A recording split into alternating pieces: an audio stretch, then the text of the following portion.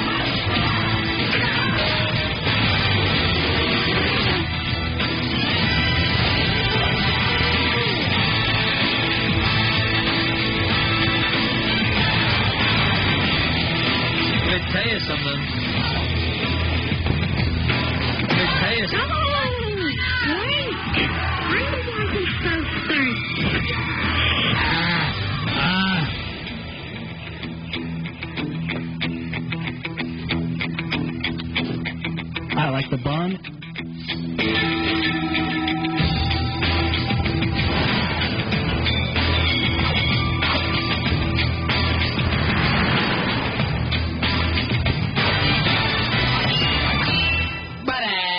Oh, buddies, it's the Ron and Fez show, and we are live tonight. Good evening, buddies. Live in a new place. We are actually the last 3 days. Has it been 3 days now, Fez? I think 2. Well, this is the 3rd day. Right, yeah. And all this really just got lined up today.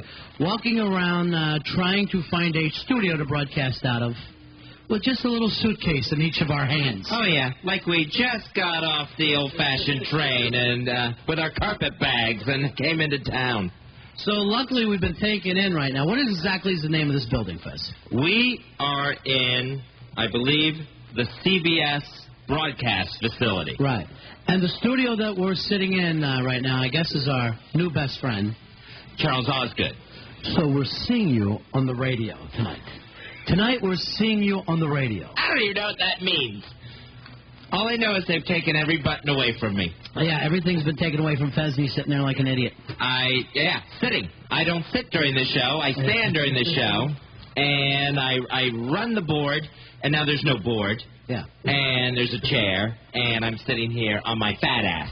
It's always interesting when you have to, use a temporary studio. First of all, your voice sounds different. Right. Fez sounds a little effeminate tonight. I was noticing that. Oh, great. That's the last effing thing I need now. And we're trying to put this whole thing together. This is a huge facility that we're in. Yeah, it's a giant building. And we had to go down and get name tags. Yeah, we had to get our security tags from the security offices, and that's actually below ground. Right. So we've been walking through the catacombs of this CBS building, right. Going to the security office. And Rory left us alone. Rory's been over here trying to work on this. Thank you, by the way, for the last couple of days, Rory. No problem. And for whatever reason, he goes, oh, and Fez and I had never been in this building before. It's right before the show. We got here maybe an hour and a half ago. So that they go, first things first, let's take you guys down, get your badges so nobody ends up thinking that you're maniacs running around here. I tried the thing of we don't need no stinking badges. Did it work? No, I think they've heard it before. Badges, we don't need no stinking badges. So you're literally walking down the hall, and Dan Rather is coming in the other direction. Is one of those deals. So Rory sends Wonderboy to bring us back up because Rory had to go make sure that the feed was going to be on, and we'd actually be on the air tonight. Wonderboy, and Rory, we haven't even told you this whole story yet. Wonderboy starts weaving us in and out of this building, taking us up and down elevators, and I'm going, we're lost. And he's like, no, we're okay. And I knew it, Ronnie, right as we left the security office because we immediately went a different direction than the way Rory took us there. Right. Now, you have to understand what Wonderboy looks like. It's like he's a 1978 punk. And his head looks like a whisk broom. It's just straight up like the brunch part of a Roman helmet from a Gladiator movie. Right. So that's his look. And now he's walking us through this huge facility. We're going from the basement, and we're trying to get back to our studio that they set up to us on the 6th floor. Right. So that's the area we have to travel now through this building. Now we're on the TV side of the building, and these elevators are opening up into people's offices. It's not like it's a hallway, but it opens up, and here these people are working because it's their whole floor. Right. The way the building is set up, it's actually 3 different facilities, all side by side inside one building. So if you take the wrong bank of elevators, you're in the wrong building, even though you've never left. All right, who all does it belong to? It's TV, it's radio, and what else? And what else do we have? There's some other, networks. BET does stuff out of here. Oh, okay. So it's like syndicated programming and stuff like that.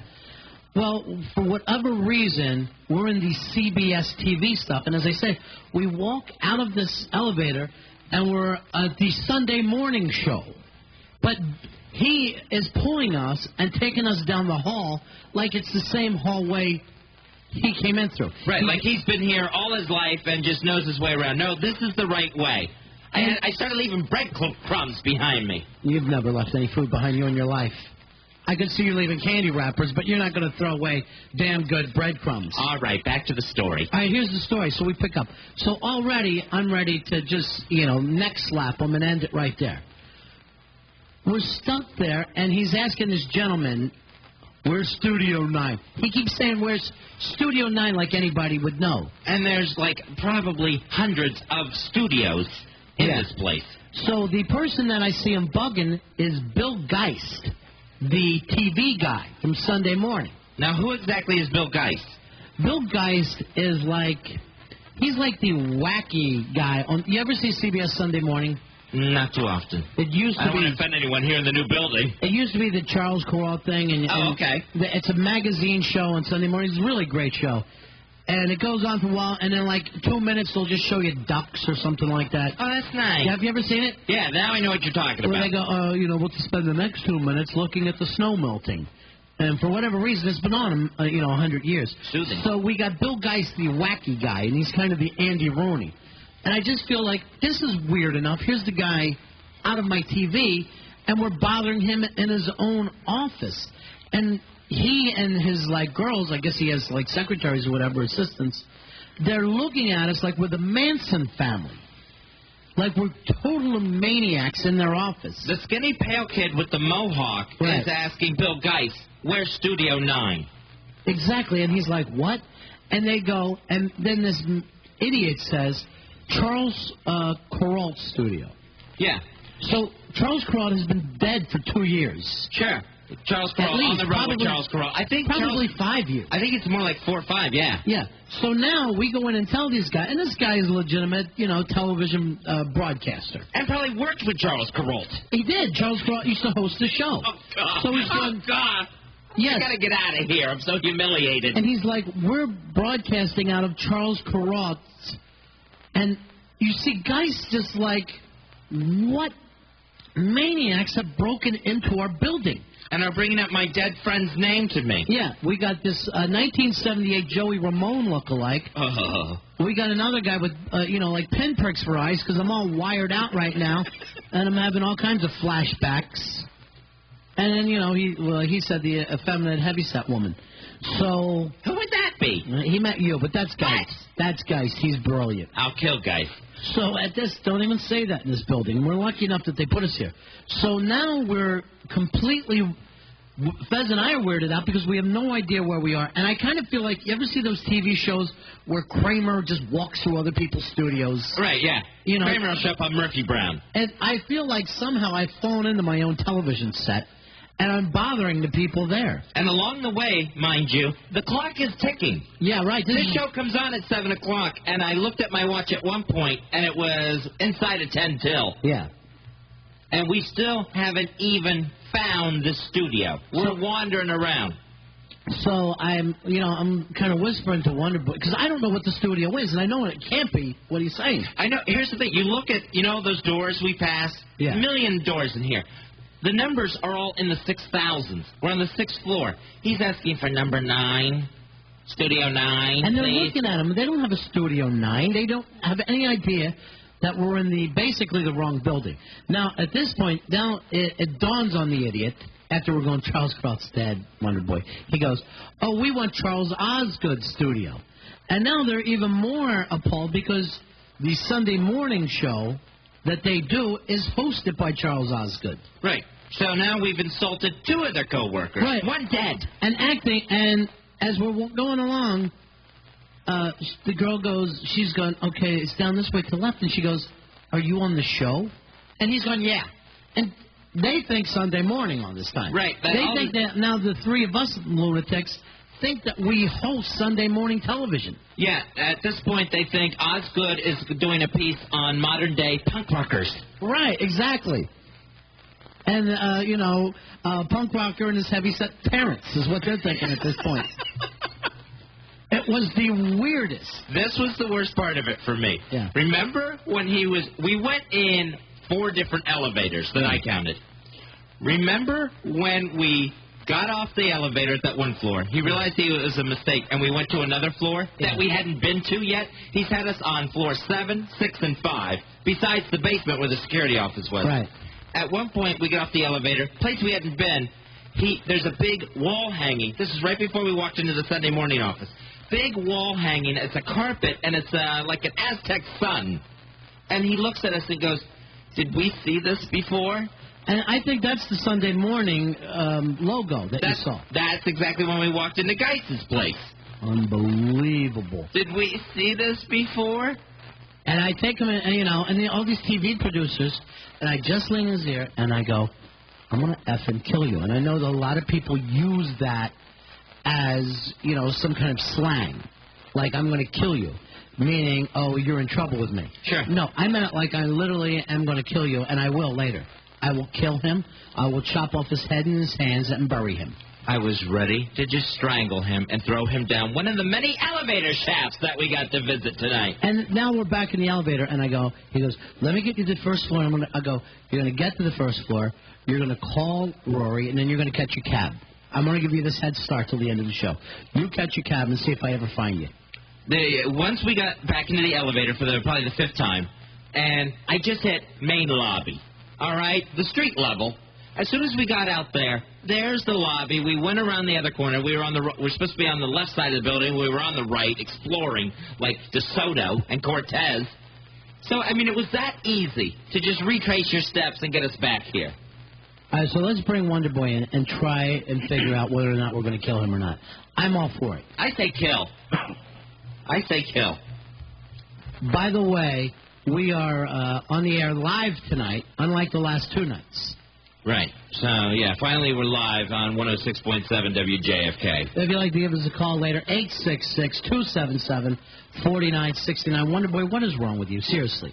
The problem was I had only been there to the security thing one time, and going to it to find you guys, I didn't make any mistakes. Why did you feel like you were the guy to lead us back? I think Rory had something that he was taking care of, and I had been there before. So this is Rory's fault, not yours. Well, no, I told him I could get you guys back. He said, can you do it? I said, yeah, I was there before, and I got to the place okay, and we started going back all right, but I just got into the wrong elevator bank, and then after that... We told you we were going the wrong way as soon as we left that office with our cool new badges. And I usually don't take a good picture, and this is fabulous. I'm going to use this on a lot of things. Right, you can get another gay Baptist with that. What? Now, who wrote up I Saw Andy Rooney before? Billy. Well, then why don't you sign it? So I thought that was you. I have no idea who's writing these things to me from the other room on the computer. I'd say I don't like the whole idea of us even being in here at all. This is too insane. This is literally too insane. It's very annoying. It's eggshells around here. Yeah. Because there's too many people in this building. And you send me and Fez and Wonderboy off, and it might as well be 3 monkeys humping a football in front of these people. That's how it came off. I literally would have felt more comfortable if we put a football down and the 3 of us tried to hump it at the same time than wandering around TV offices asking for dead broadcasters. Get me some ass rubbers. I want to hump the football again. Do you understand who Charles Osgood is? Yes, I do. Did you know that he hosted the show that those people are in? I knew he hosted a show. I didn't know it was that. Their show. Yeah, no, that part I didn't know. What are the chances that we have to say we're in the Charles Osgood studio and the people we have to ask about that are Charles Osgood's people? Right. What are the chances that that would happen, especially night number 1 in this new building?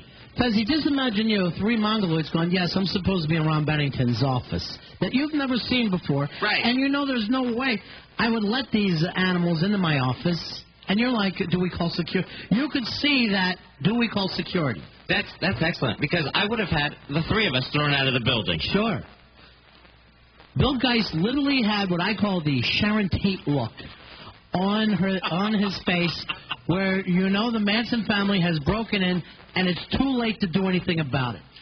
With as much security as we went through to get these badges. Yeah. And you see the setup they have downstairs. Right. It looks like NORAD as they're protecting this building.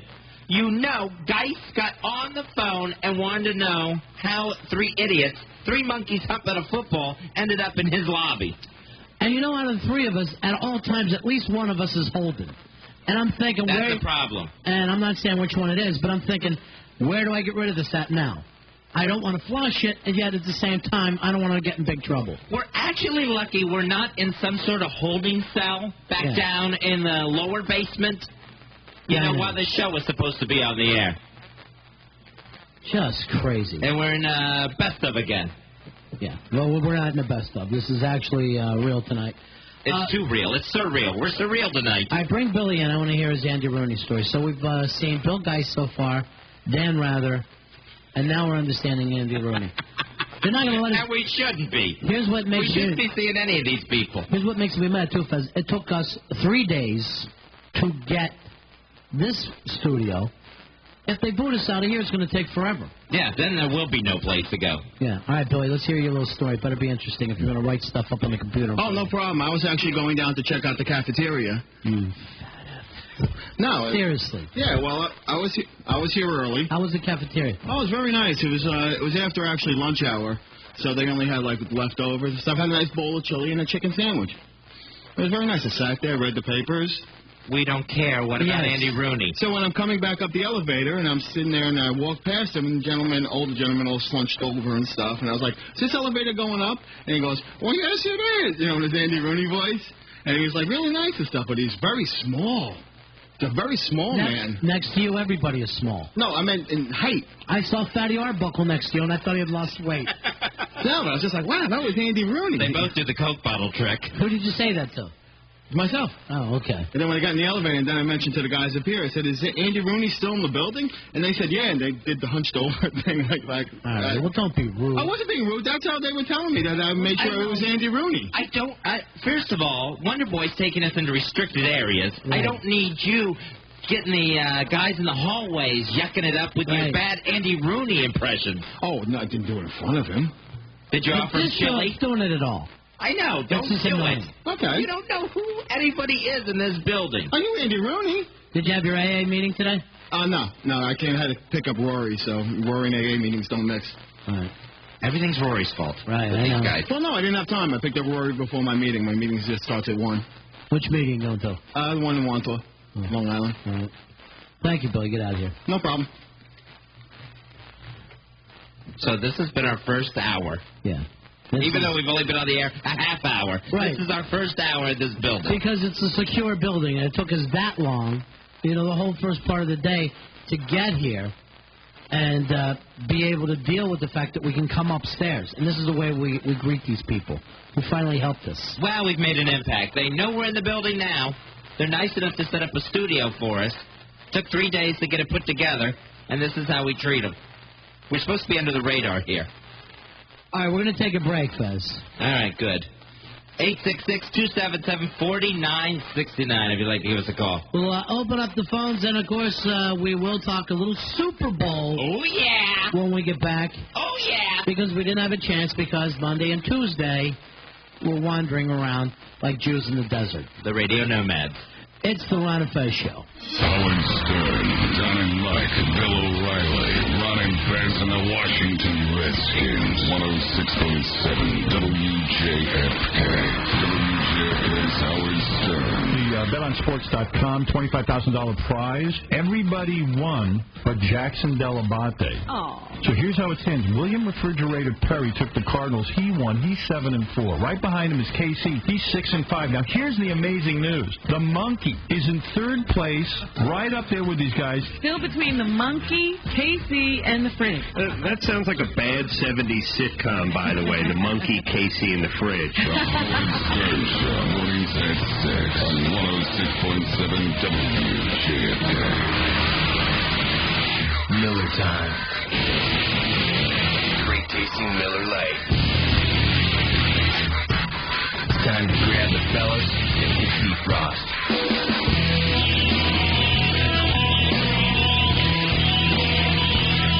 Time to melt cold shoulders. Time to dip skin. Time to top down. It's time for a great tasting Miller Lite. You got your Miller Lite. Great tasting Miller Lite. You got the guys, and the night huddled up for a play. Now you gotta give the son a run for his money. Yeah, it's time for real flavor. Great tasting Miller Lite at a place called Miller Time. Miller Lite, Miller Brewing Company, Milwaukee, Wisconsin. Live responsibly. Here's something you'll like. Applebee's Skillet Sensations are back. Chicken.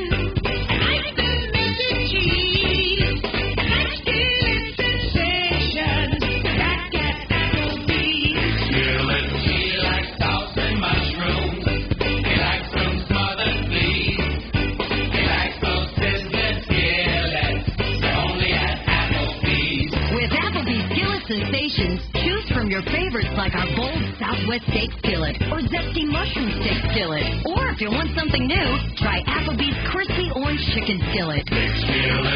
So head on over for Skillet Sensations. They're back at Applebee's, where you're always eat good in the neighborhood. Call ahead and carry out Applebee's Skillet Sensations. Try the Southwest Steak Skillet or the new Crispy Orange Chicken Skillet. It's not fast food. It's Applebee's Food Fast. Hi, I'm Dave Chappelle, and I've got a new show on Comedy Central. It's called Chappelle Show. Wednesday nights, 10:30, 9:30 Central. I just wanted to take this opportunity to let you know that I recognize what an honor it is to be invited into your homes each week. Now, I realize that with this privilege comes a responsibility to bring you a show that is always worthy of your trust. I'm Dave Chappelle.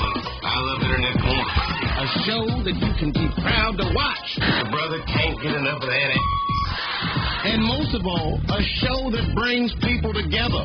White Daddy's your black son, Earl. That's Dave, and this is your warning. Chappelle Show, Wednesdays on Comedy Central. Just Dave doing TV his way. It's just regular TV. Chappelle Show, a new brand of comedy. Tonight at 10:30, 9:30 Central. Only on Comedy Central. Comedy Central is available on Comcast. Call 1-888-COMCAST to order. Restrictions may apply. Call Comcast for details.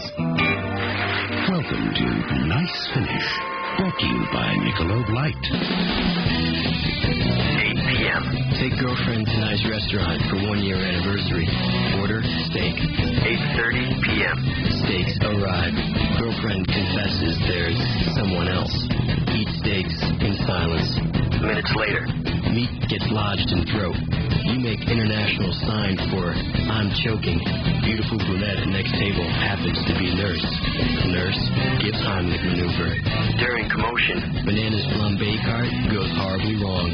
Sprinkler system comes on. Restaurant evacuates. As fire trucks arrive, ex-girlfriend takes cab home. Nurse joins you for beer at nearby club. Now that's a nice finish. What that deserves is a light beer with a nice finish too. On your next date, make the final course a cold, smooth Michelob Light. Anheuser-Busch, St. Louis, Missouri. What's up for 2003?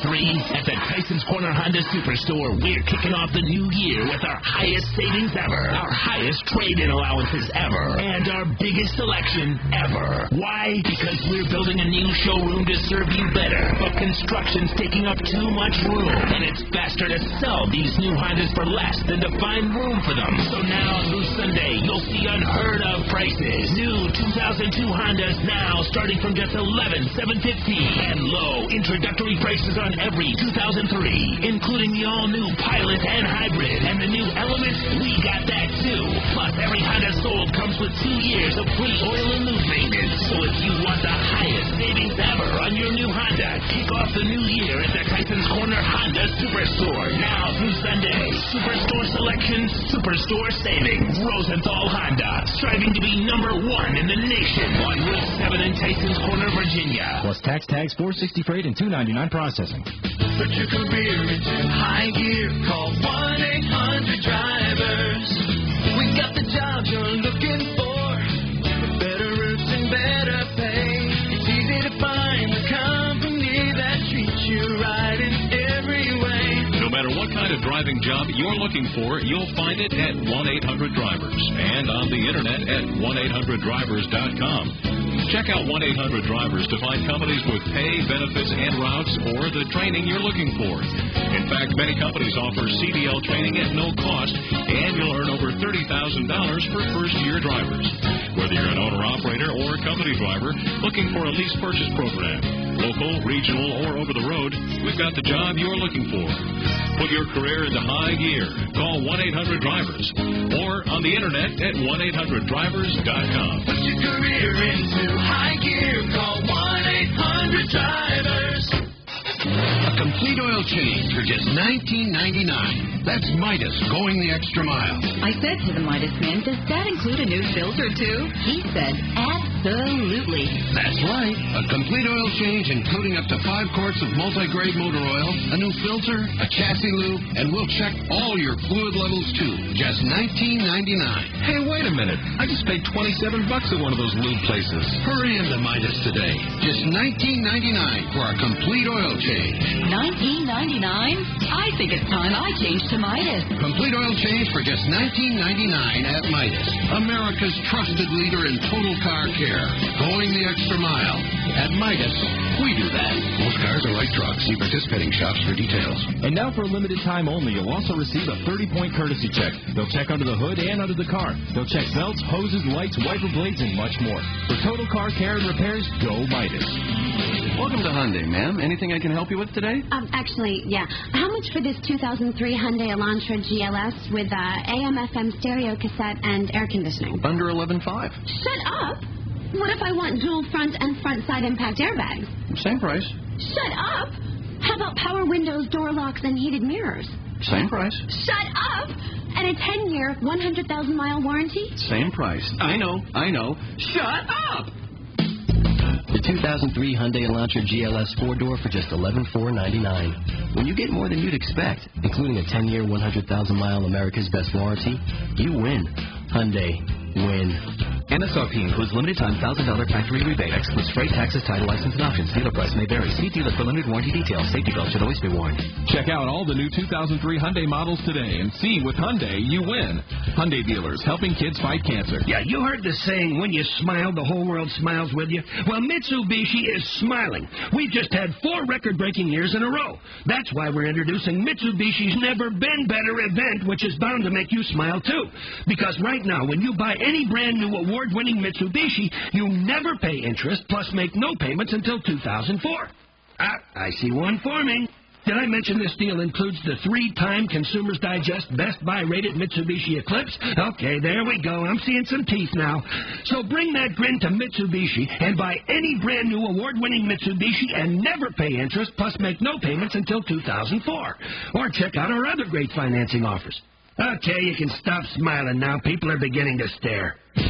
Mitsubishi's Never Been Better event. Buy any brand new award-winning Mitsubishi and never pay interest, plus make no payments until 2004. Important program and credit restrictions apply. Offer available at participating retailers only. Visit MitsubishiCars.com or call 1-888-MITSU-2003 for details. Don and Mike, O'Reilly, Ron and Fez, Redskins, 106.7 WJFK.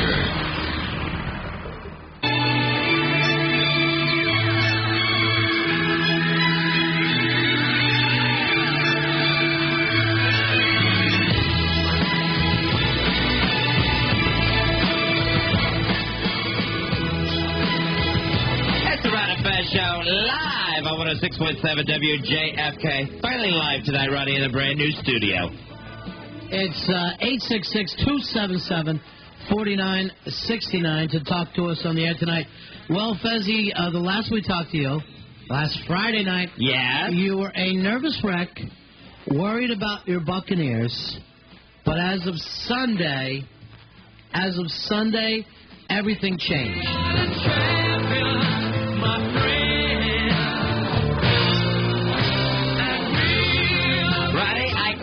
Apparently, there was nothing to worry about. Buccaneers win the Super Bowl, 48-21.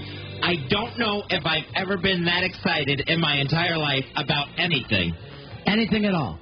Anything at all. I tried to actually go over it, Ronnie. Anything that had me happier or more excited. I've had nieces and nephews born, not that excited. No. As the Super Bowl win. You know, let me think. Robin Williams winning an Oscar. I thought that was great. Not as exciting. So nothing has happened to you, getting a raise, getting a job? None of that. Becoming a homeowner? None of it matched the thrill. Yeah. I've gotten big raises. You know, I've had people hand me nice bonus checks in my life. Yeah.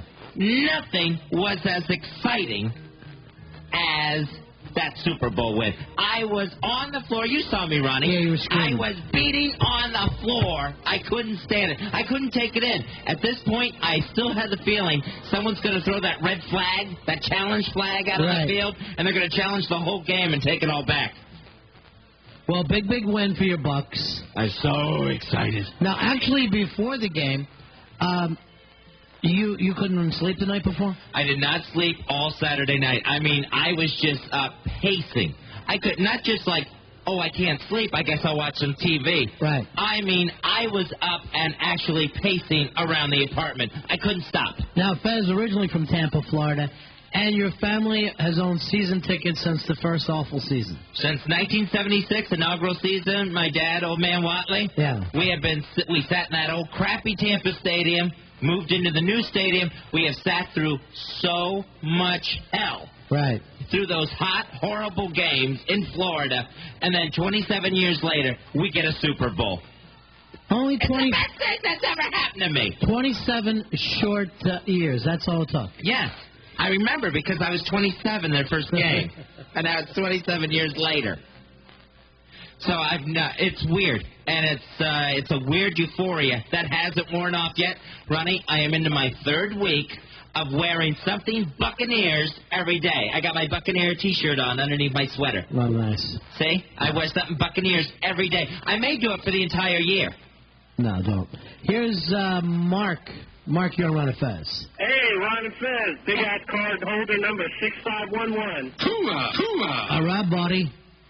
Hey, I wanted to talk to you guys and see if anybody actually committed about getting their Buccaneers or Raiders tattoos before the game. Well, here's what happened. We were supposed to, it was going to be Fez.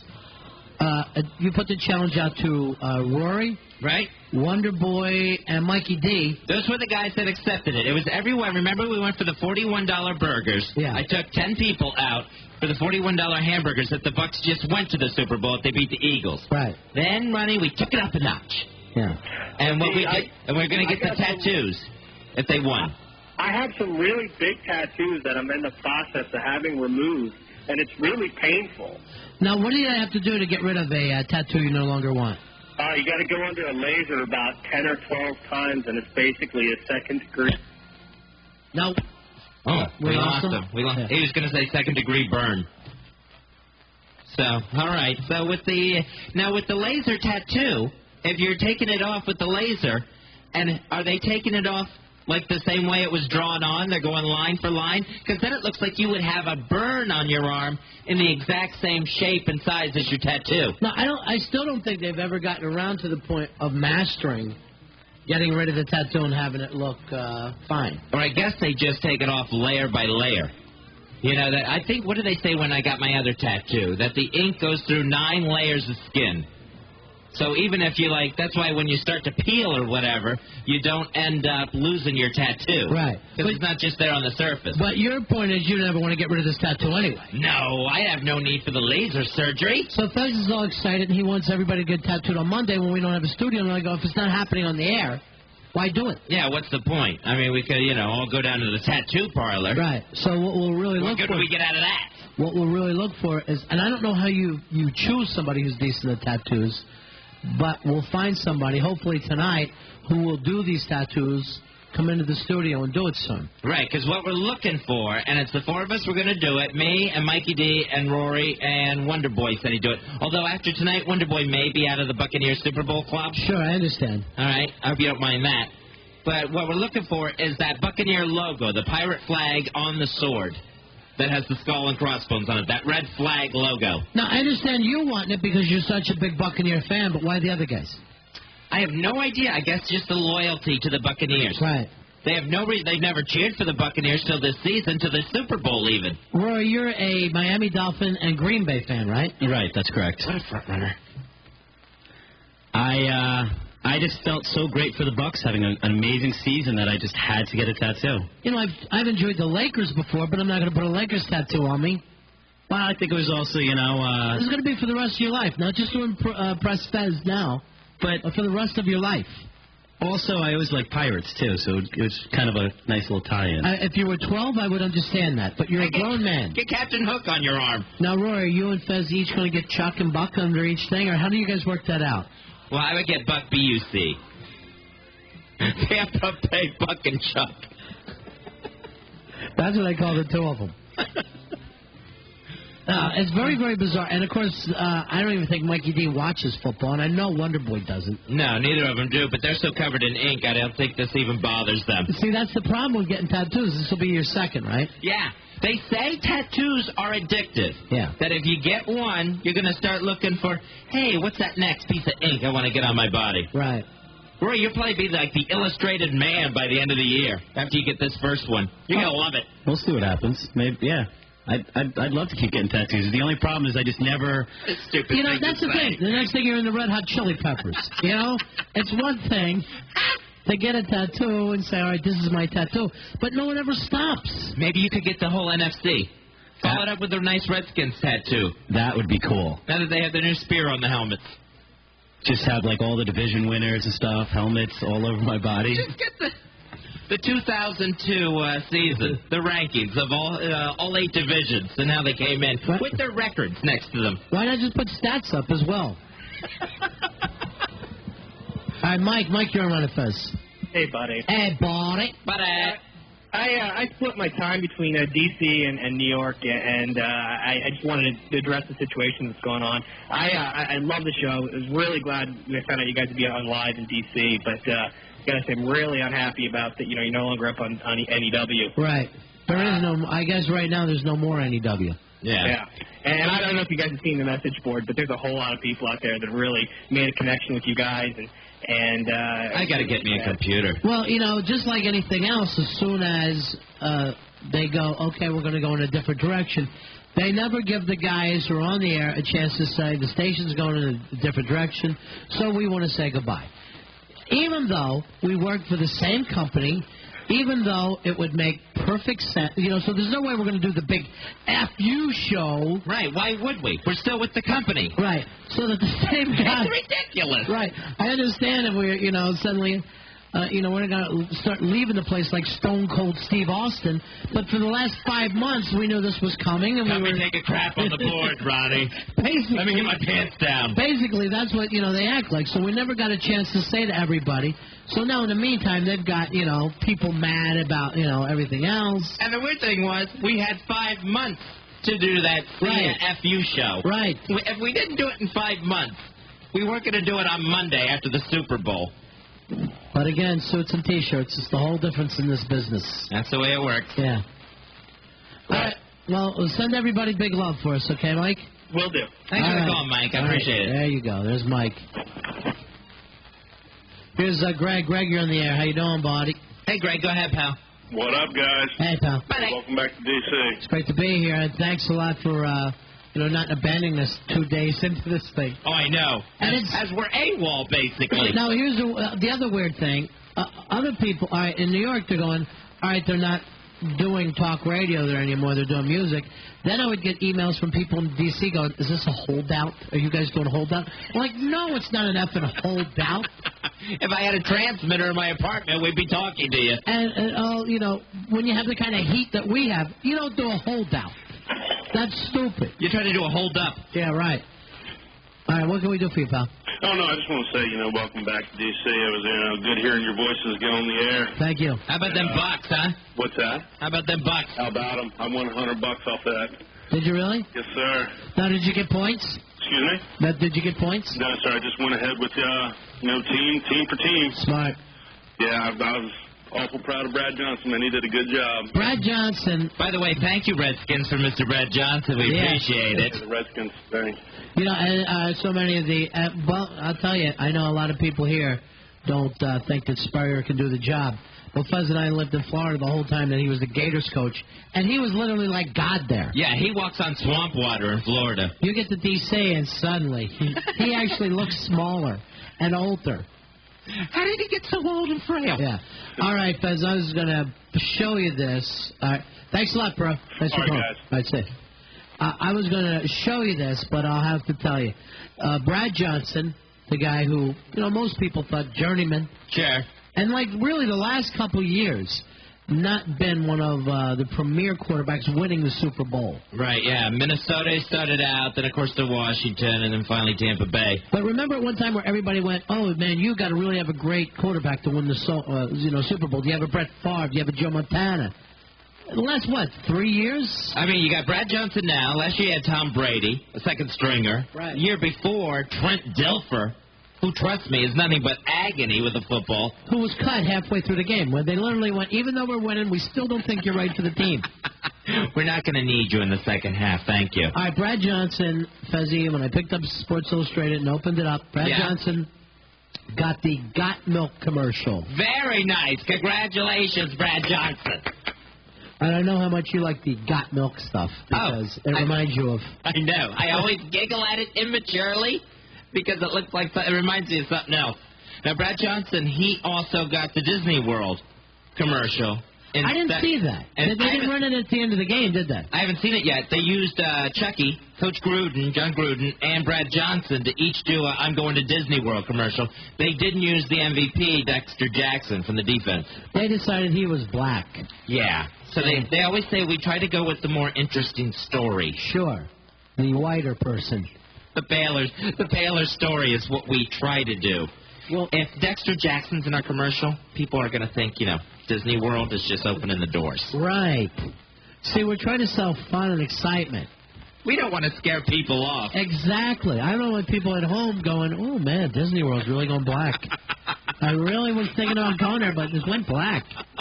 That's awful, isn't it? It's horrible. So Brad Johnson, he not only got to do the Disney World commercial, after the next day after the Super Bowl, they took him to Disneyland to shoot a commercial with them. They put him in the Mad Teacup ride with Captain Hook, another pirate from Disney World. So he's spinning around in the teacups. I haven't seen this yet either. Like a pinhead. Yeah, exactly. Look, it looks like he won the Make-A-Wish program and went to Disney World with it. The weird thing is Brad Johnson's one of those guys, nobody would even recognize him with his helmet off. I'm sure he can walk through a mall anywhere in America. He's going to have to wear his jersey if he wants to be recognized. And even there, it's like, hey, where'd you get the cool jersey? You see the Super Bowl? I was in it. I did the Disney World commercial. Roy, why don't you do this for us? Why don't you get a Brad Johnson tattoo? Oh, nice. Like a picture of his face?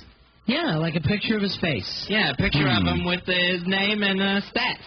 His 2002 stats. Do you want to do season stats or just Super Bowl? Seriously, would you do that, tattoo? With stats on it? It's no stupider than getting a team logo of a team you don't care about. Rory has such a scowl on his face. I just want him to get a visor or just call himself Chucky on the air. The stats would be, I think, a little weird, because, I mean, how do they tattoo numbers and stuff? So you would just... Like anything else, they write it on there. You would have the man's face and that's it? Yeah, I'd do the man's face instead. instead of just the regular Fezzy, would that be all right with you if he just gets Brad Johnson's face? It's fine with me, but it's stupid, and he's not going to do it. I don't know why he's telling you he is. I think he would do it if he's going to get the logo. It's as dumb as anything else. I'll do it. I'll do Brad Johnson's face. Ew! Isolate that. Isolate that. Isolated, so Fez can do it later. Here's Sean, you're on Ron and Fez. Hey, Sean. Hey, I just want to tell Rory not to get a tattoo. Yeah. Why is that? I'm his brother, and I don't think it'll look good on him. Rory, this is your brother, Colin? Yes, it is. My brother from D.C. Sean, did you know he was getting this tattoo? I did not know beforehand. I just heard it on the radio. Now, yeah, I didn't want to tell my family. They might not like it too much. Now, Rory's dad is a judge. What kind of judge? Criminal court. Yeah, and he comes from a very wealthy... Well, he comes from the Hamptons. Right, exactly. So, Sean, let me ask you this. Any other tattoos anywhere else in the family? I can't even think of one in the extended family. Do you believe that? And your sister. Hey. Now, uh-oh. Now, you know you're a well-off kind of wasp person when you even know the term extended family. Right. Yeah. So this would be a first for the Hamptons family. Yeah. Where are you getting it, Rory? I was going to get it right on my bicep. Oh, why don't you get it someplace where they can see it? It's going to be a wraparound. Hey, Rory, what's the judge going to say about this? He's probably not going to be too happy, but, you know. He sees Brad Johnson's actual face. He's a big Green Bay fan. He's not going to be happy. I'm going to tell you right now, if you say it, we're on the air, you got to do it. I'm definitely in. And you're going to do Brad Johnson's face. I'm not going to do Brad Johnson's face. You're such a liar. I don't think this will ever stop us from firing you one day. That could happen, you know. I realize that. When we get bad fish, you can be out of here. You and your Brad Johnson face hit the bricks. I can't begin to tell you how many producers Fez and I have gone through over the years. I realize that. And a lot of them were tattooed with different things we've asked them to do. That's for sure. So why don't you want them to get it? You think it'll, make the family look bad? And also, who cares about Brad Johnson? He's going to suck in a couple of years anyway. Exactly, but so will the Bucs. Sooner or later, that team is going to drop down. Bucs is even a worse idea. So why are you doing this, Rory? Well, I think it's to just please Fez. That's my belief. I just became, I just became a big promoter for the Bucs this year. They played a great year, and I enjoyed watching them, and I started to really like them. Why don't we do this instead? You and Fez get Will and Grace across your chest. Which one do I have to get? Like it matters. Just Jack. You see what I'm saying, Sean, with your brother? Sean, what is the judge going to say? He would be very happy at all. I'll say this, the judge... Would he hit Rory? No, probably not. I'll say this, the judge that time will have bloodstains on his hands. He wouldn't let him come to the beach club anymore. Oh, the beach club. Jeez, what's it like being so wealthy? Wealthy and blonde. What Is could be it the more best? It's got to be great, huh? What could be more annoying? Sean, what do you do for a living? I'm in college. What are you going for? What's your major? Probably go to law. All right, so you're... Must be nice. You're kind of, following along in the family business while Rory is walking down the street with a wagon full of carts full and Fez... all tattooed up. On adventures. I never followed it to suit with my family. Whenever they were doing something, I was always going a different way. A dumber way? Yeah. I used to play polo. He'd play tennis. It was awful, Ron. He was such a rebel. I consider myself the black sheep of the family, so... Is he considered the black sheep, Sean? He likes to think that. I met the other brother, and I think he's the black sheep. He's got to be the black sheep. Even drunker than Rory. What's his name? Brian. Yeah, Brian. What's he do? He's a forensic psychologist. All right, so you're the loser of all time. Yes, Rory. I am. God, Rory. Famous. Did you even... yeah, that's a good thing to be famous for. The Chuck and Buck variety show. The guy who has the Brad Johnson tattoo. Was he going to say BJ Forever on it?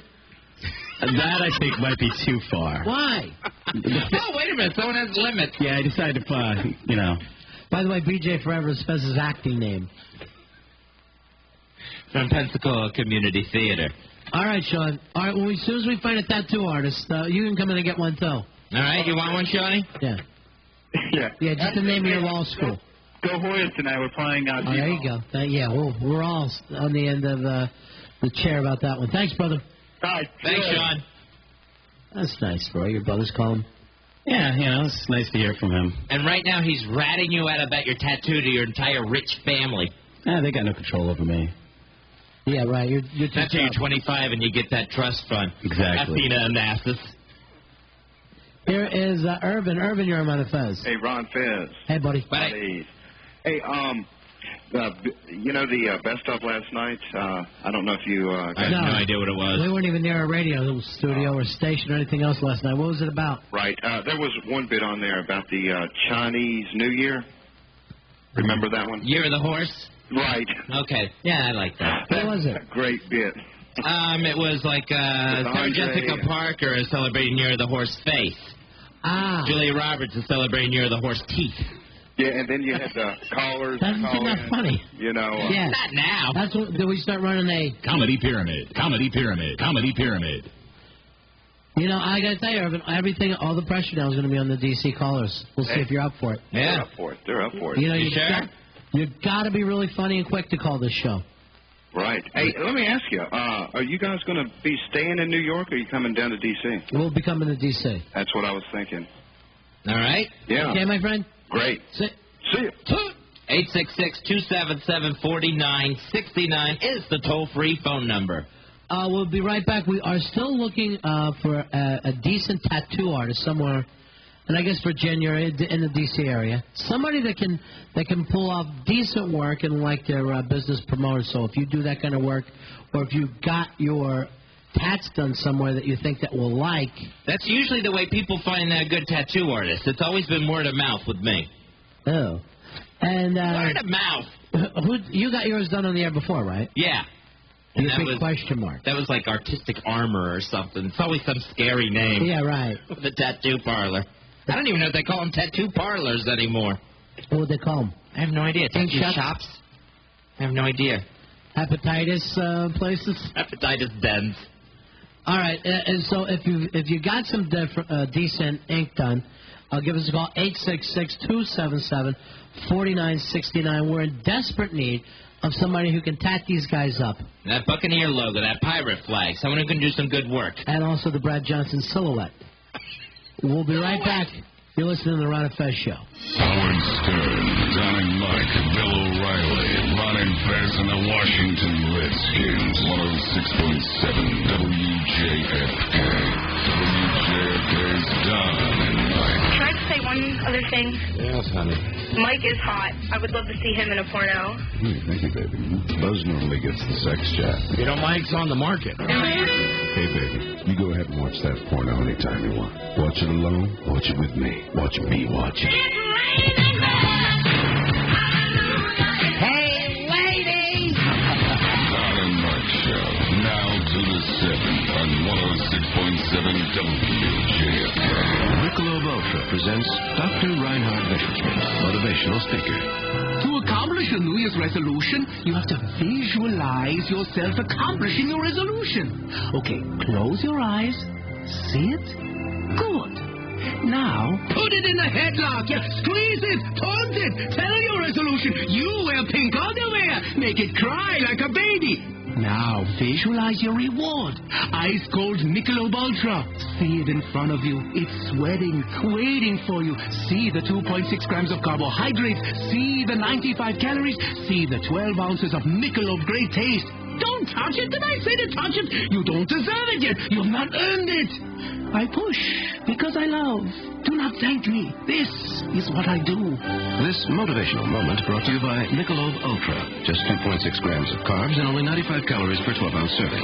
Lose the carbs, not the taste. And as a push, Michelob Ultra Light Beer, St. Louis, Missouri. Broadcasting WJFK FM Manassas, Washington, D.C.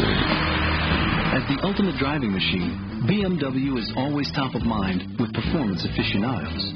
But at BMW of Arlington, we like to pay attention to what's going on in the back of your mind. Concerns about having to drive a long way to get your car serviced, or worries about getting hit with a high-pressure sales pitch. That's why we've picked a convenient location just minutes from downtown D.C. And we make sure our knowledgeable sales advisors give you all the time and space you need to check out our generous selection. We've put together an expert service team of award-winning certified BMW technicians, and we maintain a large fleet of loaners for your convenience. So come see the exciting new 2003 models at BMW of Arlington. and tell us what you have in mind. BMW of Arlington, part of AV Automotive Group, because the most important option on your new car is its dealership. Checking out the 2003 BMW all-wheel drive vehicles is as easy as 1, 2, 3 series. Just get on Route 1 and look for them between Crystal City and Potomac Yards. There are deals that separate the strong from the weak, the thick from the thin, the tuna from the fish. And you'll find the real deal, the whole enchilada, at CompUSA's Real Deal Weekend. Now through Saturday, you'll find deals that are so great there are no words to describe them. But this is a radio spot, so I better make one up. Deal-tastic! Check this out. Get a portable DVD player with an impressive 6.8-inch screen for a mere $2.99. A 15-inch LCD monitor for $1.99. A 17-inch flat-screen CRT monitor with a 16-inch viewable screen for $89. Incredible, you say? All right, I'll say it too. Incredible! An LCD digital camera is $69. A Linksys wireless router under $100. This isn't only a real deal, my friend, but a big deal. So get real and get going to the Real Deal Weekend through Saturday only at CompUSA. All offers are after mail-in rebates and instant savings. See store for details. What if you had all the time in the world? What if you could spend it with the people you enjoy most? What if it didn't matter where they were? Well, when you sign up for the AT&T Wireless National Charter Plan for $99.99 a month, you'll get unlimited anytime minutes for up to 2 years. Unlimited minutes. It's called Minutes Without Limits. So you can call all you want, when you want, to where you want across the U.S., anywhere on the AT&T Wireless National Next Generation Network. That's M-Life. Your mobile life made better by AT&T Wireless. Sign up now and get a Nokia 3590 phone, free after mail-in rebate. Unlimited anytime minutes offer ends February 8th. Hurry in today, because while your minutes won't end, this offer will. Sales tax applies to Nokia 3590 original purchase price of $99.99. Credit approval, $36 activation fee, and 1 or 2 year contract required. After initial term, only 1,500 minutes included. Geographic limitations, device compatibility, and other charges and restrictions apply.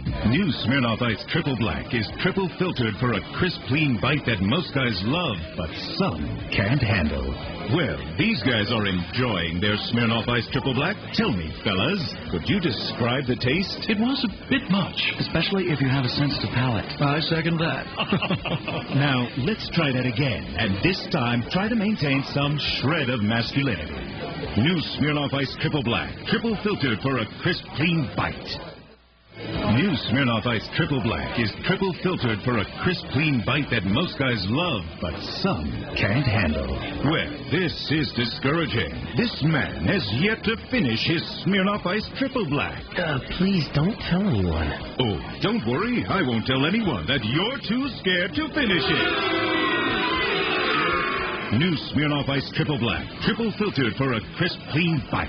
Copyright 2003 Smirnoff Ice Triple Black Premium Malt Beverage. The Smirnoff Company, Stamford, Connecticut. Be smart. Drink responsibly. Well, looky look. It's tax time again. Time to show Uncle Sammy your cards. Here's a flash. Taxes are a pain in the backside. Knowing you probably did them wrong? Well, let's just say that won't exactly reduce the swelling. Because if you're a speed reader, which you're not, you know that in that 20,000 pages of tax code mumbo-jumbo sits the biggest, baddest deduction you'll never know you should take. At the bottom of a page, you'll never know you should read.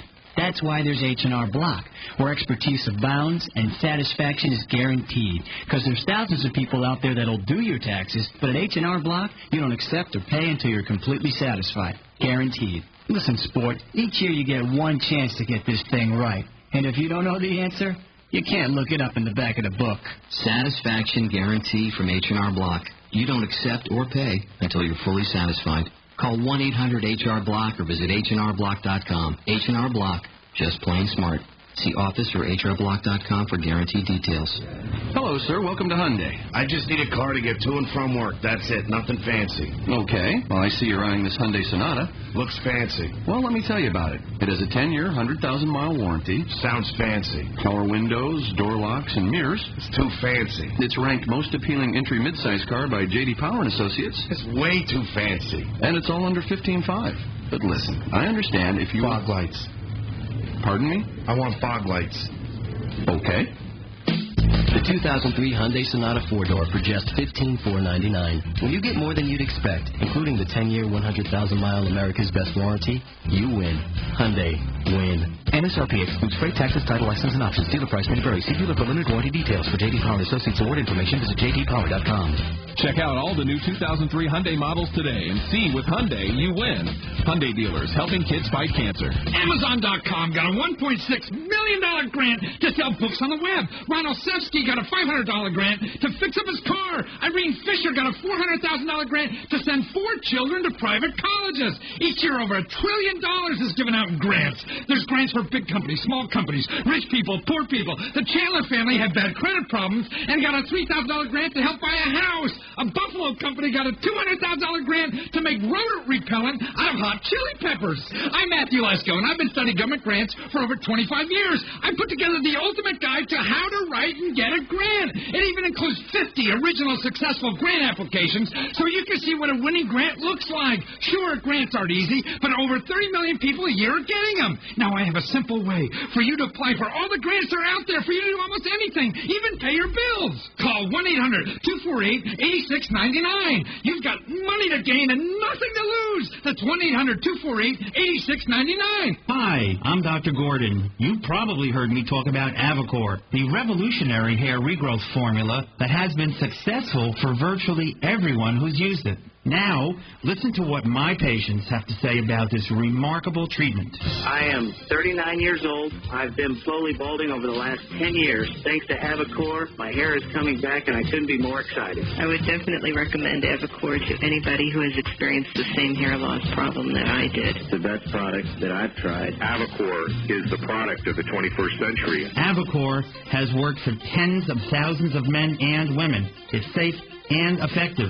Let Avacor work to regrow your hair naturally. Call 800-606-7129. Now you can use this remarkable treatment risk-free for 3 full months. We're confident it's going to work for you. Call 800-606-7129. That's 800-606-7129. Howard Stern, Don and Mike, Bill O'Reilly, Ron and Fez, and the Washington Redskins, 106.7 WJFK.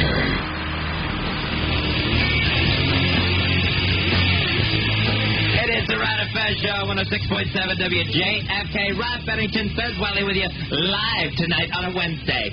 Fezzy, we got some people on the phones that want to talk tattoos with us and give us some advice because the strange thing about this is, it doesn't seem like people look hard enough for their tattoo artists, but that's something that's going to last the rest of their life. And trust me, you can get some really, really bad tattoos. Like the one Fez has. Mine is nice. I have that question mark from the Batman 3 movie, the Riddler question mark. I remember when you got that, and it was real bright and shiny. It's really faded a lot now. I wonder how, it's probably, 6 years old? Yeah. 7 years old? So, maybe I'll get that touched up while I'm at it. Oh, what would they do? Put more color in it? Yeah, they would just recolor it. And hopefully stay in the lines this time. All right, make sure we get all these names and numbers, too, okay, Roy? 866-277-4969. Here is Mikey. Mikey, you're on Ron and Fez. What's up, buddy? Hey, buddy. Buddy. I know a great tattoo artist down in D.C., man. All right, where are we going? What's the name of the place? I don't know the name of it, actually, because the guy just moved shops. All right, see, that I don't like. See, I don't want to just, get a guy on the corner. I want him to do... with a sharp pen. Inking up monkeys since 1953. Got a razor blade and a bottle of ink, Yeah, what did you get something done there, Mikey? Yeah, I got a bunch of done, and he did something to my sister. Oh, no. Is she okay? Yeah. Like a needle in her, all right. All right, what tattoos do you have? I got a big devil DJ on my right arm. All right, why would anyone do that? That's the devil. A devil DJ? It's nice, and it's got a taint, too. All right, but isn't the whole point that we're against the devil? Yeah. I mean, it's... I don't have Lucifer under it, and I don't have 666 on my forehead. All right, but wouldn't you worry a little bit that you're on your way to heaven, and just as you're in, you hear, whoa, wait a minute, what's that on your arm? Oh, that's a devil DJ. Yeah, well, we're against devils here, so maybe you want to go in a different direction. So I got other stuff. Mikey, is there a lot of color to it? it's real detailed work. Okay, because I long time to do. I need someone that can do color. All right, put your tattoo up to the phone. Oh, that's scary. That's a scary tattoo. I don't like it. What else you got, Mikey? He did a little crazy clown for me. Oh, nice. Crazy clowns. There's something happy. That coyote was really a crazy clown. Sure. And he did something off the wall. It was like a little boy. Now, great work, though. That's the ought to get that one. Wow. I wouldn't mind that. Little boy running away. Now, why would you get a little boy tattooed on you? It's pretty fat. It's not a little naked boy with his ass hanging out or anything like that. Oh, nobody's accusing you, Pete. Yeah, not in a good way. Won't give food again. That's Mikey, all he's done. how did you find this guy? Actually, I kind of just stumbled into him. The shop was right around the corner from my house. Are you drunk? I walked in. No. I walked in, and he did it up. And he did a really great job, so I went back twice more. And I took my sister there. Why your sister? What did she get? I got her, like, a fish and a shell for her birthday. I bought it for her birthday. Where'd you get the fish? Next to her thigh? No, it's on her ankle. With an arrow pointing this way? I just have a thing that it should actually say, I swear it's this fish that stinks. You know, fish market now open. I don't know about that one because that makes it seem like her food. I know. That's why you said it? I meant her food. Oh, I meant it. I thought that was a mistake. All right, Mikey, so I got to tell you right off, the unnamed, undone, I don't think that guy's for us. No. The guy's name is Danny. I haven't been down to his new shop. Yeah. And the one shop, the business started, falling off, so he moved. As far as I'm concerned, the tattoo artist has some sort of responsibility when someone staggers into their shop and says, I want a double DJ and a naked little boy. I mean, at some point, I know people shouldn't blame bartenders because people get drunk, but with the tattoo artist, there should be some responsibility. And slap something on my bad sister. Thank you. All right, Mikey, when you find out all about it, give Rory a call back. Right now, I think we're going to pass on this one. All right, buddy? Hey, well, when somebody waves money in your face, you'll do just about anything, right? Well, I think get his home number. All right. All right, see you later. You got anything in a cart for my sister? 866-277-4969 is toll-free phone number. Here is Patrick. Patrick, you're on Ron and Fez. Hey, Patrick. Hey, guys. Buddy. The name is Fatty's. This is in D.C. proper. It's Fatty's Tattoos. It's T-A-T-O-O-Z. And the address, should I give that to you on the radio? No, you don't have to give us that. Just tell us a little bit of, did you get your work done there? Tell us about Fatty. I did, actually. And what's really cool is I'm a complete tattoo virgin, and I'm almost 30. And they were really cool about it. And the guy who worked on He held your hand softly. I know, because I'll cry. I did last time. Did you really? Did it hurt? Oh, it hurt bad. Some people say it doesn't hurt at all. Well, it depends on where you get it, because it felt like an hour-long bee sting to me. But yeah, when I got the fish on my thigh, that was excruciating. No, that was the other guy's sister. Oh. Now, Fez, you got yours in the one place that should be like your upper, almost shoulder, right? I know it should be meaty, but, here's the thing. The actual, the needle wasn't hurting individually. It was the things he was saying to you. I call Fatty's tattoo. I'll tell you this, it will be Fatty's tattoo after they give it to him. Hey, rude. Well, they're a really good place. They're reputable. They respect where you're coming from. That's great. See, this might be perfect for you, Fezzy. That would be good. See, the needle itself didn't hurt, Ronnie. Yeah. It was the thousands of pricks that I took after that. Funny. It's just over and over again. That's when it starts to hurt. By the 45th minute, you're in agony. Well, I guess you know what you ought to do is ass rubber. All right, Mike. So I'm sorry, Patrick. Fatty's tattoo sounds like a good one for you, Fez. All right. Fatty's, we'll look into them. Fatty's is in the running. Let's say that. And so far, I love it just for the name. Right. I just don't want him signing his work so that underneath my Buccaneer logo it says Fatty. No, there's none of that goes on. And I think it says that on your mailbox. But who put it there? I keep taking it off, those damn kids. The guy that it works better not be you. Brandon, and they do a lot of good color work, too. All right, see, that's one of the things I'm worried about with your Buccaneer tattoo, Fezzy. It's all going to be mainly red. I think red fades faster than anything else. Red fades really fast. Yeah. And you have to, and you want the right red to begin with. Right, that's exactly right. It's kind of the blood red. Yeah, you want to it will be that night, but you want to match that scarlet that's on there. Well, it's funny you should mention that because I have a tattoo with red in it. Red, white, and blue. Devil DJ? Why? What's your tattoo? It's well, I'm a rower, so I have crossed oars. The blades are red, white, and blue. The oars cross through a black diamond with a white star, and then I've got 2 16th notes on either side of that emblem. All right, all of a sudden, Brad Johnson's face isn't sounding so stupid. The whole thing that you're talking about, Mike, I remember that was a Yes album cover. All right, I'm sorry, Patrick. I keep having the wrong line lit up here. Oh, okay. So every time I look up, it's the same thing. I'm actually writing on cards people's names so I don't forget them. Yeah. So, and I keep going, I've written the wrong name. Oh, yeah, because you don't even get to see the monitor from where you are. I see nothing. All right, thank you very much. Fatty's definitely in the running. I just to let you know about the phones, I hit the drop-off, and he's gone, but it doesn't show up on the computer. Right, yeah. I know. It doesn't erase on the monitor for you? Right now, the phone's not completely connected to the computer, but tomorrow we should have that. So. All right, well, put that on that list of things we need to give John. It's at the top of it. Yeah, tomorrow we should have it until Bill Geist follows his complaint with the building. And we're all removed. Did you ever have this happen to you? You got to watch this show. I'm going to watch it now. Now that I know the guy personally. Here's what happens. Yeah, here's what, I swear to God, I'm going, who couldn't do this job? Here's Bill Geist. We're going to the second biggest ball of string, and he's always on the road, and let's go to the vacuum cleaner museum. Nice. And it's like 2-3 minutes out of a 90-minute show. Right. And I'm going, you get to travel, and even if your bit sucks, you're not messing up the news. And it's not comedy. No one's laughing. Yeah, you don't need to knock anyone down. Yeah. Although probably the same people who read Reader's Digest find Bill Geist to be hysterical. All right, and there's probably like 1,000 of those just on tape already, ready to pop in. Oh, yeah. He could probably do his year's work in a month of traveling. See, that's what bugs me, too. And I'm wondering, what is he doing in here during the week? And looking like all right, did you even notice that he had the tie with sweater? Uh-huh. Yeah, of course, because TV people are classy. Let's face the facts. And we wander into the TV side of this building tonight. And then, he works here in Manhattan, but he commutes in by train. He would be in some kind of North Jersey town that looks like Mayberry, one of those where everybody's putting up the flag at the same time. He likes to push small-town values. So probably on the ride in on the train as he's just glancing out the window. Jackie?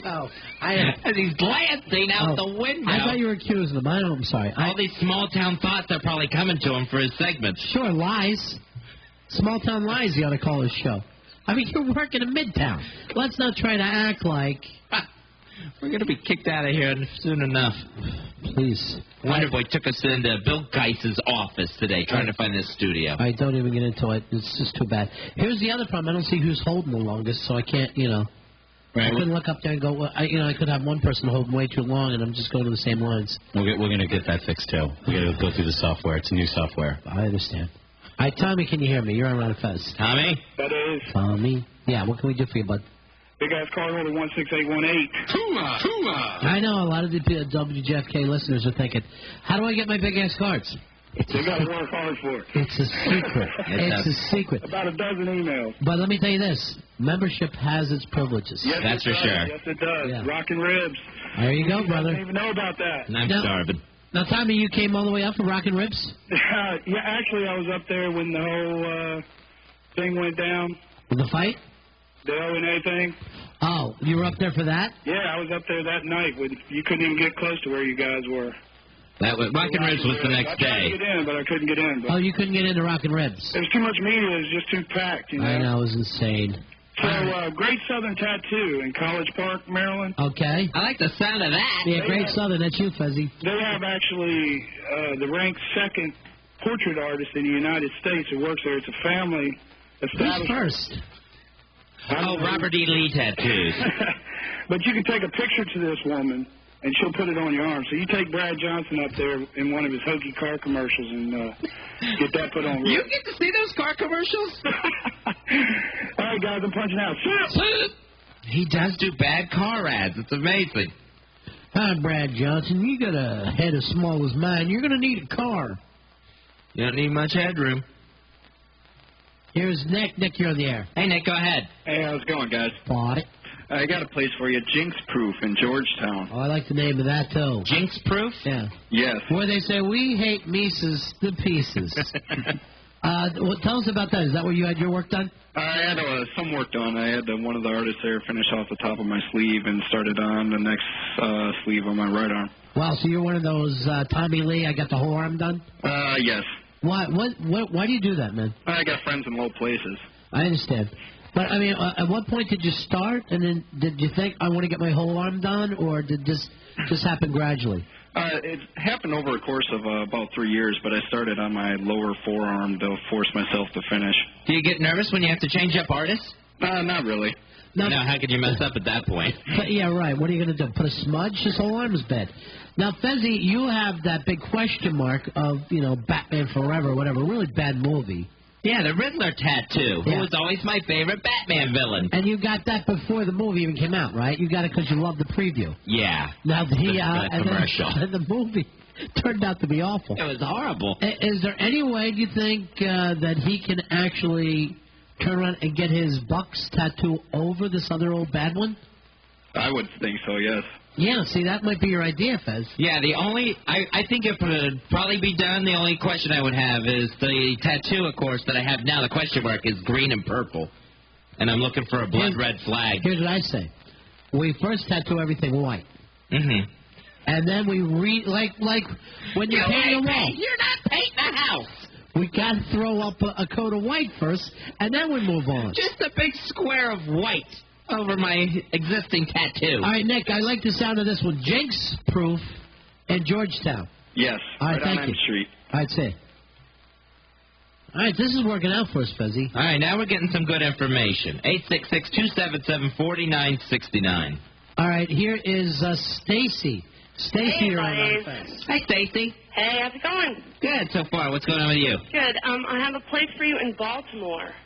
All right. Great. I'd love to stay with you. It's called Tattoo place. The tattoo place is called Reed Street Tattoos, Reade. Okay. And the guy's name is Seth, and he does awesome, old school rock and roll color tattoos. All right. I don't want to kiss. I don't know. But yeah, what would be the old school rock and roll tattoos? Like a flaming heart or a martini glass or hot rods or.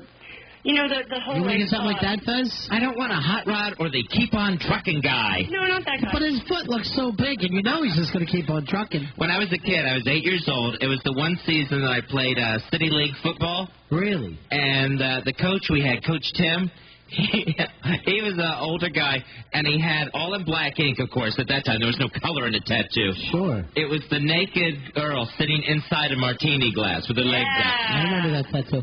Now, with Fez, when you played football, it was with Y.A. Tittle. No. It was not. I did not play Little League football with Y.A. Tittle. Isn't the I last have a name funny, good though? messed up tattoo story. What do you have? Okay, my friend used to tattoo in Pensacola, Florida. Nice. And he's really awesome if you want to take a trip back home, Fez. But I lived there for 2 years while I was going to women's college. There you go. This woman comes in and she wants Wait a minute. First of all, Fez, I thought you went to women's college. All right, go ahead. I just did a little co-star joke. Go ahead. So this woman comes in and she wants a tattoo for her boyfriend. It says, I love Pookie. And my friend Gabe, he says, okay, write down the name. All right, it's going to be I Love Pooh, right? No. Okay. I love P-U-K-E. Okay. No kidding. He couldn't convince her that was I love puke. So he finally just was like, you're so dumb, he did it. He tattooed I love puke in a heart on her arm. Really? Yeah. This sounds like tattoo urban myth. Yeah, I know. No, I swear to God, it's my friend. He showed me a picture of it. What do you have on you, Stacy? What have you got? I just have a little tiny star on my wrist. Uh-huh. Want to get that, Fez? No, I don't want a star on my wrist. Why would you just get a little star? I don't know, to remind myself. Of what? I need another tattoo. Oh, that you're a star. Okay. American It's Idol. called Pukey. Yeah. All right, see you later. You guys have a good night. Bye. All right, bye-bye. Thank you for the call. All right, we're looking for a place. The boys are all getting their tattoos done because the Bucs won the Super Bowl. They are Super Bowl 37 champions, and it's the best thing ever. All right, why talk like a child? Why not just be here like we're two adults doing the show? Because I'm too excited still. All right, 866-277-4969. You might want to write that number down. 866-277-4969.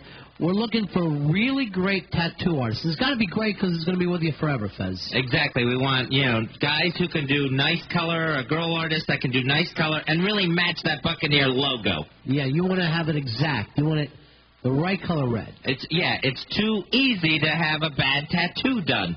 This has got to be as red as Fez's baboon ass. It's got to be that red. Not quite that red. Oh, really? We're going to go a little lighter?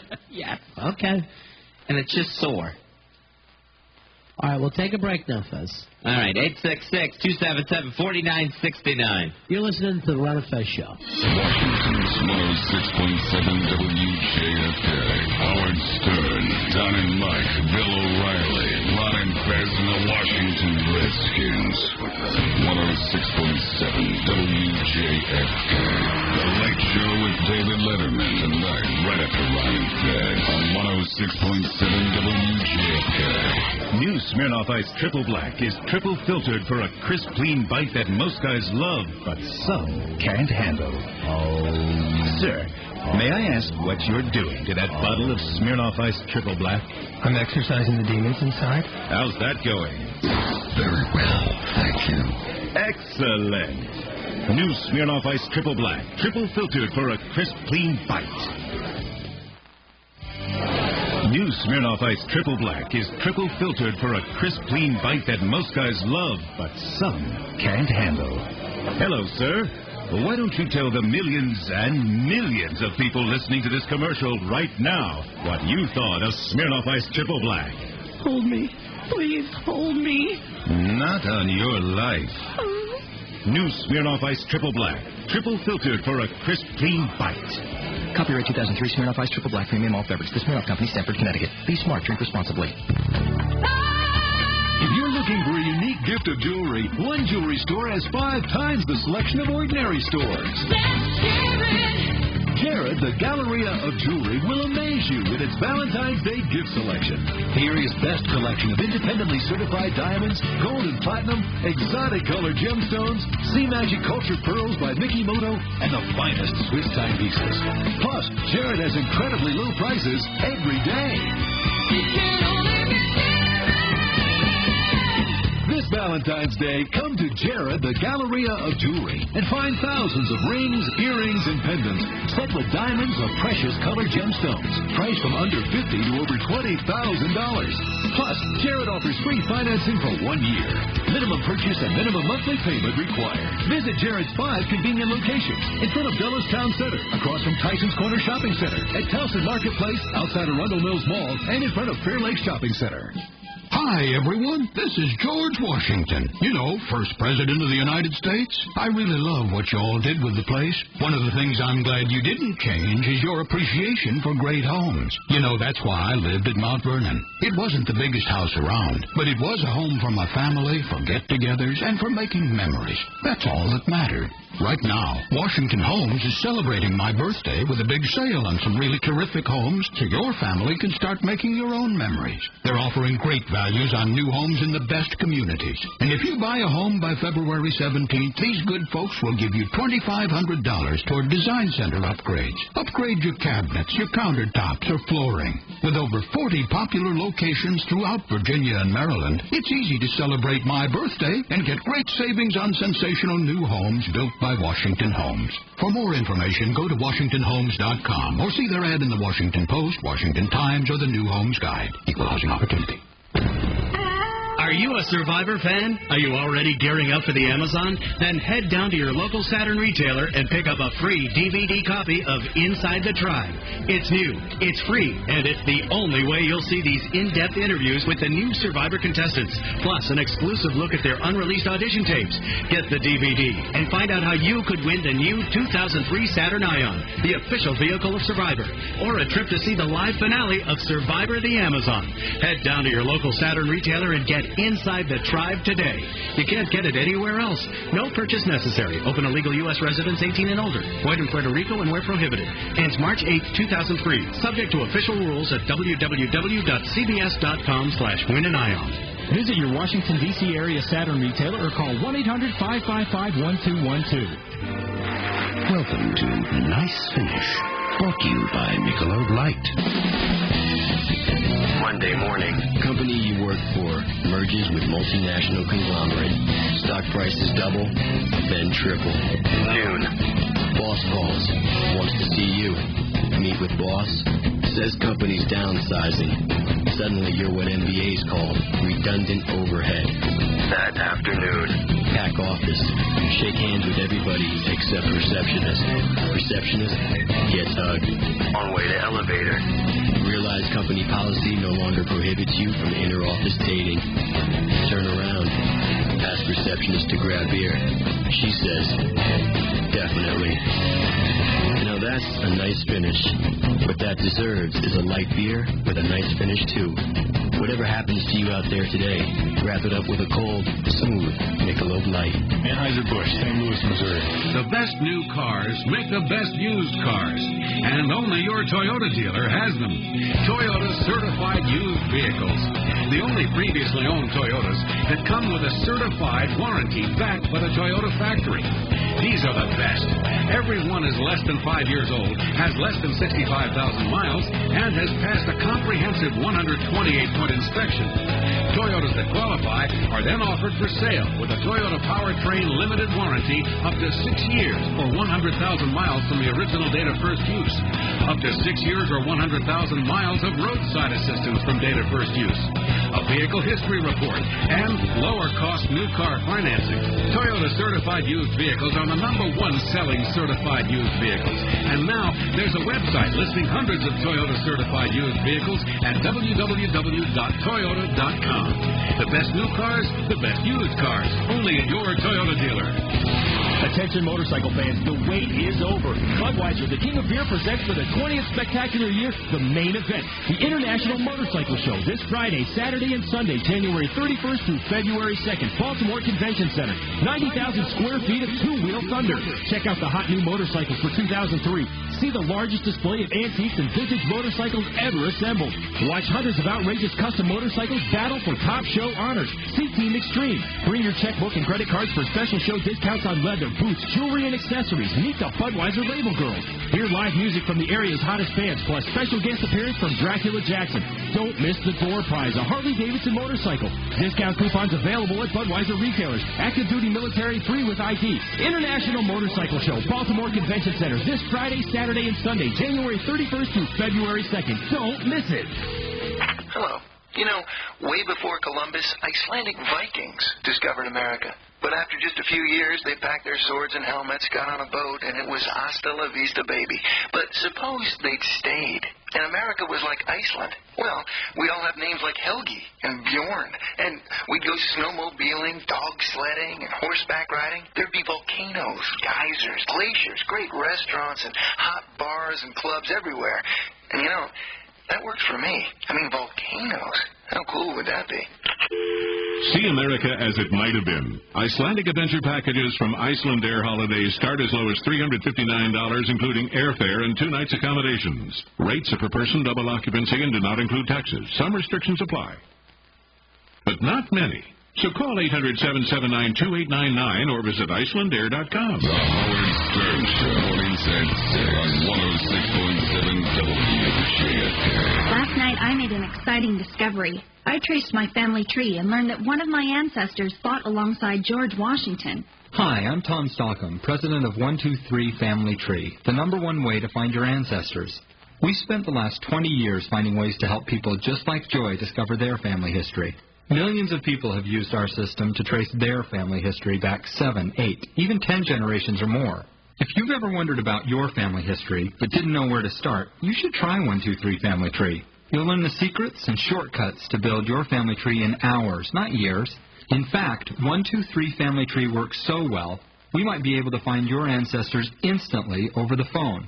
Call us right now at 1-800-595-1211, and we'll search for your ancestors absolutely free. That's 1-800-595-1211. Washington's 1-800-595-1211. 106.7 WJFK. Howard Stern, Don and Mike, Bill O'Reilly, Ron and Fez, and the Washington Redskins. 106.7 WJFK.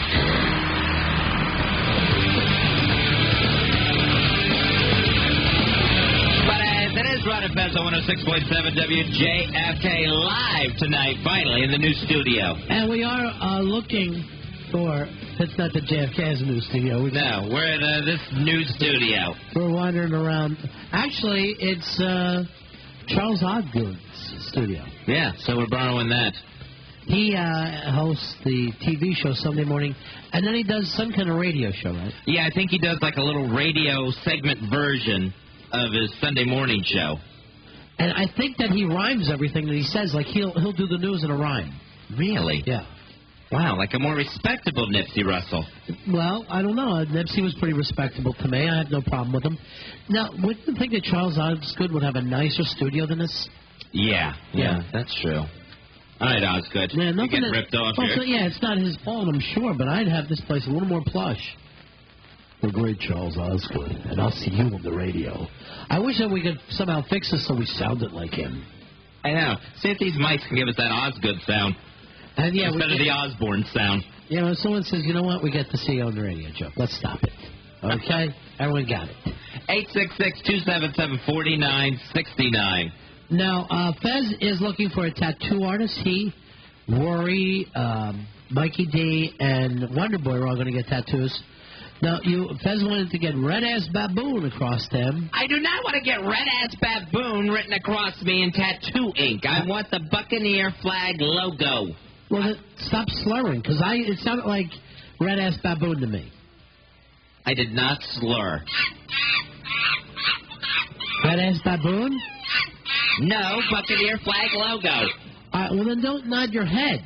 I didn't nod my head. I said if the Bucs won the Super Bowl, I would get the Bucs tattoo, not the butt tattoo. All right, let's go back and see what you said. I can barely understand you on this tape. All right, that tape's been edited. That has been edited. I did not say that. All right, here's something I just noticed. Look up, and it's like the hotel, like the Triple X Hotel. It's all mirrors up top here. You didn't notice that before? I didn't want to draw attention to it because then I would think, oh, God, we're upside down. Sure. Poseidon Adventure. Like I tend to think.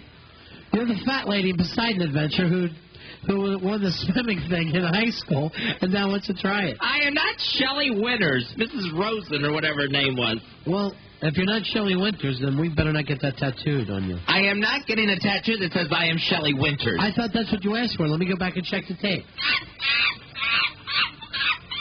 All right, you're using some sort of processor or harmonizer. All right, I did not say it that way. I didn't know you were in the business. I didn't know you even knew those words. Yes, you're editing tape there. All right, let's take some of these calls, some of these folks, because you want to find the best place. Yes, I do. I want to see who does the best work so we can get this done. Chris, you're on the Ron and Fez show. Got a shop for you guys. Yeah. Called Exposed Temptations out of Manassas, Virginia. Well, it sounds like a place people would dance. Exposed Temptations. The name of the artist, his name is Kenny. Incredible artist. What did he do for you? What did Kenny do for you? I got a Tank Girl half sleeve, shoulder. Tank Girl, that was the Lori Petty movie. Yeah, the Lori Petty. All right, so now my Batman 3 tattoo doesn't seem like a dumb movie tag. No. Not just that. The difference is nobody saw Tank Girl. I'm in the process of a Nightmare Before Christmas full sleeve. What is that all about, man? It's kind of creepy. You love movies? Yeah. Because I got to tell you, I'd rather have Tom Petty on me than Lori Petty. Richard Petty. It's the incredible. I mean, the artist is just fabulous for everything he does. All right, and what did you came in with, like the movie poster, and he? No, I came in with a comic book for Tank Girl, actually. Oh, okay. That seems pretty good because that's pretty intricate work that he's having done. Nightmare Before Christmas and Tank Girl, which was Billy's sister's nickname in high school. That's only because of her size. I know. And Sherman Tank Girl. And so that's pretty intricate, so it sounds like this guy can do good work. Yeah, it's all detailed work. He loves the show. All right, great. I like the thought of this. I like somebody who likes the show. Yeah, who isn't going to just, start sticking me with a needle. Right. Next thing you know, I got Shelley Winters' red baboon ass on me. All right, so Fez is getting the Tank Girl tattoo. I am not getting Tank Girl. Oh. I thought the Bucs won. Yes, the Bucs won. I'm confused. Tanks. All right, thanks, Chris. Did we get Chris's number? You need it, Roy? Yeah, we can just put him on hold. Yeah, I want to expose temptations. I like the idea of that. All right, that sounds good so far. Yeah. We're getting some good ideas. But I want to explore this a little bit more, get all the options we can. Well, I can't take up the whole show. All right? I want to move on and do other things. This is going on my body, Ronnie. I think we could take some time. You know how much stuff has been on your body, you sloppy bastard? A lot of times it's days before it's washed off. All right. I forget. I'd rather make fun of you than hear you gross me out. Then I start to peel. I only like it when I make fun of you. All right, what's going on here? I'm losing lines left and right? I bet it's something Wonderboy did. Yeah, well, obviously it's something Wonderboy did. Ron and Fez, what's your name? Billy. And it's Jonathan. Hi, Billy. Billy. Ronnie, you should have seen him. I could see his fat, embarrassed face through the window. He heard you say Billy. Yeah. Ronnie, he did this with the phone. He threw it and scooted his chair back. Now, here's the weird thing. Like, if the phone is nowhere near me, Ronnie won't know it was me. And you hung up on the person. I know, in a complete panic mode. Like he touched something hot the way he jumped. It was excellent to hear him work, though. Ron and Fez, this is Billy. So that's how he's talking to people. Ron and Fez, this is Billy. How may I bore you? That was cool.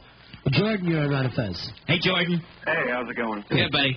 Got a tattoo place in Virginia, Arlington. Now, how do you know this place? Got 4 tattoos there. What tattoos have you got? Any Buccaneers flags? No Buccaneers. They're Celtic. Celtic? Right, what is that, just some sort of tribal design? No, Irish kind of stuff. Shamrock, blue moons, purple hearts, pink clovers? Or is it the Celtic language? No, it's actual cross and just designs kind of. You have Larry. What's my line at this point? Why don't you get Larry Bird on your arm? All right, now, so this is a good place, right? Oh, yeah. The guy's been doing it. He's been there since 1977. Excellent. Nice. Did the same guy do all 4 of yours?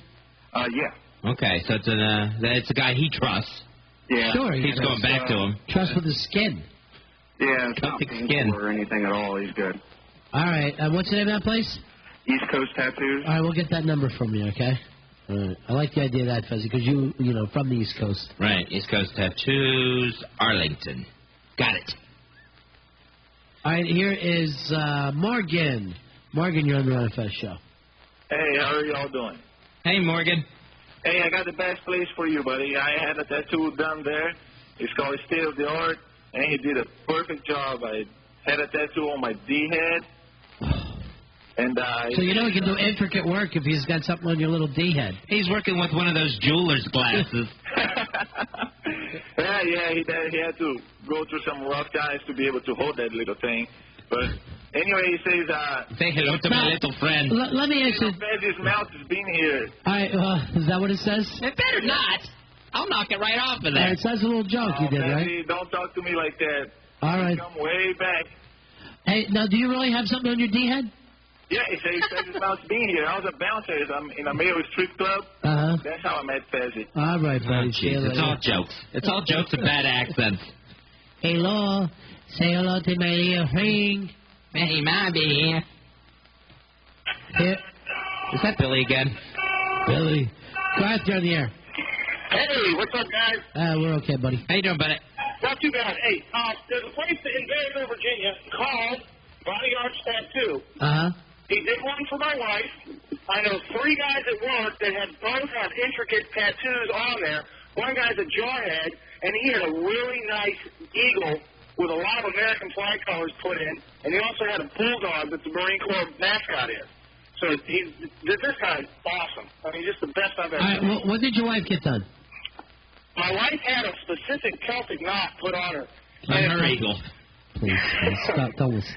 It's specific because it comes from a town called Doolin in Ireland where we visited, and the knot is recognized throughout Ireland. Right. So if anyone has been there, they know what I'm talking about. It's called balloon knot. Oh, nice.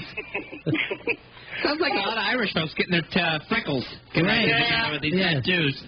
Well, the problem is, she's a wop, so why she got a Celtic knot, I don't know. Yeah, I don't understand either. But it's nice you talk about her so nice. All right, thanks, man. I like the Body Arts Tattoo. Right, Maryville, Virginia. All right, see. Thanks, pal. Fezzi, what do you think is the most common tattoo? The most common tattoo, I don't know, I would say anchor, but I think we're in the 21st century at this point. And we're not in a comic strip. You know what I think? I see a lot of people with roses. guys and girls alike. A lot of people get big roses.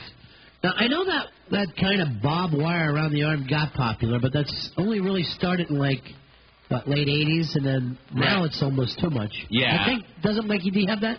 Yeah, he's got something like that. He's got something sort of tribal on there. Maybe it's the heart with the scroll across it. Ooh, that's good, too. And I think a lot of people like dragons. Really? I think there's a lot of dragon tattoos. Another thing big with the girls is a dolphin, like a little tiny dolphin, like out their ankle. I got news for you. Don't you want, Rory? No, that's right. And you know, this might even sound sexist and old-fashioned.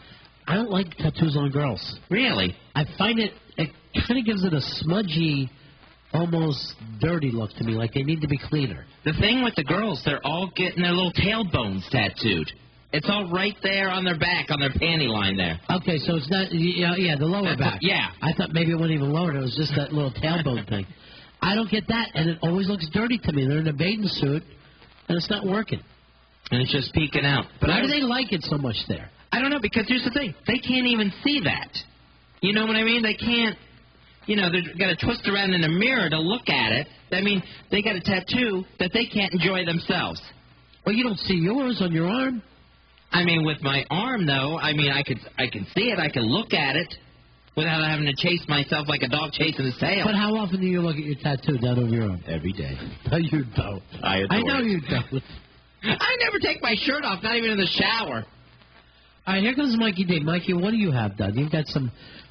it looks like you got your stuff done in the 30s because it's like a black and white movie all over you. I know, you're all just one color. Right, I'm all black. Yes, you are. Well, at least you act that way. I don't like color. I had the barbed wire. That was my first one. The barbed wire that goes around the bar step. Did you get it all the way around? All the way around. Now, here's the problem. It's a cliche now, Mikey. Yeah, now it is. Yeah. When I got it, it was like, to be a tough guy. You were the first spot. You know what? When those started getting popular, you know what I hated? The guys who pussed out and couldn't get it on the underarm to make it a complete circle because it just hurts too bad, on the softy underbelly. And it really didn't hurt me that much, so I don't understand why they do that. I mean, it just looks better this way. Yeah. And then I have the cross with a wooden stake cross with thorns on my... Now, why would you get that? What does that mean? Does that mean anything to you? Did you get it for religious reasons? No, it was just something that I wanted to balance out because on my right forearm I have the tribal tattoo. What tribe? What tribe is that from? That's early Indian tribe. Indians. You're an Indian? You're a Native American? I have actually 1/8 Indian. What's 1/8? Who is my great-great-grandmother. Right. On my father's side. And then I have the Japanese... Talking bull. Yeah. And then I have the Japanese writing on my right shoulder. Well, you're Japanese? No, I'm not Japanese. You're the Epcot of tattoos. Why would you get Japanese writing if you're not Japanese? You can't even read it. I just like what it says. Does it mean courage? What does it mean? I strive to be the best. And you don't. I know you. You're the laziest man I ever met. Your tattoos are lies. I know you don't believe in God, so that cross thing needs to go. All right, let me take a look at your Japanese one. Okay. I strive to be the best, which you're going to have to take their word for it. And I remember when that craze got started, too, the, Chinese and Japanese tattoos. Oh, yeah, everyone wanted a little Chinese word or Japanese word on them. All right. Mikey loves any excuse to take off a shirt. Right, that looks like the New York Giants logo. Yeah, it's just a scratch on there. It doesn't mean anything. I double-checked just to be on the safe side. Is your chick tattooed at all? Not one. And it's Chinese. You wouldn't like it? I wouldn't mind it, no. She's just not into it. She doesn't want to get it. Here is Matt. Matt, you're on the air. Hey, Matt, go ahead, buddy. What's up, buddies? Bye. Ronnie, I'm in the same boat as you. I can't stand girls with tattoos. My girlfriend has a friend who got a tattoo when she was on her 18th birthday. She got a tribal tattoo on her entire back from hip to hip on her lower back. Well, when she turned about 20, she decided to become really fat. She just gained all this weight, and now she's all stretch marked. Did she decide to become fat, or did she just give up a little bit? I made the same decision. She went and she started working. She started becoming a MIT at Pizza Hut. So okay. All right. So yeah, Mikey, do you like girls with tattoos, or it doesn't matter to you? It doesn't matter to me, no, not at all. No, I think it takes away with some of the beauty of a woman. It depends on what's done. I like the stuff in the back. Why? Well, because I'm looking at that. I don't understand why they would get it. Because Right. But why do I want to? When I'm back there, I want to see the back, the beautiful back of a woman, her beautiful skin. You don't want an Aztec sun staring back at you? No, that doesn't work for me. I don't even get it. I kind of dig it. If I was an Aztec, I would even say the sun doesn't even look like that. 866-277-4969. Here is Ryan. Ryan, you're on the air. Hey, Ryan, go ahead, buddy. Hey, how you doing? I wanted to give you a shop that you could go get a tattoo at. Yeah. It's called Bullets Inc. up in Maryland. All right. Outside of Baltimore. My brother is actually a tattoo artist there. Oh, okay, cool, Ryan. Now, how does he get into that? Do you know how did he get into that business? Actually, he started, basically being like an intern there, just, helping out cleaning Harry up Elvis stuff. could be a tattoo artist now. I'll tell you this, tattoo artists are the only people left that seem to be able to draw. Yeah, well, he's been drawing cartoons and animation all of his life, and I've been telling him for years to get into tattooing because... I couldn't imagine being like a tattoo artist apprentice and getting to do your very first one. My hair would be shaking. It would be like I was tattooing a Richter scale on somebody. Actually, the first 5 tattoos he did was on himself. Yeah, that's what I was how just they going to do say. it, huh? Yes, and then sometimes they doodle. No one shows up for the shop. You're sitting around. You don't have cigarettes, and the next thing you know, you've drawn a map of St. Louis, the city map, on your thigh, and there's no reason for it. He put it Fez Van Halen. That's how he learned. On his legs? On his leg. Yes, I don't get that. I guess he was... You got nothing on your legs, do you, Mikey? Not now, but I will have one soon. Oh, that's where you want your buck tattoo? Yeah. On your leg? On my right calf, yeah. Why your right calf?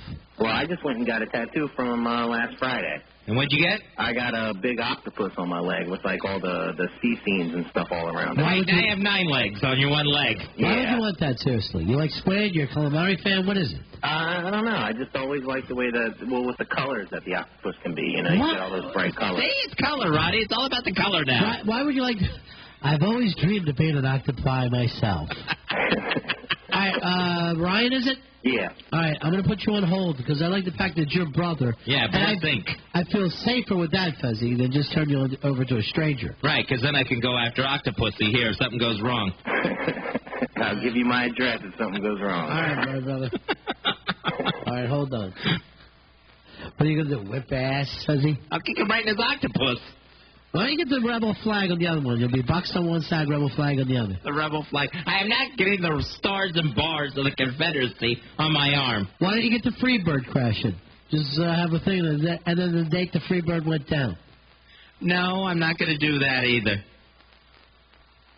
You're not interested at all? No, I told you what I want to get. If the Bucs win the Super Bowl, I'm getting that pirate flag, that logo. Would you rather get Rossington Collins Band up there? No, I don't want Rossington Collins Band. Is that too dated now? Are they all back to Skinner? I think that's a little dated.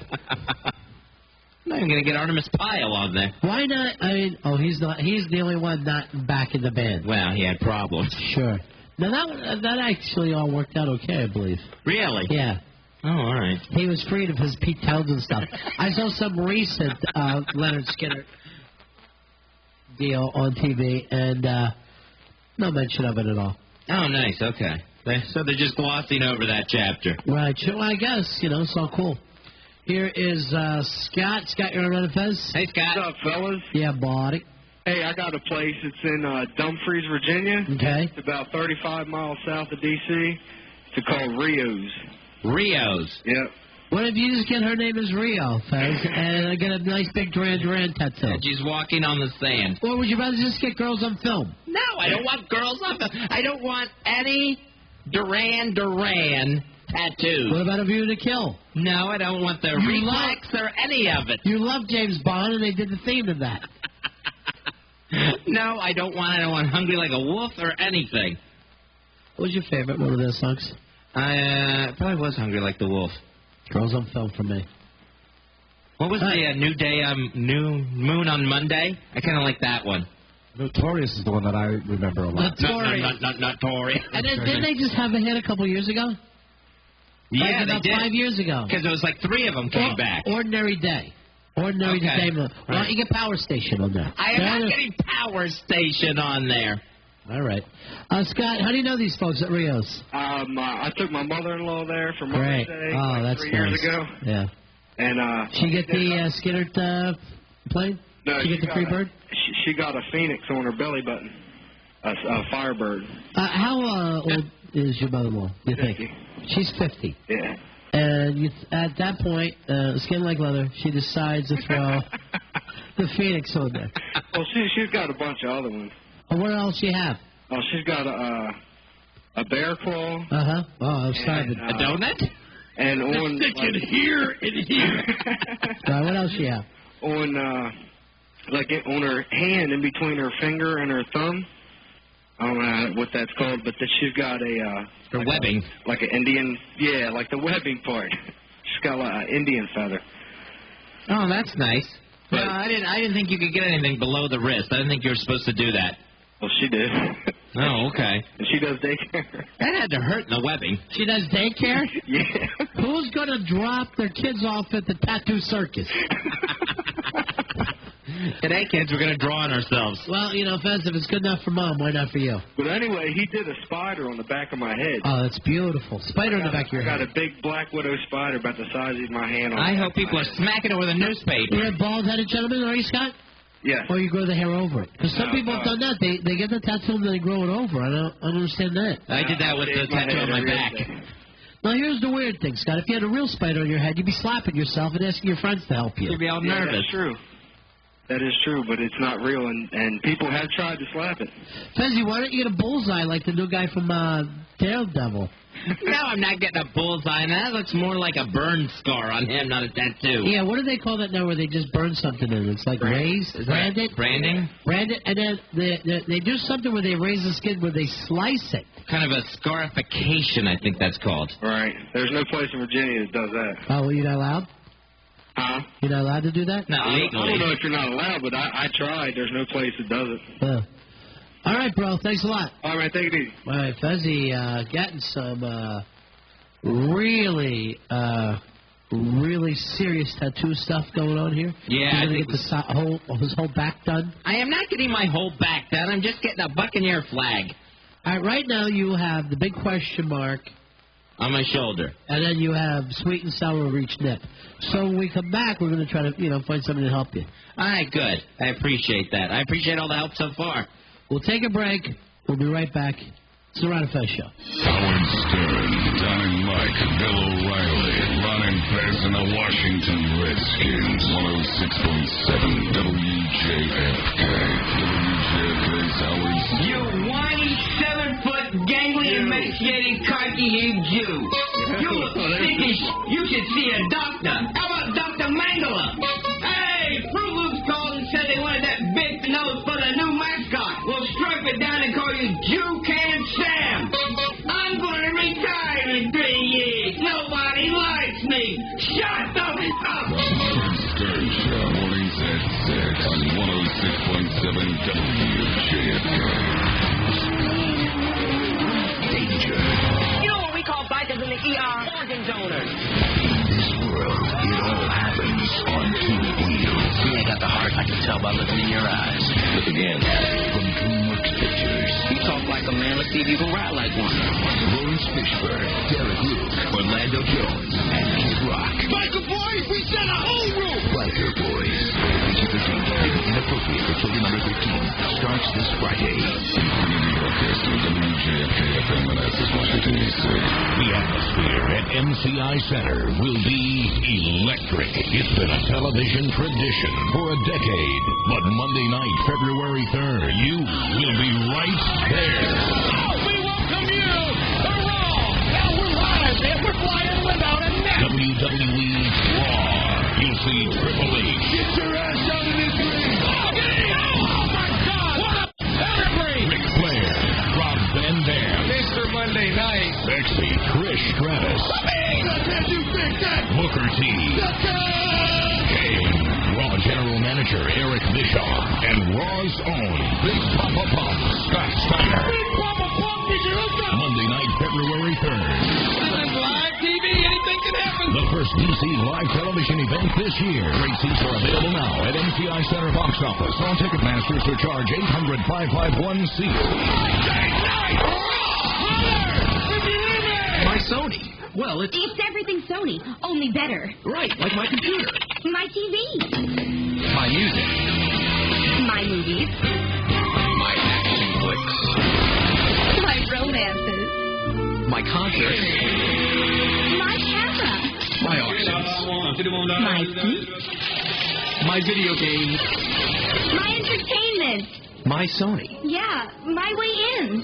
My Sony is your way into your favorite Sony entertainment. Sign up today at sony.com/mysony. This week on My Sony, enter to win a chance to meet the cast of the new XXX sequel. In music, Good Charlotte is premiering their new video for The Anthem on MTV, and Shakira has concert tickets up for grabs in the My Sony auctions. Plus, get into the hardcore action of NBA basketball 2K3 for the PlayStation 2, and check out an affordable Sony Vaio PC that will turn you into a mobile multimedia powerhouse. All this and more this week on My Sony. Sign up at sony.com/mysony. There are deals that separate the strong from the weak, the thick from the thin, the tuna from the fish. And you'll find the real deal, the whole enchilada, at CompUSA's Real Deal Weekend. Now through Saturday, you'll find deals that are so great there are no words to describe them. But this is a radio spot, so I better make one up. Deal-tastic! Check this out. Get a portable DVD player with an impressive 6.8-inch screen for a mere $2.99. A 15-inch LCD monitor for $1.99. A 17-inch flat-screen CRT monitor with a 16-inch viewable screen for $89. Incredible, you say? All right, I'll say it too. Incredible! An LCD digital camera is $69. A Linksys wireless router under $100. This isn't only a real deal, my friend, but a big deal. So get real and get going to the Real Deal Weekend through Saturday only at CompUSA. All offers are after mail and rebates and instant savings. See store for details. Do you drive a car? Do you ride in a car? If you do either, this message is for you. It's a message about going beyond. That's what Amoco and BP are doing. Going beyond. They're getting together to go beyond your expectations. That's why you'll be seeing some exciting changes in the months to come. You'll see Amoco stores changing to BP. You'll see Amoco gasoline being sold at BP. The very same gasoline you've always bought. Amoco Regular, Amoco Silver, and Amoco Ultimate. Gasoline that consumers in national surveys rate #1 in quality. Gasoline that's guaranteed in writing. Plus, the environment in which you buy it will be brighter and more inviting than ever before. So if you drive a car or ride in a car, keep using Amoco gasoline. And keep your eye on BP. Because the best part is, this is just the beginning. BP. Beyond petroleum. Panasonic Wireless and AT&T Wireless want to make your M life even better. AT&T has the right products, calling plans, accessories, and packages for you. For example, AT&T offers minutes without limits, an unlimited anytime minutes plan for up to 2 years for only $99.99 per month. But you have to hurry. This offer ends February 8th. For details, call or visit the AT&T Wireless Alexandria location at 703-684-1812. And this Saturday, February 1st, you can also meet Rob Spiewak from WJFK's Don and Mike Show.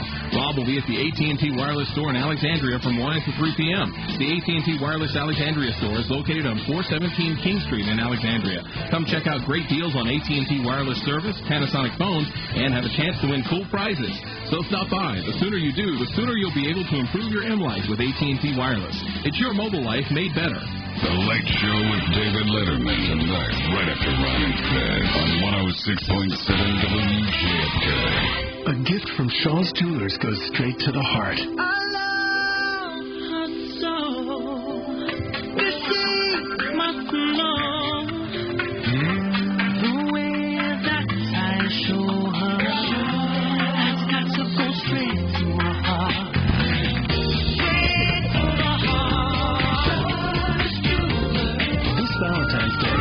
How much you care and how much you know.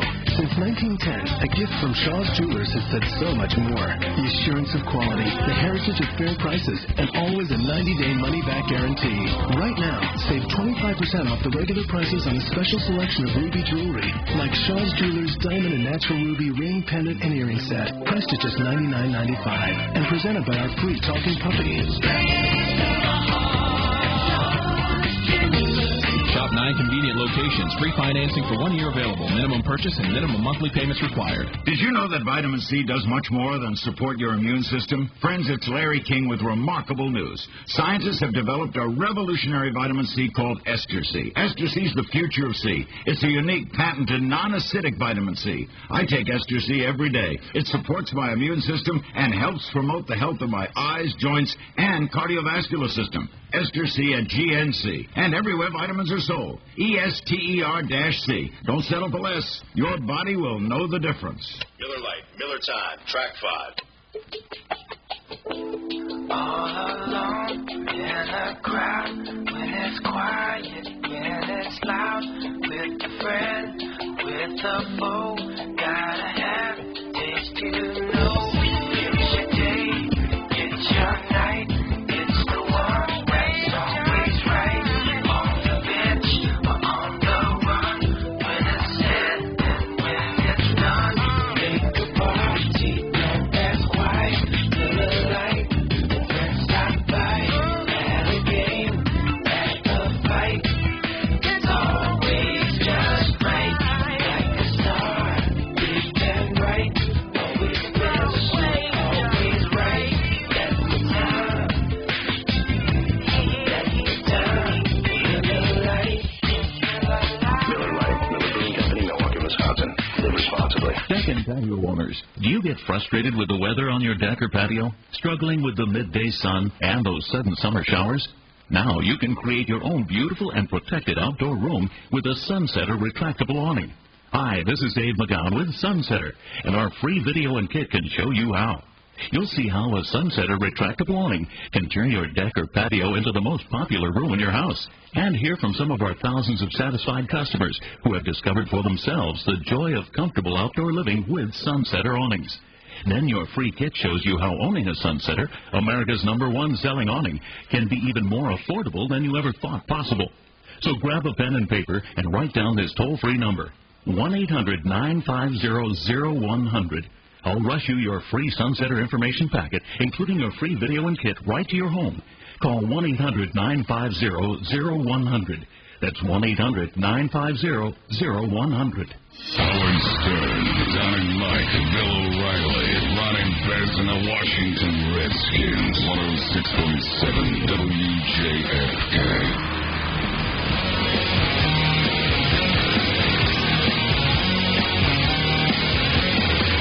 Buddies, live on a Wednesday. It's Ron and Fez. Ron Bennington, Fez Watley with you. 866-277-4969 is the toll-free phone number. Ryan, did you see the kids on Long Island? They've been arrested. They were going to a party. I guess this happened back around Thanksgiving time. Right. They're going to a party. They want to make a nice impression, all right? There's some nice goth kids, so they want to do things right at this party. They went to a cemetery and dug up remains to take to this party with them. 2 skulls and then a full corpse. So they were like grave robbers? Yeah, they broke into the graves. So, I mean, these people, they've been dead for decades. One of them died in 1933. The other one died in 1928. One of them died in 1896. Not that it makes it right. Now, these are just skeletons? Yeah. So they hijacked a couple skulls and then stole one guy's whole body. Now, the skeleton stays there for that long, over like 100 years? I guess so. I didn't know that. Yeah, I guess everything else finally decomposed off of them. I'm not sure how that works, but apparently the skeletons were still available. I wonder how long before those bones turn to dust. I mean, your bones just lay there for 120 years? That's weird. Yeah, the one guy was dead in 1896, so well over 100 years. Bizarre. So they take it to this party. They take this full body. Ronnie, they dressed up the dead guy, who they identified as Elmer Grandin. He was a former Broadway actor and appeared in some silent films. They had him dressed up as Darth Vader.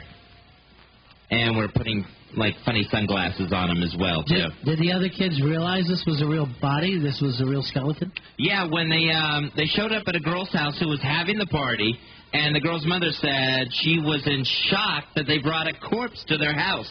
She started freaking out, the girl did, who was throwing the party, screaming at them to get out of my house with that. Those fat girls always do that when they have a party. They think everybody's coming over and it's all going to be great. Right. And then they start screaming, "You're ruining my house." It happens every time. Yeah. Whether someone brings over a corpse or just jumps in the pool. Right. Without a hairnet. No matter what happens, they think that their house is, and they want it over. And nobody will leave. So what they did was they left the party, they dumped the body and the skulls in a drainage ditch, and then what happened, of course, is they go back to school. They're bragging about the fact that they robbed a cemetery. So, first of all, the mother never dimes them out. They bring up corpses to the house, and she never calls the police. She says, "Get out."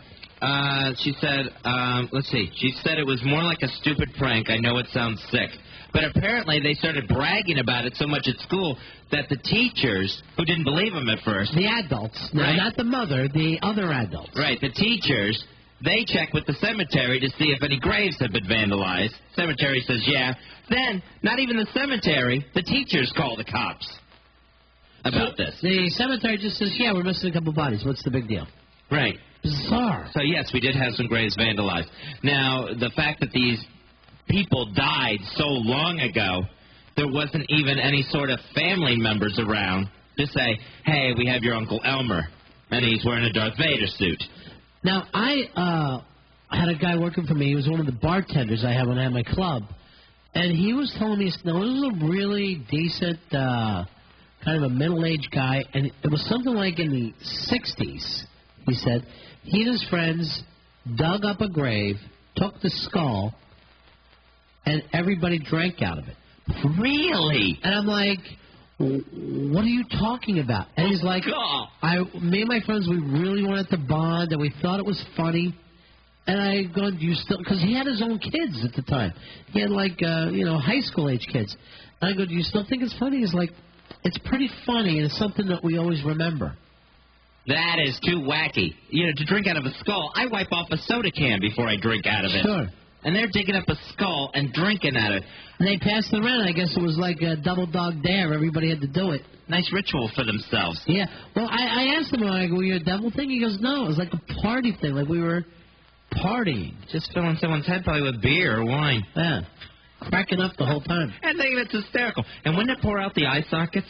I don't know how they... I think it was just the skull cap part. Yeah. All right, that is... These kids, they have no idea. They don't realize look at them. There's a picture of them. A couple of, goth kids. So they don't even realize they've done anything. What do you mean they don't realize? It's a ridiculous... if they went and kicked over the tombstones, I'd be too old for that. By the time you dig up the grave and go running down and dress up a skeleton as Darth Vader. But you said all these people, it's not like they had kids or anything around. It wasn't like it was someone's grandmother. Right, yeah. Everyone else had been, either moved out of the area. They couldn't find any descendants. So really, Uncle Darth. Who's the crime against? Well, I mean, it's a destruction of some sort of private property. What do they do with the bones in those old cemeteries when they, suddenly decide to put a highway in? I don't know. I think they just move the graves and not the bodies, like in Poltergeist. So you think that they just run the highway directly over the old cemeteries? Probably, if it's an old enough cemetery. Yeah. And there's nobody around. I mean, if everybody's long dead, I would imagine that. I don't know how else that would work. What do you think the cutoff place for long dead is? 20 years or 50 years? No, 50, like you couldn't do it to World War II veterans. People would go crazy. Right. I would go a full 100. Yeah, so right now we could really start paving over people that died in 1903. I mean, when you really look at it, you see some of those old graveyards, but not as many as there should be. People make a big deal of, there's revolutionary graves there. But there should be a hell of a lot more. We had millions of people living here, right? Yeah, they should be everywhere with some sort of marker. And then some of those graves, the actual tombstones, they get so old themselves, you can't even read what's on there. They don't know who's where. Yeah, they're all just kind of worn down and it's just flat. Yeah, it's just like a brittle piece of rock at that point. Do you ever see a lot of those old tombstones? They'll be like goblins and stuff on them. Oh, yeah, they'll do a little gargoyle thing. Why is that? What were they thinking? Because they were Christian people, and yet they put gargoyles and stuff there. I don't know. Maybe, I don't know whether it's just decorative or if they actually think, oh, we'll put something on here to protect the dead person's body. That's the way I always took it. Scary and stupid. All right, here's Matt. Matt, you're on the Ron and Fez show. How you doing, buddy? Hey, Matt. These kids, what they're going to be charged with is a crime against nature. Since the person's obviously not alive, they've been dead for so long. It's kind of weird, but you lose your rights when you die. So it's not like they can say, well, it's a crime because they dug this guy up. It's a crime against nature because this man's been dead and they brought him back up. And instead of just leaving him there in peace, they had brought him up. So that'd be a crime against nature. It's very weird, but they're going to be charged with the crime against nature. Yeah, and it's vandalism, too. Yeah, now, crime across, that's just like destroying a tree? No, that's actually vandalism. A crime against nature, or it's kind of run together with the crime against humanity, like the Nuremberg trials. It's kind of the same thing, except for those people were alive when they killed them. The only difference is the Nuremberg trials when the... Yeah, I understand that, but how would you make the comparison with digging up a grave and what happened there? Because it kind of runs together. That's where it gets shaky. It kind of runs together with the crime against nature and a crime against humanity. It's complicated, but that's what they're going to be tried with. Yeah, I'm looking at the article and it says they've been accused of twice breaking into a cemetery. I don't know if it's breaking and entering. Somebody ought to slap these goth kids. They're too weird. I know. They're just trying to impress. All right. And who's even goth anymore? I mean, it's not like it's a new thing. It's like saying we're greasers. It's been around so long. Here is Harold. Harold, you're on the Ron and Fez show. Hey, Harold, go ahead, buddy. Hey, statistic. There are more people alive today than have ever been on the earth. And there's more people alive now than have died. So that's why there's not that many graves. All right, but let's say the time of that doesn't even, I realize that there's a lot of people here. But let's say between the Revolutionary War to, let's say, the end of the Civil War. Yeah. All right, and that's, 100 years? Sure. Close to 100 years? Yeah, almost 100. Revolutionary War, that's 200. All right, there are 200 years. All right, how many people do you think lived in that time? In the U.S.? In the U.S. I'm not sure, but it's probably, there's... But it's got to be millions, right? We got to be talking 5, 6, 10 million, right? Yeah, but, okay... But how many graves are you going to find from that era? There's only got to be, very, very few. And those people are out there somewhere. And when you bring it up, you're like, hey, I saw a grave from the 1800s. You tell people about it. It's so rare. Yeah. But you think there would be 5 or 8 million of them if we cared one way or another. Yeah, but a lot of them are on family plots out in the middle of nowhere, All right, there might be a couple dozen like that. I'm not going to say that you're wrong, that there's farmers. But let's say you take decent-sized cities. There are not that many graves that they have there. For the amount of people that were in those cities at that time. What happened to all them? And it's not like it's the Old West either, where, someone gets shot, so they just put them under a pile of rocks out in the desert.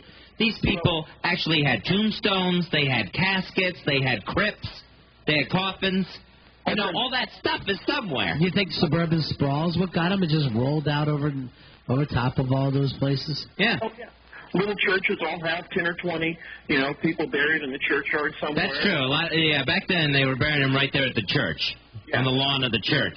So if those churches are all gone, those graves are gone too. But gone in what way? Did we dig them up and move them somewhere? They went, you know what, we're going to knock down the church, and let's just knock down this cemetery, and then we'll put up another building. I would imagine that any sort of cemetery that probably eventually went out of business, maybe people moved out of the town or something, or a church got abandoned by its congregation, those are all gone. And I think it's not, and that just got paved over.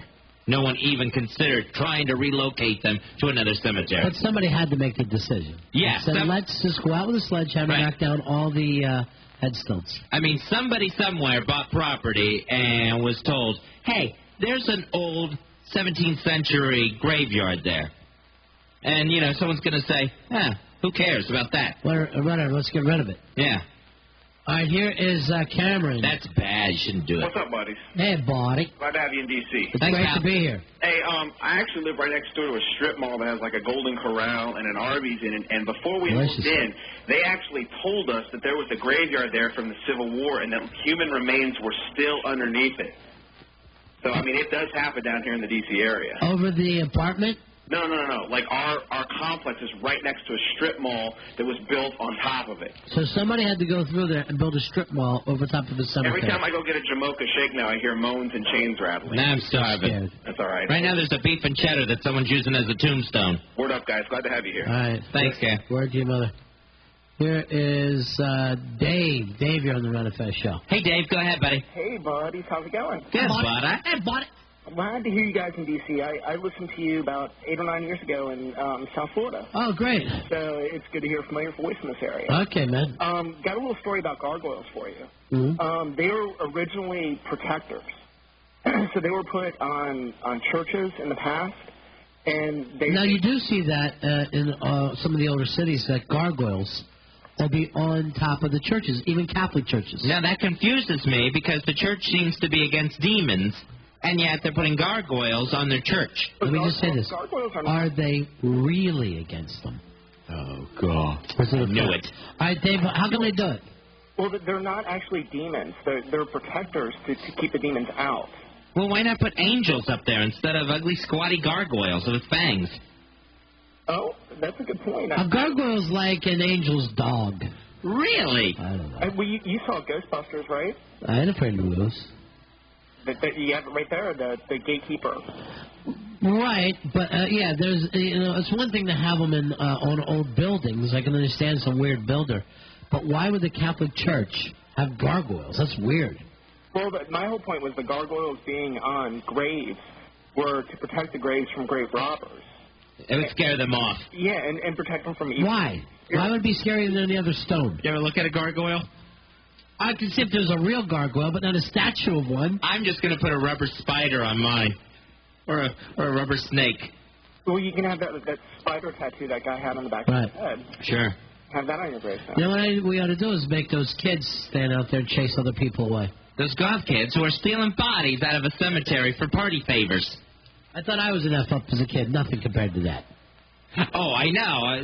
As bad a things as we've done, we've never broken into a grave. Thank you. I could say it out loud. Do you think that you think that these kids will grow up and back then we used to be different. We used to dig up graves and dress them up as Darth Vader. Yeah, I have no idea what these kids will grow up to do. If this is what they're doing in their 17-year-old years.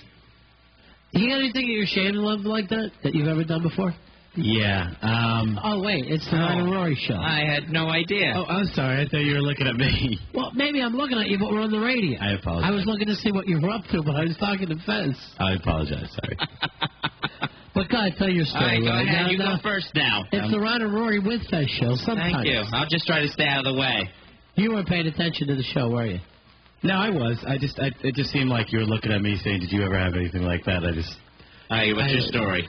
Well, we had like pellet guns, and our neighbor's dog was running around, and I took a shot right at his ass, and the dog just went down and just started like dragging his ass across the lawn and stuff. And you break the back or just pop the ass? I popped the ass, but they ended up having to put the dog down. So. Oh, you shot a neighbor's dog, you rotten kid! I didn't think I'd get that good of a shot. And I still, to this day, am ashamed of that. Just completely, they never know what happened. Right. They didn't know it was the neighbor. They thought it was just a bunch of kids driving by in a car or something like that. Yeah, a drive-by doggy shooting. Can I tell you, this is very weird because I had totally forgotten about this till you brought it up. I'm probably in the 4th grade. Me and my friend were standing there in the kind of one of the neighbors' yards, and they had a dog that nobody in our neighborhood liked. And while we were standing there and the mother was there, we see my friend's older brother with a pellet gun pin down on that gun and shoots it. And it yelps out, and I saw the kid, running away. And the woman was going, what happened? What happened? Well, we're going, we don't know, but we both knew. Right. But in 4th grade, we were already taught, fly your ass off. Sure. Don't give up nobody. You're not telling an adult anything. And she shot just like Rory did, but unlike Rory, there was no death there. Did any other kids know that you did it? Yeah, it was me and one of my friends, my best friend at the time, and we both swore we're never going to say anything ever again. So you never got caught for shooting the neighbor's dog? This kid's driving in the car right now, hearing this and screaming, no! You said you went down! You took a blood oath. Well, luckily, I think the neighbors moved away, and, I don't think she can hear us right now. Okay. All right, good. You owe someone a German Shepherd. It's awful when you carry that stuff around like that. Yeah. But, it's a pretty bad thing he did. He shot a dog and killed it. That must have made you feel terrible. I was horrified. Like my parents were even thinking about getting a dog, and I couldn't even just face that. Reminded you of dogs that you killed? Yeah, it was so. All dogs go to heaven, Rory. All dogs go to heaven. With you, just a lot faster. Well, I think your story beats mine, that's for sure. It definitely beats mine, because I'm trying to think of the most disgusting, horrible story like these kids stealing bodies I could think of. We had this girl in high school that we always called Miss Piggy. She looked just like the Muppet, Miss Piggy. Oh, sounds cute. One night we went to the butcher shop and got a pig split, an actual pig hoof, a whole freaking pig leg, and took that thing and threw it out on her front lawn so they would find it the next day, like in the driveway or whatever. And we wrote her name on it. Did she say it? Yeah, she saw it, and she got, she had no idea who would leave a pig leg, on her driveway with her name on it, and she got very upset about it. Her family thought it was some sort of threat that they just didn't understand. And this girl, Alice, said the only thing she could figure out is, she told us they must think we're Jewish. Here's the... And we don't eat pork. Let me ask you something. This Piggy, this girl, this fat girl from your high school. Yes, Miss Piggy. Is it you? No, I am not Miss Piggy. It's okay, just let it go. Or is it you? Did this happen to you? No, I did not throw a pig's leg on my own driveway. And it did not happen to me. I'm not Miss Piggy. Was she a great big fat person? She was, yes. And we called her Miss Piggy and threw a pig leg on her lawn. I did some of that where you mean to other kids stuff that I think back now and go, what the hell was I so cruel for? Yeah, it's just awful. We actually... How would that even be funny? And then you do stuff like that. There's this one kid we hated. We thought it would be funny. It's never funny. But what kind of neighborhood were you were at the Outcast? There's somebody weirder. I was cool. I was cool in high school. Oh, yeah, you grew up on Earth, too. There was this one kid where we didn't like him, and we put a note on his car that said, don't try to stop, or something like that, don't use your brakes, or something like that, acting like we had cut his brake cable. Yeah. And we left that note, some sort of warning on his windshield. I don't even know exactly what we said.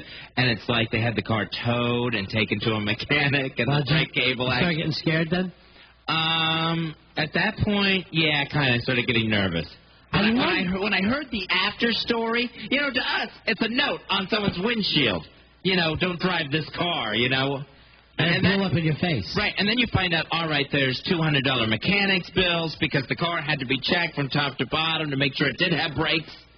I remember one time we went over to this girl's house that was babysitting, And it's because, we were sleeping out. Did you used to sleep out in your neighborhood? Oh, yeah, yeah. So we went out there. We went over to her house because, she had a little bit of a reputation. Now, we got to be like 7th grade, and she was like a chunky girl who had huge breasts. You know how... Oh, sure. Suddenly the fat girl seems cute when those breasts come out like torpedoes. And just as we're over now, it must be late enough at night, like 12:30, 1 o'clock, and we were actually up, looking in the door to see if she was awake. And then we were going to knock. Her parents pulled up. Oh. And we brought something up crazy to her dad, but we were just seeing when football was supposed to start, because he was always involved in the little football organization. He says, he says something to us, goes in the house, acts normal. In his mind, he thinks we're all 13, the daughter was 13, yeah, that the couple of us had gangbanged her, right? Really? All right. And blames it on her. Why she's just in her house watching TV or something, he goes in there, takes off his belt, and beats the living hell out of her. And she doesn't even know why. Didn't do a thing wrong, and has no clue what could even be on his mind. She's just got a maniac father taking a strap to what he thinks is her daughter. Right. Oh, my God, that's awful. Is that an awful story? But, all right, I asked it was you just this. our young hormones doing it, but, you know, we would have been almost like, what the hell would anybody be going, you know? Yeah. I mean, what were we even thinking? But you're just, now you like, at that beginning teen things, you're just almost like crazy. Yeah, you know, you seriously might not know right from wrong at that point. At least, you know, going up to that door and peeking in the windows didn't seem bad enough to get someone a beating. As bad as I want, an innocent person. The only innocent person will learn. All right, me and my friends were ass wipes. Right. This guy, this man, obviously not believing his own daughter and checking things out. He's an ass wipe. And yet the innocent person got whipped, not like spanked with a belt, but one of those things where the dad is swinging the belt. Tony and Soprano beating. Yeah. All right, we'll take a break. We'll come back and we'll do those awful kind of childhood confessions. We'll check with the guys. If you got one of these terrible things you did when you were a kid, 866-277-4969, 866-277-4969. You listen to the Ron and Fez Show. Howard Stern, Don and Mike, Bill O'Reilly, Ron and Fez and the Washington Redskins, 106.7 WJFK. WJFK's Don and Mike. Can I just say one other thing? Yes, honey. Mike is hot. I would love to see him in a porno. Thank you, baby. Buzz normally gets the sex chat. You know, Mike's on the market. Hey, baby, you go ahead and watch that porno anytime you want. Watch it alone, watch it with me. Watch me watch it. Hey, lady! Don and Mike Show, now to the 7 on 106.7 WJFK. A diamond is a star you can hold in your hand. Watch the light dance and wonder why, if they're the hardest thing in nature, how come they're so easy to love? Charleston, Alexander. We have more diamonds in one place than any other one place in Washington, Maryland, or Virginia. And more diamonds than any one website. And this Valentine's Day, you can take a star in your hand and put a sparkle in someone's eye by simply saying, "This is yours." And by the way, so am I.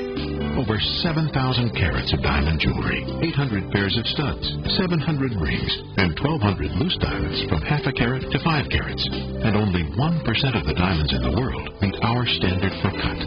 14th visit, Valentine's Day.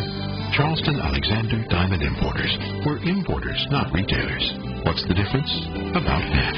We're on the web at wherethediamondsare.com or talk to us on the phone, 703-931-6200. 703-931-6200. Michelob Ultra presents Dr. Reinhard Messerschmidt, motivational speaker. No matter what your New Year's resolution, you can do it. But you have to ignore the temptations. Hello, I'm Chocolate. Come eat me. And you say, I'm coming, Chocolate. Just let me get my potato off the couch. Well, how do you think you got that way? Ignore the chocolate. You can do it. Listen to the Michelob Ultra instead. It says, I am your ice cold reward, and I'm waiting for you. How can you ignore that sexy voice? Only 2.6 grams of carbs, and just 95 calories, but 12 ounces of that great Michelob taste. And think how good you look drinking your Michelob Ultra. Everyone thinking you're a movie star. You can do it. Do not thank me. This is what I do. This motivational moment brought to you by Michelob Ultra. Just 2.6 grams of carbs and only 95 calories per 12-ounce serving. Lose the carbs, not the taste. And as a Busch Michelob Ultra Light Beer, St. Louis, Missouri. Redskins Radio, brought to you by GTSI, Sun Microsystems iForce partner, every Monday night at 7 on 106.7 WJFK. New Smirnoff Ice Triple Black is triple filtered for a crisp, clean bite that most guys love, but some can't handle. What about you, sir? Judging by the fact that you're cowering under the table in the fetal position, I'm guessing Smirnoff Ice Triple Black was not your style. Mommy? Mommy's right here, sweetie. New Smirnoff Ice Triple Black, triple filtered for a crisp, clean bite. New Smirnoff Ice Triple Black is triple filtered for a crisp, clean bite that most guys love, but some can't handle. Well, sir, what did a big, burly man such as yourself think of Smirnoff Ice Triple Black? I could totally handle it. And what of the crisp, clean bite? Barely noticed it. And I barely noticed you wet your pants. New Smirnoff Ice Triple Black, triple filtered for a crisp, clean bite. Copyright 2003, Smirnoff Ice Triple Black Premium Malt Beverage. The Smirnoff Company, Stamford, Connecticut. Be smart. Drink responsibly. When it comes to high-speed internet, Cox rocks. Buzz Burbank here. I've had Cox high-speed internet service for years, and I wouldn't even consider switching to anything else. I can't imagine anything faster than my Cox connection. Cox high-speed internet downloads up to 25 times faster than a 56K phone line. No waiting to get online. Web pages, sounds, and pictures download at amazing speeds. With Cox high-speed internet, you get your own web space and up to 7 email addresses. Get expanded basic, HBO, and Cinemax for only $30 a month for 2 months, plus get installation for only $4.95. Also get Cox high-speed internet installed for as little as $15. Call Cox at 703-480-6222 now. And ask about Cox digital cable. Up to 9 HBOs, one-touch recording, better local weather info than satellite, a cool music channel layout, and useful displays including the TV Guide channel. Availability of some services vary. Taxes and other restrictions apply. For digital cable and high-speed internet, Cox rocks. If you're looking for a unique gift of jewelry, one jewelry store has 5 times the selection of ordinary stores. Jared, the Galleria of Jewelry, will amaze you with its Valentine's Day gift selection. The area's best collection of independently certified diamonds, gold and platinum, exotic colored gemstones, Sea Magic Culture Pearls by Mikimoto, and the finest Swiss timepieces. Plus, Jared has incredibly low prices every day. Celebrate your past, present, and future with Jared's 3-stone diamond necklace. A dazzling trio of diamonds set in 14-karat yellow or white gold.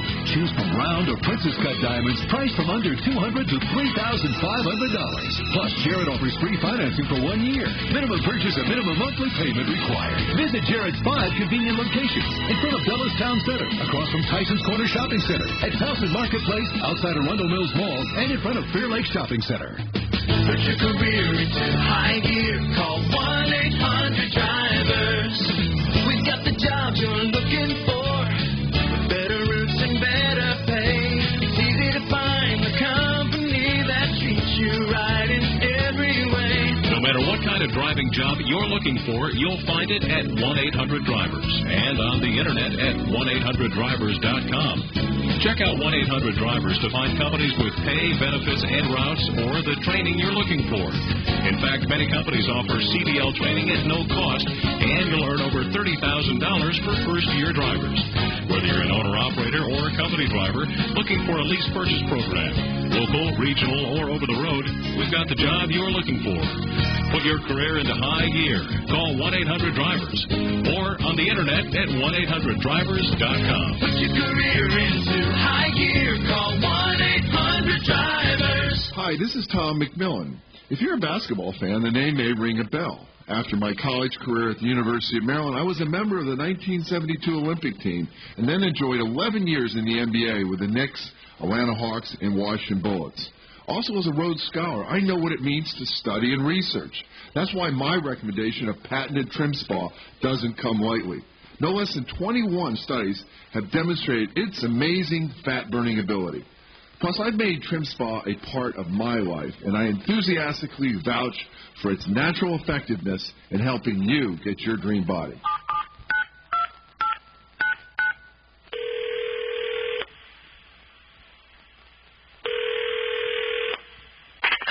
Say, did you know that Vikings from Iceland actually discovered America 1,000 years before Columbus? Imagine if they hadn't gone back. What would America be like today? Well, we'd be taller and blonder.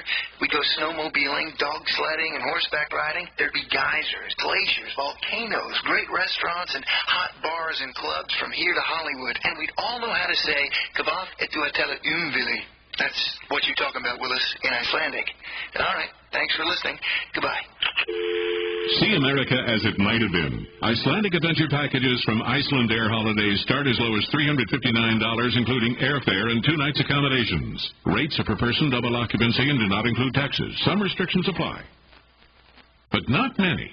So call 800-779-2899 or visit IcelandAir.com. The next 60 seconds could save a life if you act now. For over 100 years, the programs at Volunteers of America have made a difference. Imagine the face of a homeless child with no safe place to sleep. Imagine men and women struggling to break the cycle of addiction. Imagine the pride of a mentally retarded neighbor who now gets regular health care. These people need your help. Volunteers of America has a stellar record of sending the maximum amount of every dollar donated directly to their clients. Donate your car, boat, or RV to Volunteers of America.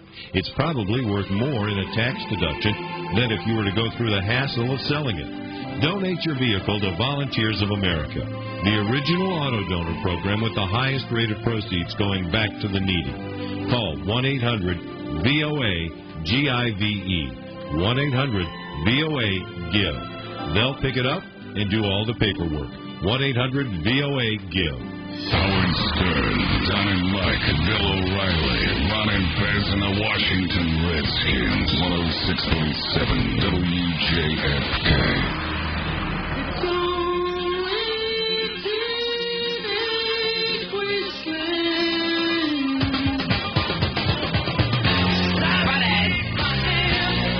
It's the Ron and Fez Show, 106.7 WJFK. Talking about those stories, some of them bad, some of them kind of silly, that happened to us when we were younger. You know, you make bad decisions when you're a kid. You do things that really get out of hand quick. We were talking about the kids who actually went and broke into 3 graves in a cemetery just to take some skulls and a corpse back to a party with them. Here's Mike. Mike, what would you like to get off your chest? Hey, Ron and Fez. Hey, buddy. When I was a kid, I accidentally choked my aunt's dog to death. How did that happen? I was doing some work in the basement, and this dog was really mean, so I put a rope around it. Well, the dog laid down and choked itself to death. So So what were you trying to do, tie the dog up? Yeah, I tied the dog up with its leash, and the dog was so stupid it laid down and ended up choking itself to death. Now, how quick before you realized you killed your aunt's dog? It was about an hour and a half. Oh, God. She was at work, and I had to call her up and said that the dog had a heart attack. She never found out the truth? She never found out the truth. You know what? The story just reminded me of something I did when I was really little. Let me guess, sat on puppies? No. I did not sit on puppies on purpose or accidentally. Was she a great big fat person? Not me. When I was little, I slapped a sleeper hold on our dog. Killed it? Put it out, and then panicked, and kept really shaking the thing really hard, and finally kind of shook it off and came back around. Lucky. Yeah, I know. I would have been dead. You remember those graves that you were talking about? Yeah. You know, down in New Orleans, when they put you in the grave, let's say a year goes by and they have to put somebody in the same grave because they use crypts down there. Right, because it's below sea level, so everybody's got to be buried above ground. Yeah, well, they take this long pole and they shove the corpse to the back of the crypt where all the bones and everything fall down. And within a year, they're decomposed because they eat it. All right, hold on. He says that the people in New Orleans share crypts, and they take the pole and shove you back and put the next person in. Oh, that's sick. I can't believe that. I'm not even believing it. I do believe it. And I think anything... You believe in ghosts. I do. I think anything that happens when you die is just gross and terrible. There's no dignified way, that's for sure. Here is Christy. Christy, you're on Ron and Fez. Hey, Christy. Hi. Yeah. How are you? Good. When I was 7, my neighbor was always over my house. He was the same age, and he really got on my nerves. And I hit him between his eyes at the golf club. Dang, Skakel. What kind of club was it? I don't know. I don't remember. It was a sharp one, obviously. He was leaning over in my yard with blood pouring out of his forehead. Oh, my God. Oh. I had to run in and get my mom, and I told her that we were, I don't remember how it happened, but I remember telling her that we were playing T-ball with it, and he was behind me, and she had to call the ambulance, then call his parents. Was he able to even speak or communicate the fact that you're a horrible golfer? I don't remember. A liar? Yeah. Well, good story. Thanks. All right, Billy says he's got something he wants to get off his chest. All right, let's bring in Big Billy Staples. Come on in, Bill. Billy, what exactly happened? How old were you? When this went down? Oh, I was about 7 or 8, I guess, when I used to go to work with my dad. And what happened? Now, your dad was an undertaker, right? Yeah, my dad was a funeral director and a mortician. Oh, God. Sorry. Yeah. And, no, we'd go into his office, and behind the office used to be a room where they would embalm the bodies and lay out all the bodies and stuff. And when he wasn't busy, I used to go in there and, look at the bodies under the sheets and stuff. Because I was like a curious kid. I never got to see a naked person before. This was my first time seeing, naked Everything women. about you was gross. So you saw a naked dead person. Yeah, and I used to, poke them to see what they felt like and try to crack their knuckles and their toes. See, I ever think about pulling toes? I love to pull toes. And when you pull a toe, it cracks. And I used to try to pull the toe and it would crack. And I didn't know whether it broke or whether I cracked it or not. Oh, my God. Now you were poking them in the poon or whatever? No, just poking the sides of the skin to see what it felt like. If it felt like, if it still felt like a live tissue and stuff. You wanted to see them naked. Oh, yeah, that was the first reason I went in there. So you were looking at their privates. Yeah, especially the older naked women. There was never any younger women. I know, it's not like this is a funeral home for supermodels. You're looking at 90-year-old women in there. Well, that is the grossest thing I have ever heard. Well, when you're a kid, you're just curious. Did you see a spider crawl out of it? Oh, no. Spiders. I've heard stories, though, where the muscles, my father would tell me how the muscles would, relax and stuff, and the arm would, lift up during the embalming and stuff. And you're just in there snapping toe bones. Just breaking dead people's toes. You don't break the toe. You pull the toe, and it pops. It's like cracking your toes. I understand that, but you're talking about doing it so hard you could have broken it. You didn't know if they were just cracking a knuckle or not. Most kids would have been afraid, and he's in there trying to break their toes and touch their boons. And make out with them. I never touched the poons. I was only looking because I didn't know what female private parts looked like. Could you imagine how the family would have felt if they would have went in there and a 17-year-old boy was staring at their great-grandmother's old dead poon? 7-year-old boy. Sure. Well, my dad died when I was 11. And you're looking at dead guys' puds, too? When your dad died when you were 11? Yeah. How many of his toes did you pop that beautiful? I never touched my dad, no. And then I stopped doing it when I picked up the sheet and somebody had been autopsied and they had that big Y incision in there and it was barely, You weren't afraid at all? No, I kind of grew up with it, Around dead bodies? Yeah. Because my dad was always very busy. We didn't get to spend much time together, so I'd go to funerals with him and ride in the hearse. That'll be your autobiography, 6 feet under, 3 sheets to the wind. And your dad did not think that it was odd that you were curious about dead bodies and all? Oh, he didn't know when I would go in there. Where would he think that you were? Well, he would have to go upstairs where the actual funeral was, the viewing or whatever you want to call it. And the offices were downstairs. He'd stay in there. He used to have a typewriter. He used to play in a typewriter. And, and then when he would leave, I would just kind of go exploring into the embalming room. I can still the smell of that embalming fluid, the formaldehyde, whatever it was. Oh, that's like gravy to you. Oh. Didn't they used to use it for angel dust later? They always said that. I thought so, yeah. So you must have got a little high from it. I didn't notice. I mean, that was just... That's probably the start of your problem. It was just, it was so scared, but so curious. It's you get that nervous energy, you shouldn't be doing this and you can get caught, but it's so cool, wow, this is a real dead person, poking it in the ribs. And actually, I tried to tickle one of them. I cannot believe that you, at that age, were just so fearful. All right, let me ask you this. I know you were obviously upset when your father died. Yeah. But the fact that you had seen dead people so often up until you were 11 years old. Yeah. So that probably didn't bother you as much seeing your father dead. No, it actually didn't affect me till after the funeral. Yeah. And then that's when I remember on my way home after I got the flag and everything, I just totally broke down with my mother, But during the whole funeral. Yeah, up until then you were brave little John Jr. saluting with a short suit. Yeah. It was just okay, my dad lived with this his whole life and I've seen it, so it wasn't a shock to see a dead person. Even though it was your dad? Yeah, I mean, you didn't try to look at him naked, did you? No. I mean, some kids have a dad as a butcher, but they would be weirded out to see their dad all butchered up. Yeah, well, I think it's a little different. My dad wasn't butchered, he was still intact. But you see what I'm saying? You're saying you grew up around it. Yeah, but I mean, it's a different thing. A butcher wouldn't butcher his dad to bury him. We don't know that. But, well, not in my case anyway, so. Your thing was you would go around as a little kid and break the toes of dead people. No, I didn't. Snapping them. No, I didn't. I didn't intentionally try to, break it, like that, or like that. When you just pull them, it would make a big pop. Right. And you don't know whether it popped or actually just came out of the socket. Oh, you want to say? You're so gross. Scott, you're on the Ron and Fez show. Hey, Scott, go ahead. Hey, guys. Hey, buddy. Hey, I was working retail audio video stereo equipment, and sold a system to an elderly gentleman. He came in with his wife, wheelchair, had some oxygen tanks and things like that. You knew he wasn't in good health, and went up and installed it, and you get friendly with customers and things like that. But he was lacking one piece of equipment. So about a week went by, and I called him and said, hey, it's in, come and install it before the store opens. And then she said, oh, yeah, come on over. Tomorrow morning I went over.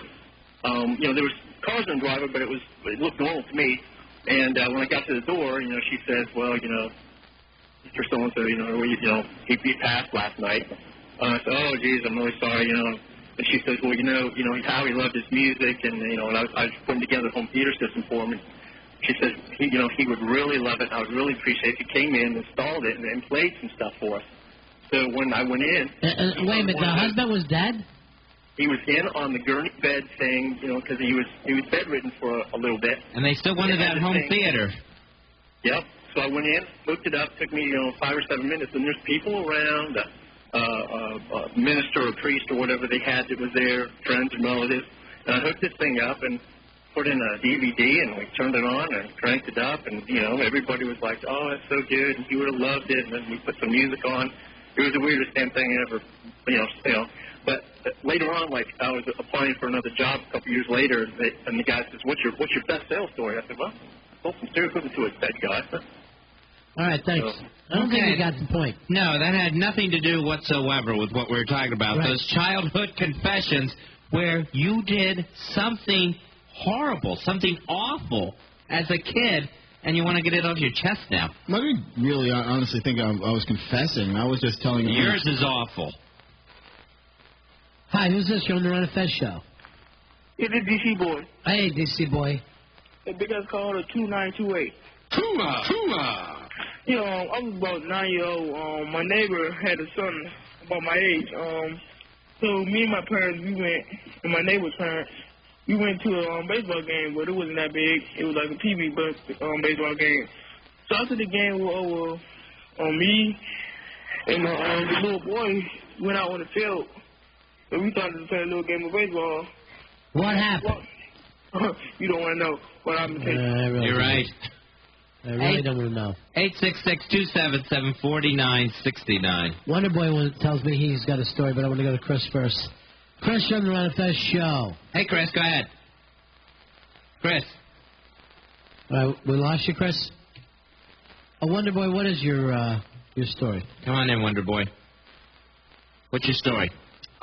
We used to play, we would play street hockey with my neighbor next door when I was a kid, probably like I was around 11. And after one game, I had lost in the game, and I felt like he had cheated, and I was really telling him off when the game was over. So we had kind of a fight. I went home, and I saw that there was rotten milk in the back of my fridge. So I called him up, and I said, I'm sorry, I shouldn't have been yelling at you. It was kind of wrong. I'm like, why don't you come over? We'll have a snack. We had a good time and stuff. Come over, and I'll apologize. So when he came over, I had all kinds of cookies and brownies and stuff out, and all the milk's waiting. And I had some fresh milk for myself, and I had a glass of rotten milk just sitting there. And I'm like, dude, I'm sorry, I was fighting with it. And he came over, he had some of the cookies, he drank the rotten milk. He started trying to hold it in his mouth. He ran over to the can, spit it all out. And then we didn't talk for a long time after that. You know that you did it on purpose? Yeah. How old were you? I was, I think, 12. I was really pissed. All right, you poisoned someone, and look at you. You're still laughing about it. Well, I mean, the look on his face, he really, it wasn't like the milk was really soupy, but it was definitely rotten. Oh, God. And he had no idea it was coming. I was like, I'm sorry about that. I really, I really played it up. How sick is your house that you got that rotten milk sitting around? Where was your mother, Latchkey? No, what it was is I think... That rotten milk came out of her breast. No, we had milk for coffee. It was just like some kind of milk that had been shoved to the back. We had some kind of family affair before that, and that milk kind of got pushed to the back. Oh, sick. That's disgusting. But that's how it is in their family. Joe, you're on the Ron and Fez show. Hey, Joe, go ahead. How you guys doing? Good. Okay, buddy. I guess it's a murder confession, although it's not a human being, so it really doesn't count. Okay. My buddy had a cat, and this cat was attacked by his neighbor's cat, and hurt pretty bad. So we decided to, we'd take matters into our own hands. We put out a little can of cat food. When the cat came riding along, he popped it in the head with a 22 pellet gun. but it didn't die right away. Blood started spurting out of his head like a fountain, and it started running around in circles screaming. Oh, God. So then it became like a situation. We didn't know what to do. We wanted it just to go away, but it wouldn't. It was just running around in circles screaming. So we were hidden for a while. Yeah, it got uncomfortable. And then it ran off and back into its own yard. So we kind of just, just went back into the shadows and hope for the best. Oh, my God, that's disgusting. It made me feel uncomfortable. Yeah, I guess it would. Did it make you feel better to talk about it? I don't know. Actually, probably not. I shouldn't have relived it. Thanks, man. See, the people that did these things, most of them are still laughing about it. Isn't that odd? They don't realize, you know what, we did a horrible thing as kids. You know, kids do bad stuff.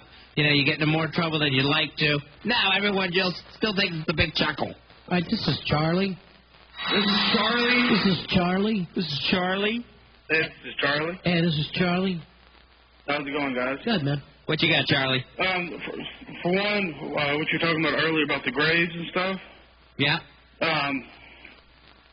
When like a big construction company bought an area to build on, if they came across an old grave site, they'd have to fence it off and couldn't touch it. You couldn't build over it, couldn't do nothing with it. Right. Had to leave it there. Well, what's happened since then?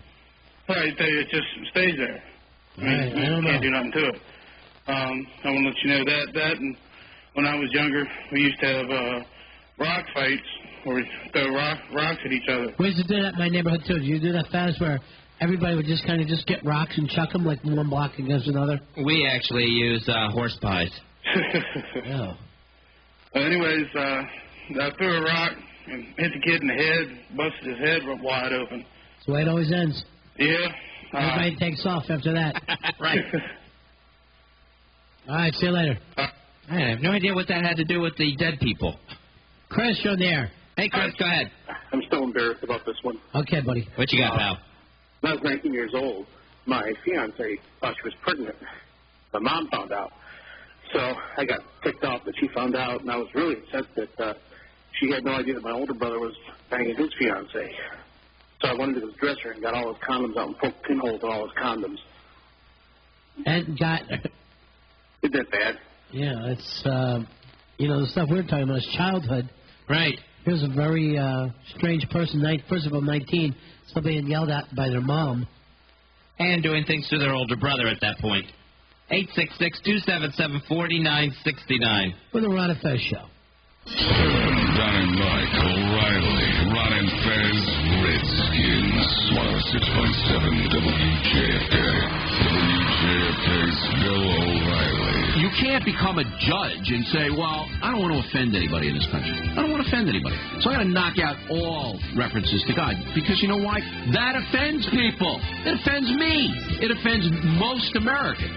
In all the polls, every poll shows that the exclusion of spirituality in a public arena offends most Americans.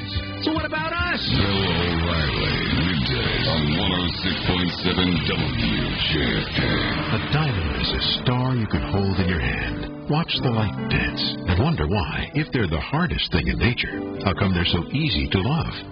Charleston, Alexander. We have more diamonds in one place than any other one place in Washington, Maryland, or Virginia. And more diamonds than any one website. And this Valentine's Day, you can take a star in your hand and put a sparkle in someone's eye by simply saying, this is yours. And by the way, so am I. Over 7,000 carats of diamond jewelry, 800 pairs of studs, 700 rings, and 1,200 loose diamonds from half a carat to 5 carats. And only 1% of the diamonds in the world meet our standard for cut. 14th, isn't it, Valentine's Day? Charleston Alexander Diamond Importers. We're importers, not retailers. What's the difference? About half. We're on the web at wherethediamondsare.com or talk to us on the phone, 703-931-6200. 703-931-6200. Hi, I'm Dave Chappelle, and I've got a new show on Comedy Central. It's called Chappelle's Show. Wednesday nights, 10:30, 9:30 Central. I just wanted to take this opportunity to let you know that I recognize what an honor it is to be invited into your homes each week. Now, I realize that with this privilege comes a responsibility to bring you a show that is always worthy of your trust. I'm Dave Chappelle. I love internet porn. A show that you can be proud to watch. The brother can't get enough of that. And most of all, a show that brings people together. Right, Daddy, it's your black son, Earl. That's Dave, and this is your warning. Chappelle Show, Wednesdays on Comedy Central. Just Dave doing TV his way. It's just regular TV. Chappelle Show, a new brand of comedy. Tonight at 10:30, 9:30 Central. Only on Comedy Central. Comedy Central is available on Comcast. Call 1-888-COMCAST to order. Restrictions may apply. Call Comcast for full details. You know exactly what you want. A Toyota. A pre-owned 2000 Toyota Camry. Red, with air and automatic, and less than 65,000 miles. Easy. Just go to Toyota's website, www.toyota.com, and browse through hundreds and hundreds of Toyota certified used vehicles. Every one is less than 5 years old, has less than 65,000 miles, and has passed a comprehensive 128-point inspection so thorough that Toyota extends the powertrain limited warranty of all certified used vehicles to 6 years or 100,000 miles from the original date of first use. You get roadside assistance up to 6 years or 100,000 miles from the date of first use, a vehicle history report, and lower cost new car financing. You won't find all that at some used car superstore. But if it's a Toyota, you're likely to find what you want exactly at Toyota's certified used vehicle website, www.toyota.com. Toyota certified used vehicles. The best new cars make the best used cars. A gift from Shaw's Jewelers goes straight to the heart.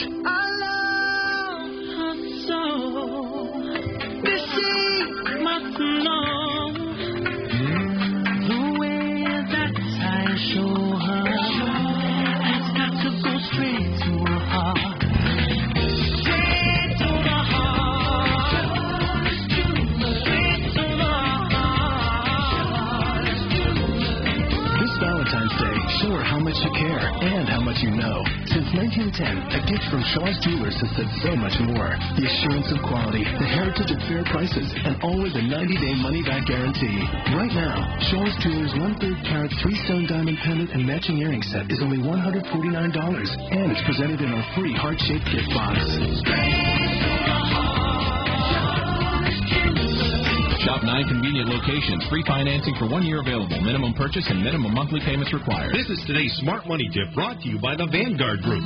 College tuition for your kids could be one of the biggest expenses you'll ever face. So plan ahead. Open separate investment accounts with the birth of each child and add money every month. For younger kids, choose stocks and mutual funds to maximize growth. As your kids age, pick more conservative income-producing investments. And don't forget to check out a Section 529 plan for tax-free savings. This Smart Money Tip was brought to you by the Vanguard Group, the right investment information to help you take charge of your financial future. This is your 30-second Vanguard Insight on expense ratios. When comparing mutual fund expense ratios, the smaller the number, the more money you keep. Ratios that start with whole numbers? Not good. If you see a decimal point first and then the numbers, better. Expense ratio too high? Call 1-888-VANGUARD or visit us at Vanguard.com and invest in our way of investing. Call for prospectus for more information and read it carefully before you invest. Vanguard Marketing Corporation Distributor. Miller Lite, Miller Time, track 10. Kicking back to relax, unwind, release the mind, get a freedom of the choice. Celebrate the time you find to appreciate the fine side of the way you glide with old friends. Every time it seems, remember when Miller was so good, it was like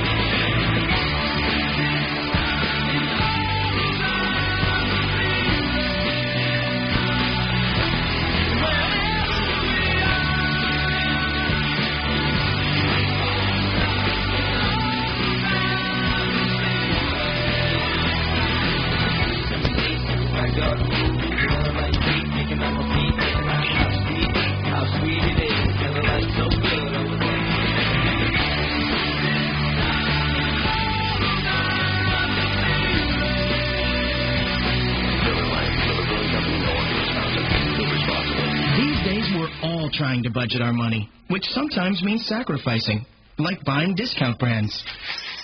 Mom, what the heck are Cherry X's? Or trying to haggle. I know this is a 99-cent store, but how about we go 59 cents on this gum? Or even cutting your own hair. Can someone get some gauze? Quick! Thank Hopefully you don't have to sacrifice when it comes to your travel plans. Because right now, every destination that AirTran Airways flies to from BWI or Dulles is on sale. And chances are you'll arrive in a brand new Boeing 717. So now you can save on flights to over 40 cities and still get a great experience with great service. Just purchase your tickets by February 11th and fly by June 11th. 7-day advance purchase required. Book online at airtran.com or call your travel agent or AirTran Airways at 1-800-AirTran. Does your vacuum cleaner really earn its keep? Mine does. Hi, I'm David Orick. When you buy an 8-pound Orick XL, you're buying a vacuum that cleans so well, it's used in the finest hotels in the world. You're buying a vacuum that lasts so long, it's backed by a 10-year housing warranty. You're buying a vacuum that pays for itself in what you save on electric bills. In fact, my Orick XL uses 1/3 as much electricity as most other uprights. See for yourself how brilliantly designed my 8-pound Orick XL really is.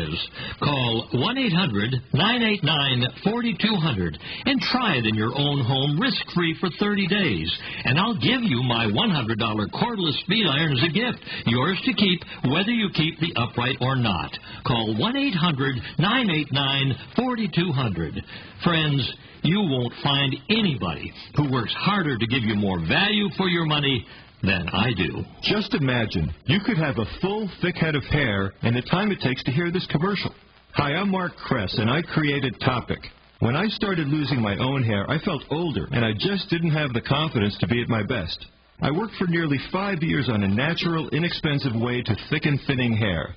I developed Topic, hair-building fibers made of pure organic keratin, the exact same protein as your own hair.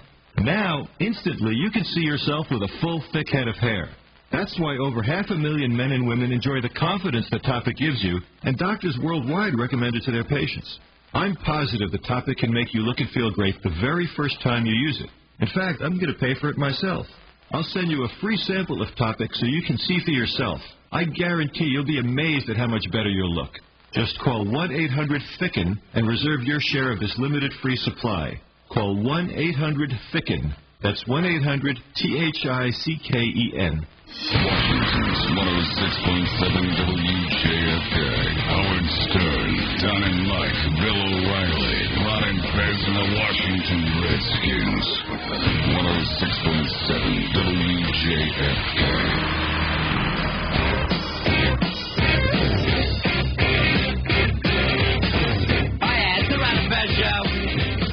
Free phone number 866-277-4969. That's right, we are live tonight, unlike last night and Monday.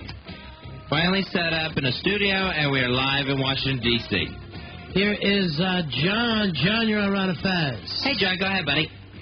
Yeah, this wasn't me, but my little sister, and I don't know exactly why, but we had one of those big 50-gallon trash can deals in our backyard, right? Right. And she... it was half full of water, and she took our Chihuahua or something like that, some really small dog, and put it in there to let it swim, and forgot about it. So it, I guess it must have swam around there for like an hour or something and died. All right, now why would this be on your conscience after all these years? But it wasn't on my conscience. No, you just still, even at this age, you're still calling and squealing on your sister. He's a tattletale, Ronnie. Funny. Come on. Think about it. I mean, because that dog must have been staying in there for freaking, like an hour or something. I know. How long do you think the Chihuahua lasted swimming, doing the doggy paddle, literally? Yeah. Before it finally got too tired to even... And was it floating on top, or was it down the bottom of the drum? Yeah, it was floating. Yeah. It's pretty funny. We just told her that it ran away, but I just thought it was pretty funny. You told her, the killer itself, that it ran away. What? You told the killer it ran away, or who'd you tell? My sister, the killer. Yeah. Yeah, we told her it ran away. All right. You gotta tell her she drowned it. All right, so how's she going to learn? She's going to start dropping babies off in the pool and walking away. I'd march her out there in the backyard, take her face, and put it right in that barrel with the Chihuahua still in it. Some of the stuff you got to get off the conscience, Fezzy. You got to be able to express it. Yeah, whether it's bobbing for Chihuahuas or like Billy Staples, who, of course, like to peek at dead people in his dad's funeral home and break their toe bones. Here is Lee. Lee, you're on the Ron and Fez show. Hey, Lee, go ahead. Hey. Yeah, once I was like around, 13 or 14. Right. A buddy of mine, We were dropping rocks from the homeless person and from the 5th floor. And what happened was my buddy kept on missing, and he finally threw a rock and it hit his mark right in the guy's crotch. And you would where would you get the rocks from that you were chucking on the homeless? Oh, they were on top of the garage. Now, it doesn't seem like you're all broke up remembering this. It seems like you still find it kind of fun. Well, it was at the time, but now I regret it. Yeah, it seems like you do it tomorrow if given the rocks and the opportunity. Tomorrow, because, someone could drop a rock on me, hit me in the nuts. Why, you homeless? No. No, that only happens to the homeless people, right? Now you know why homeless people hit people there with bricks. Right. They're only fighting back. Definitely. Learn a lesson. Thanks a lot, Lay. Talk to you later. All right, the Hawk came in. He wants to share a story. What do you got for us, Hawk? Hey, Hawk. Hey, one Friday night, me and my friends were hanging out, and we were really... Were they Arabs? No, they were Americans. Oh. And they liked you anyway. Amazingly. This is before the problems. And so we all had a contest to see how many cars we could key. All right, now when you key a car, that's when you take a car key and run it down the side? You're scraping it down the side, scratching the car, right? Yep. And we had a thing is it could be no longer than 6 inches, and we had a set amount of time, 5 minutes, and who could get the most amount of cars. Now, why would you even want to do this? Why would... Well, we were just stupid kids, teenagers, and we just had nothing to do one Friday night. Now, why only 6 inches? Well, the thing is, we had a set amount of time where we could do it in. So, if one kid would spend all the time just scraping on one car. So it's not like you didn't want to ruin a car. It's just like you wanted to hit as many as you could. Yeah, we're going for quantity, not quality. Right. Any kid could just take a key and run it down the side of a parking lot. All right, so how many did you key? I got 20 personally. Oh, my gosh, you little brat. And how many kids were playing? We had about 4 kids, and we got about 80 cars. No, wait, I had 25, and they all had like 20. So bragging. So you were the leader of the pack. Yep, we even made the local paper. No way. It was in the paper. This vandalism was in the paper? Oh, yeah, because it did. We got 85 cars. That's like hundreds of thousands of dollars of damage. Now, how did you feel when you saw it in the paper? We thought we were going to get creamed. We thought our parents, if they found out, would just ultimately kill us. Were you worried one of the kids would crack? Yeah. Exactly, because here's the thing. When you get that many kids involved, 4... someone's a squealer in there, Ronnie. And then Hawk had to start killing kids one at a time. Well, the thing with is, 6-inch stab wounds. 2 of them were brothers, so we knew they wouldn't squeal on each other. But me and another kid were the ones that were worried that I thought he was going to squeal and he thought I was going to squeal. Boy, that's when a gang starts to fall apart, when you start turning on each other. So nobody squealed? No, we all remained silent. Until now? Yeah, until now. All right. There's an officer here to speak to you, Hawk. Now that you said it, do you feel better, Hawk? Actually, I feel even worse than before. You know what? I got to tell you the truth. I like you a lot less than I ever did before. I think now that you're a scumbag. I used to think you were a great guy. I'm adding up all the damages in my head and the amount of money. It's thousands and thousands of dollars. How would you like to repay the universe, Hawk, and get this off? How about taking thousands of dollars and giving it to something, some charity? Some homeless cars. I don't feel that bad. No. I'll just probably stay up all night. Now that he tells us this story, and I never heard the Hawk, I've never heard of him doing anything wrong his entire life. He's a scumbag. He is. He really is. And now I think of all the times, like, I go in the studio and my headphones are broken. Or scratched. Yeah. 6-inch scratches on my headphones. Sometimes I go home and my back is scratched. Really? Which I love. Marta, you're on the air. Hi. When I was a little kid, our family cat had a litter of kittens, and she rolled over on one of them and killed it. And I buried it, and a couple months later I dug it back up to look at it, and I still feel bad. You saw like a little cat skeleton, or what was it? Well, it wasn't quite a skeleton yet. It was like it had a cocoon over its mouth. Oh, that's so awful. Ew, you're so sick. Now, did the cat roll over it, or did you roll over it? No, the mama cat. Mm-hmm. How old were you when you did this? I was probably about 8. Yeah. Man, you sat on a cat, didn't you? You blamed it on the mother. Well, no, but I was just curious to see what it would look like. And one more thing. Was this fat girl Miss Piggy you, Fez? No, I was not Miss Piggy. All right, I thought for sure it was you. I was not called Miss Piggy in high school. Here's Rob. Rob, you're on Ron and Fez. Hey, buddy. Yeah, buddy. Hey, I was wondering if you and Fezzy there could collectively kick the crap out of Hawk for me. Doesn't it drive you nuts? I mean, that is one of the worst things. I've had damage done to my car, and if I could catch the guy who did it, he wouldn't be around to tell about it.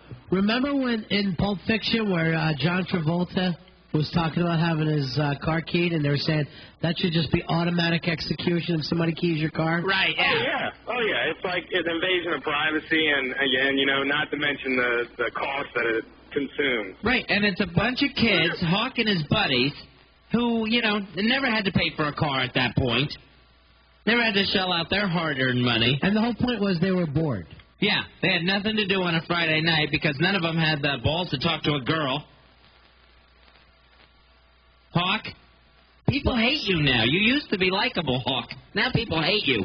Well, you have to understand, you're at those awkward years, and you just kind of, you don't have a car, you can't go anywhere. You can't really get into R-rated movies. At that point, I was only like 15, and I looked it, so I couldn't, like, sneak in. There was nothing to do on a Friday night. You could hang out at a park or something, but... So you destroy other people's property. Over 80 cars get keyed in one night.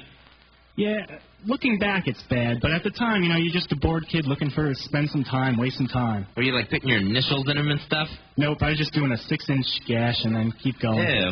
I'd love to do that right about now. Oh, my God, we're so embarrassed. I know. He feels like we've taken him into the interrogation room. Ugh.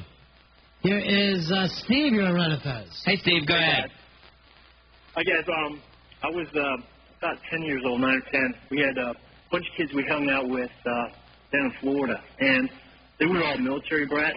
And then there was a couple of guys in the neighborhood that weren't military, and they were like 2 years older with us, and they were always bullying us around and stuff. We were playing in the backyard one day, and this one guy had this rock in his hand for a while, and then he dropped it or whatever. But all of a sudden, this rock, the same rock about grapefruit size, came over and hit this guy right in the head. Oh. Right on top of his head, kind of like when he fell down to the ground. Now, do you know who threw it? Rock. What's that? Do you know which kid threw it? Well, I didn't actually see him throw it, but I knew he was like the last person that had this rock, you know, okay. It's pretty big. But he was like looking at us like, you know, if you tell, you know, blah, blah, blah. Well, this kid goes to the hospital and ends up passing away like 3 or 4 or 5 weeks later. No way. So we were, number one, we're interrogated like crazy because, you know, military and all that stuff, and, you know, parents and police and stuff like that because it got really ugly. And no one, I mean, the kid kind of basically said, you know, you say anything, your history. Because this was an older kid? Yeah, this other guy and him were like 2 years older than us, and you know they would hang around, but they hung around to bully us all the time. So we tried to play somewhere where we didn't fall. How old were you? 9. All right, so you saw him kill your friend. No, I didn't see him, but he had the rock in his hand like that. So anyway, so after years go by and I move away, and my friend still lives in Florida, so. A few years ago, I went down to play golf, and we were playing golf, and he's like, hey, do you remember what happened with so-and-so, you know, when we were little and all that stuff? And I said, yeah, wasn't that bad? You know, so I always thought that so-and-so threw that rock, but, because, you know, I never saw it. But, you know, how mean he was to us, you know, I always thought that he did it. He goes, well, so my friend said, I saw it. I saw him do it. But I was too afraid because, you know, how he always, you know, did stuff to us. I mean, this guy would, like, he would get an air gun or something like that for a birthday or something like that. Yeah. And he would take the pellets off of the mat, like his rubber mat, welcome mat, put them in there and shoot us. I mean, he'd come up and say, he was just a mean kid. Right, don't move. This is going to hurt. Bap, you know. Well, he's already killed once. Well, I know. Well, so we're playing golf. He goes, you'll never believe what happened to him. And I said, what? He goes, the guy was driving. Someone threw a rock off of a bridge, hit the windshield, and killed him instantly. I'm like, no way. Unbelievable. Yep. All right, Rory's rolling his head like this was a Twilight Zone, was it, Rory? Yeah, no, I'm not saying it's Twilight Zone. I'm just saying that's just way too coincidental. It's just amazing. Yeah, believe him. I was floored, and I thought, you know, why didn't I was asking him why didn't he say anything when he was little? He goes, well, I was always too afraid to say anything. You know, that's what he said. He was too afraid to say it. I always thought in the back of my head that he did it, even though I didn't see it. Yeah, but you never even brought it up to the cops yourself, like, hey, he was the last one with the rock, right? No, later when we were older, the reason why him especially was so mean and nasty was his father used to do, like, I guess, mean stuff or verbal or slapping him around, stuff like that. And then he would just, like, come out in the neighborhood, and when he got we got kicked out of the house or something like that when his father was beat up on him, and come down and, like, take it out on us. Wow. So that's why we were always, like, hiding and trying to be away from him and not hang out with him, things like that, But to, hear that, I was like, some part of you, like, says, I'm relieved, or he got his just desserts and things like that. Well, you also got a rock in his own head. Yeah, but you also have to remember he was just a little kid who threw a rock. He didn't set out to kill somebody. Well, we all threw rocks at each other. He was 12 and we were 9. Right, but you know what? Now that you're an adult, you have to remember that he was 12. I mean, you throw a shot put-sized rock. What are the chances that it is going to hit someone? That little kid didn't have that aim. Well, I really don't think he did it purposely, but because he was so mean, and then he gives that. Oh, there are mean kids out there. Right. No, I know. All right, thanks, guys. I appreciate it. All right, see. Joe, I'll tell you what. If that ain't a Twilight Zone, make a good one. He kills a kid with a rock. A year later, he's driving down the road. A rock falls out of the sky, basically off a bridge, through his windshield. Yet no one sees it drop from the bridge. Did it come from the sky? Yeah. Where did that rock come from? Came from his own karma. No, Fez. It came from the Twilight Zone. Ah! Wait, first of all, no one screamed after the Twilight Zone thing. It just stopped. I always did. Well, we all couldn't hear you at home. Oh. You know what was always scared me about Twilight Zone? Remember how the camera shot would go up into the sky? Yeah, kind of like into the stars. And then Jackie Gleason, the Honeymooners, uses the same kind of shot. And I was always kind of scared of the Honeymooners. Was there a fat face in the moon? That's how you could tell the two shows apart. I was always afraid, and the Honeymooners was a real scary-looking apartment. That Honeymooner, you're right, because it's like they lived in absolute squalor. They were in a tenement. They were in Brooklyn? Is that where they're supposed to be? Yeah, they're supposed to be in Brooklyn, yeah. I mean, but that apartment had nothing. And then they would always do a shot of, like, Norton's apartment. It'd be much nicer. They had much nicer things than Norton's. Isn't that weird? Yeah.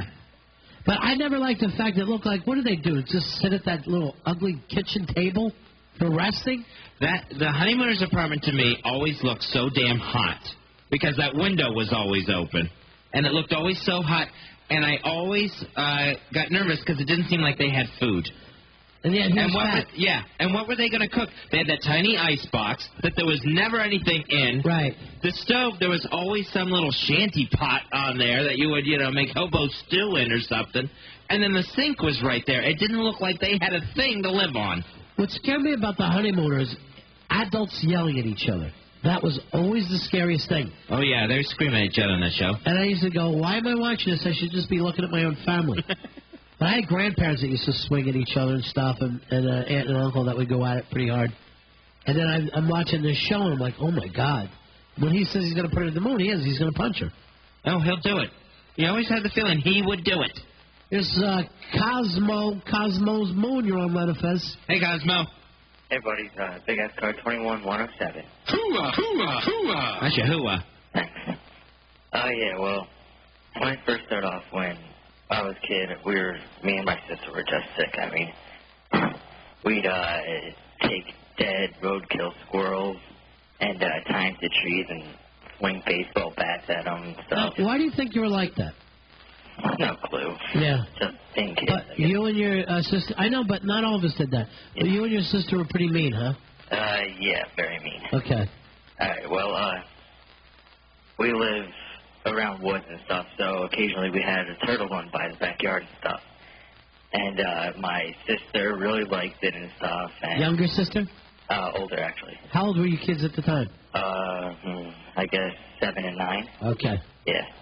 All right, anyways, and so out of just plain meanness, me and my friend find the turtle one day, take at it with hammers, bust the shell all up, the turtle's bleeding.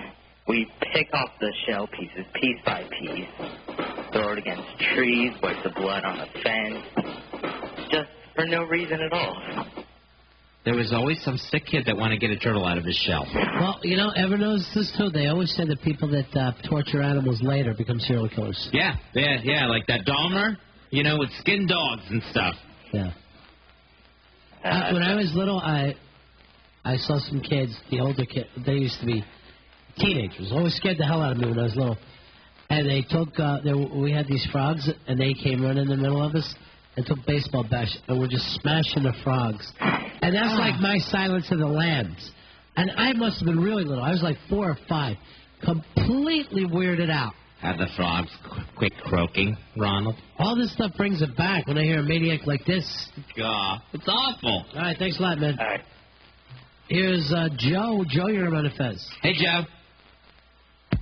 I lost you, buddy. No, Joe. Ow. Here is Chris. Chris, you're on the air. Hey, Chris. Ronnie? Yeah, buddy. Fezzy? Buddy? Buddy Buds. You're on Buddy. You got Buddy Bud? Listen, I thought what I was going to tell you was bad until I heard the last dude who called. Yeah, that's always sick stuff. You got it. Okay, that was disturbing. He's got just as mean a sister. This is about me and my younger sister. I was about 10 years old. I was living in Europe at the time with my family. We came back to the States, staying up in New York with an aunt. I had jet lag. It was very late. My sister and I had to share a room. How old were you guys? What's that? How old were you and your sister? I was 10. She was 4. She's 4 years younger than me, so she was 6. Okay. All right, so we each had to use a separate bed. Middle of the night, I wake up and I wet the bed. All right, I was tired. I had jet lag. I know I was an old kid at the time, whatever, but I had an accident. You had an accident. Sure. There's no way I'm going to tell Aunt Lucy. All right? I can't do it. So I get up. I pick my sister up, put her on the floor. I take her mattress, put it on my box spring, take my mattress and put it on her box spring. First of all, you're brilliant. And I took my sheets, put them on her bed, took her sheets, put them on my bed. I got changed, took my pajamas and threw them outside in a bush. It was like 2 houses down. I go to sleep. I wake up the next morning. My mother's in the room. My father's in the room. Gina, what happened? What? You had an accident? You wet the bed? She couldn't figure out how her pajamas were dry and the mattress and the sheets were soaked. And the way out of it. I've been surfing with that story ever since I was that age, and no one in the family knows until now if they're listening. You know what? You ought to tell them. Because now they would probably laugh and it would be all cute. Yeah, I think it might be pretty funny. I'm thinking, over some eggnog next You don't probably laugh so hard you wet yourself. Hey, look, I got a story for you all. Exactly. All right, thanks a lot. All right, man. Take care. Peace. Hey, Fuzzy, we got to take a break, but when we come back, Fez has a story about us.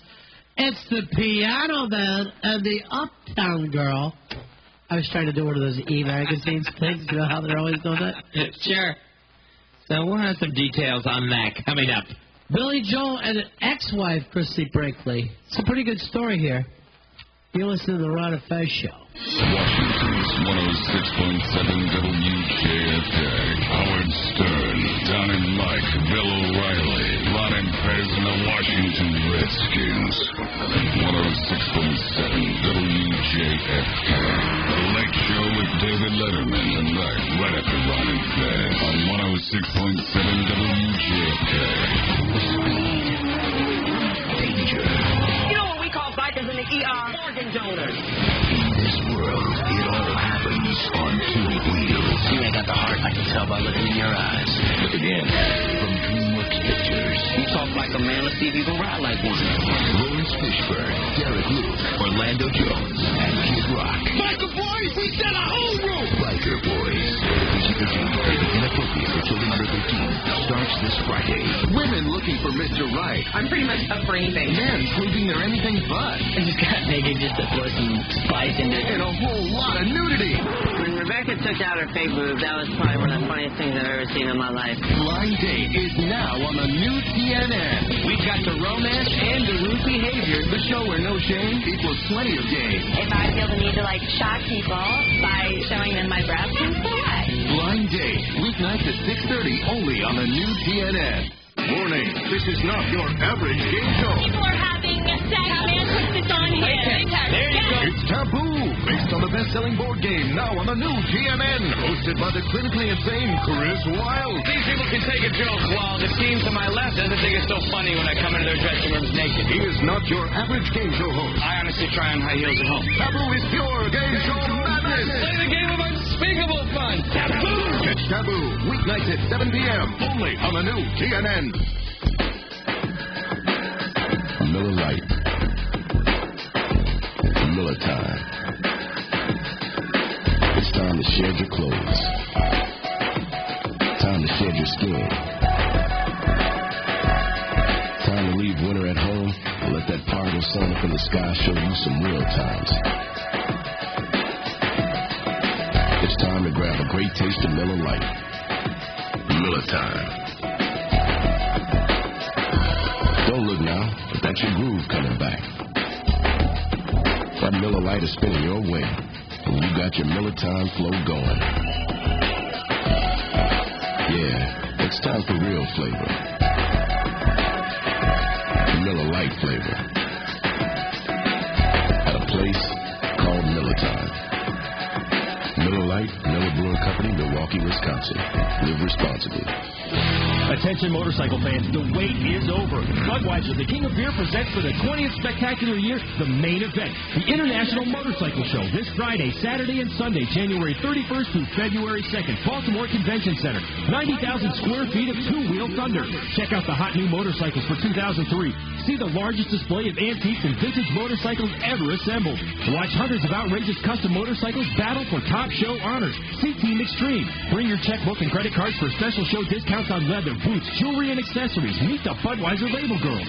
Hear live music from the area's hottest bands, plus special guest appearance from Dracula Jackson. Don't miss the door prize, a Harley-Davidson motorcycle. Discount coupons available at Budweiser retailers. Active duty military free with ID. International Motorcycle Show, Baltimore Convention Center, this Friday, Saturday, and Sunday, January 31st through February 2nd. Don't miss it.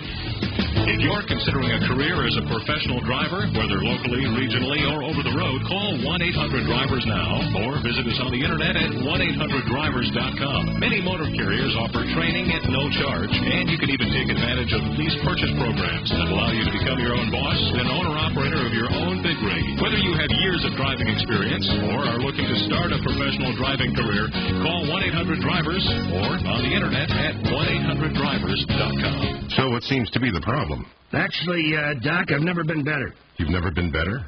Healthy as a cow. I'm just here to tell you about Mitsubishi Motors' Never Been Better event. I see. Yeah, Mitsubishi just completed 4 record-breaking years in a row, so we thought we'd pass on our good fortune by letting you, the customer, buy any brand new Mitsubishi and never pay interest, plus make no payments until 2004. Never pay interest? Plus make no payments until 2004 on any new Mitsubishi, including the Outlander. That's the brand new one. I love that car. So come in and test drive one. I will. So is there anything else? No. Then maybe you could put your clothes back on?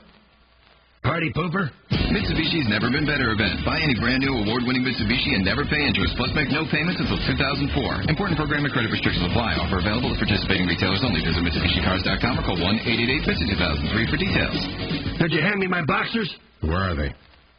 Check the waiting room. The Howard Stern Show, mornings at 6 on 106.7 WJFK. If you have trouble sleeping due to low back pain, nighttime heartburn, swelling of the legs, or minor aches and pains from muscular fatigue or overexertion, I have a free video for you. A free video that may lead you to the good night's sleep you've been missing. Hundreds of thousands of people like you now sleep better thanks to the world-famous Craftmatic adjustable bed. You've seen Craftmatic adjustable bed on TV. It's the bed that adjusts at the touch of a button to 1,001 relaxing, comfortable positions so you can sleep the way your body wants to sleep. For 25 years, we've been helping people all over the world get the healthy sleep they can't get with ordinary flat beds. Think about it. Your body isn't flat, so why spend another sleepless night on a flat bed? Find out what you've been missing. Grab a pencil and paper and take down this toll-free number to get free information and a free video that may lead you to better sleep now. Call 1-800-233-9940. That's 1-800-233-9940. Can't sleep?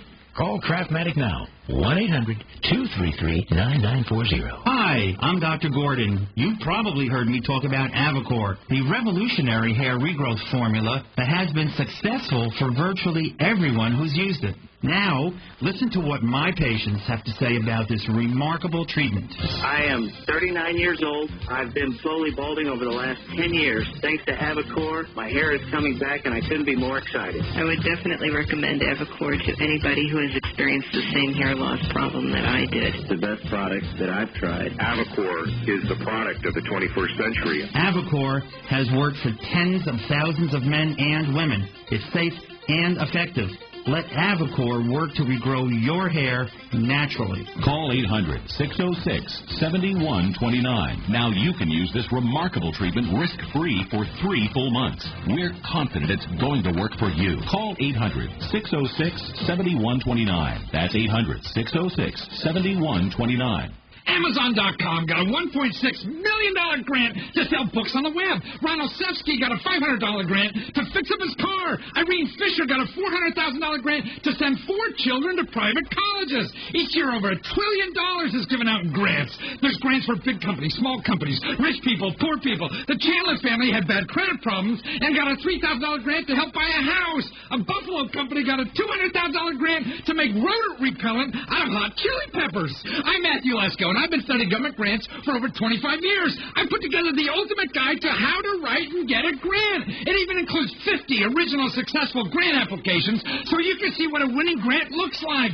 Sure, grants aren't easy, but over 30 million people a year are getting them. Now I have a simple way for you to apply for all the grants that are out there for you to do almost anything, even pay your bills. Call 1-800-248-8699. You've got money to gain and nothing to lose. That's 1-800-248-8699. If you're ready to become the biggest man you can be, then you have no reason not to join the thousands of men worldwide already benefiting from the results of all-natural Elzair. As seen on television, the demand for Elzair has exploded as word spreads about the most powerful and effective male enhancement product ever. Shown to deliver added size, confidence, and stamina, Elzair is as easy to take as a daily vitamin and made from the world's most effective and exotic herbs, like yohimbe bark, which studies show to increase blood flow to that special part of the male anatomy.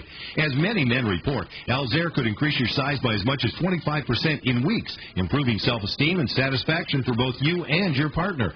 We're so convinced that all-natural Elzair will work for you that we guarantee the results. If the world's #1 all-natural male enhancement product does not give you the results you need, return the empty bottle and your money will be completely refunded. To try Elzair risk-free right now, call 1-800-681-6866. 1-800-681-6866. Get started now and experience for yourself what women are whispering about. Call 1-800-681-6866. Don and Mike O'Reilly, Ron and Fez, Redskins, 106.7 WJFK.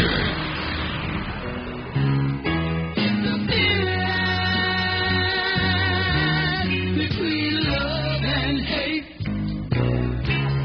it's a thin line between love and hate. It's the Ron and Fez Show. Ronnie, you know Billy Joel, of course. Yes, I do, Fez. He's a wonderful piano man. In a car accident, ran his car into a tree a few days back. They actually had to helicopter him to a hospital. He had some facial injuries. Word was maybe a broken nose. So a couple days later, the smashed up car that they haul away from the tree, it's sitting there at the auto body place. There's Christy Brinkley, the former Mrs. Joel, and she's snapping pictures of this thing, right? Mm-hmm. So everyone assumes, oh, isn't that nice of Christy Brinkley? She's helping with the insurance. Like he needs insurance. Or Christy Brinkley needs to put these things together. They don't have people. So, turns out, it wasn't for insurance, Ronnie. Christy Brinkley is snapping pictures of this banged-up Billy Joel car because she's going to use that as evidence against him. She doesn't want their daughter, Alexa Ray, to ride in the car with Billy Joel anymore. Why? She got one accident? She says she is concerned about her child's safety because of Billy Joel's, she puts it this way, frightening pattern of accidents.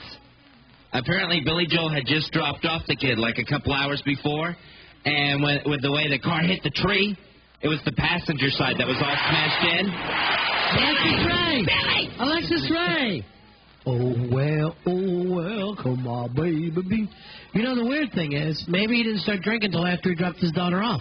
Maybe that's the thing. They didn't even do a breathalyzer test on him. They said there was no reason to suspect drunk driving other than the fact that Billy Joel's in the car and it's wrapped around a tree. All right, let me see the picture. You have the picture of the daughter? I thought I saw one of the papers is a picture of the daughter. Because how old is she now? She is... Yeah, she's getting up there. I mean she's a teenager, right? She seems like she's old enough to say, Dad, I'm not getting in the car with you. Yeah. She doesn't need her mom taking pictures of a car and then later saying, I don't want my daughter with him. Yeah, now, Christy Brinkley, she's 48. Billy Joel's 53. I don't see how old the daughter is. But they had that daughter a while ago. Yeah. The daughter's definitely in her late teens, I would say. Right. So say, no, I'm not getting in the car with you, maniac man. I used to be piano man, now I'm maniac man. You even rode your motorcycle in the rain, man. So now she doesn't want her daughter Alexa getting in the car with Billy Joel. She ought to be more concerned that that kid got Billy Joel's looks instead of hers. Billy Joel, what's a 4-letter word for ex-wife?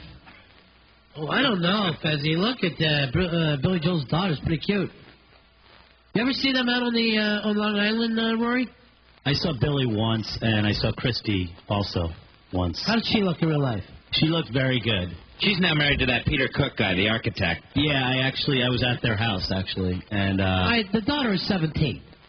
Stay out of the car if Dad's drinking. You know what? It's not like they're putting her in a car seat. Exactly. I hope not. And Fezzy, I definitely disagree and say that this is a really cute girl. Let me see the picture again. You probably haven't seen her since her awkward age. Yeah, she has her dad's basset hound eyes. That's adorable on a person. Let me see. Rory, what do you think? You're more the Grace of this Will and Grace, aren't you? Yeah, I think she's very cute. I think she's got a very nice, pretty face. And what it looks like here, a nice body, too. Now look at her daughter. She's got a young look to her, which, Because she's a young person. Right. We're saying she's cute, not affable. The way her eyes are bugging out, it looks like that's the picture right after the accident. Look at Billy, though. It looks like he's combing his hair with a dish towel anymore. Oh, yeah. There's nothing left there. He looks like a burn victim. Yeah, he checked him in. He did an Oakland Raiders center thing last year, where he went to the psychiatric center in Connecticut and the Silver Hill Substance Abuse Center. All right, so he's rehab, but you're saying you don't think it's stuck? No. Not if he's just running the car into a tree.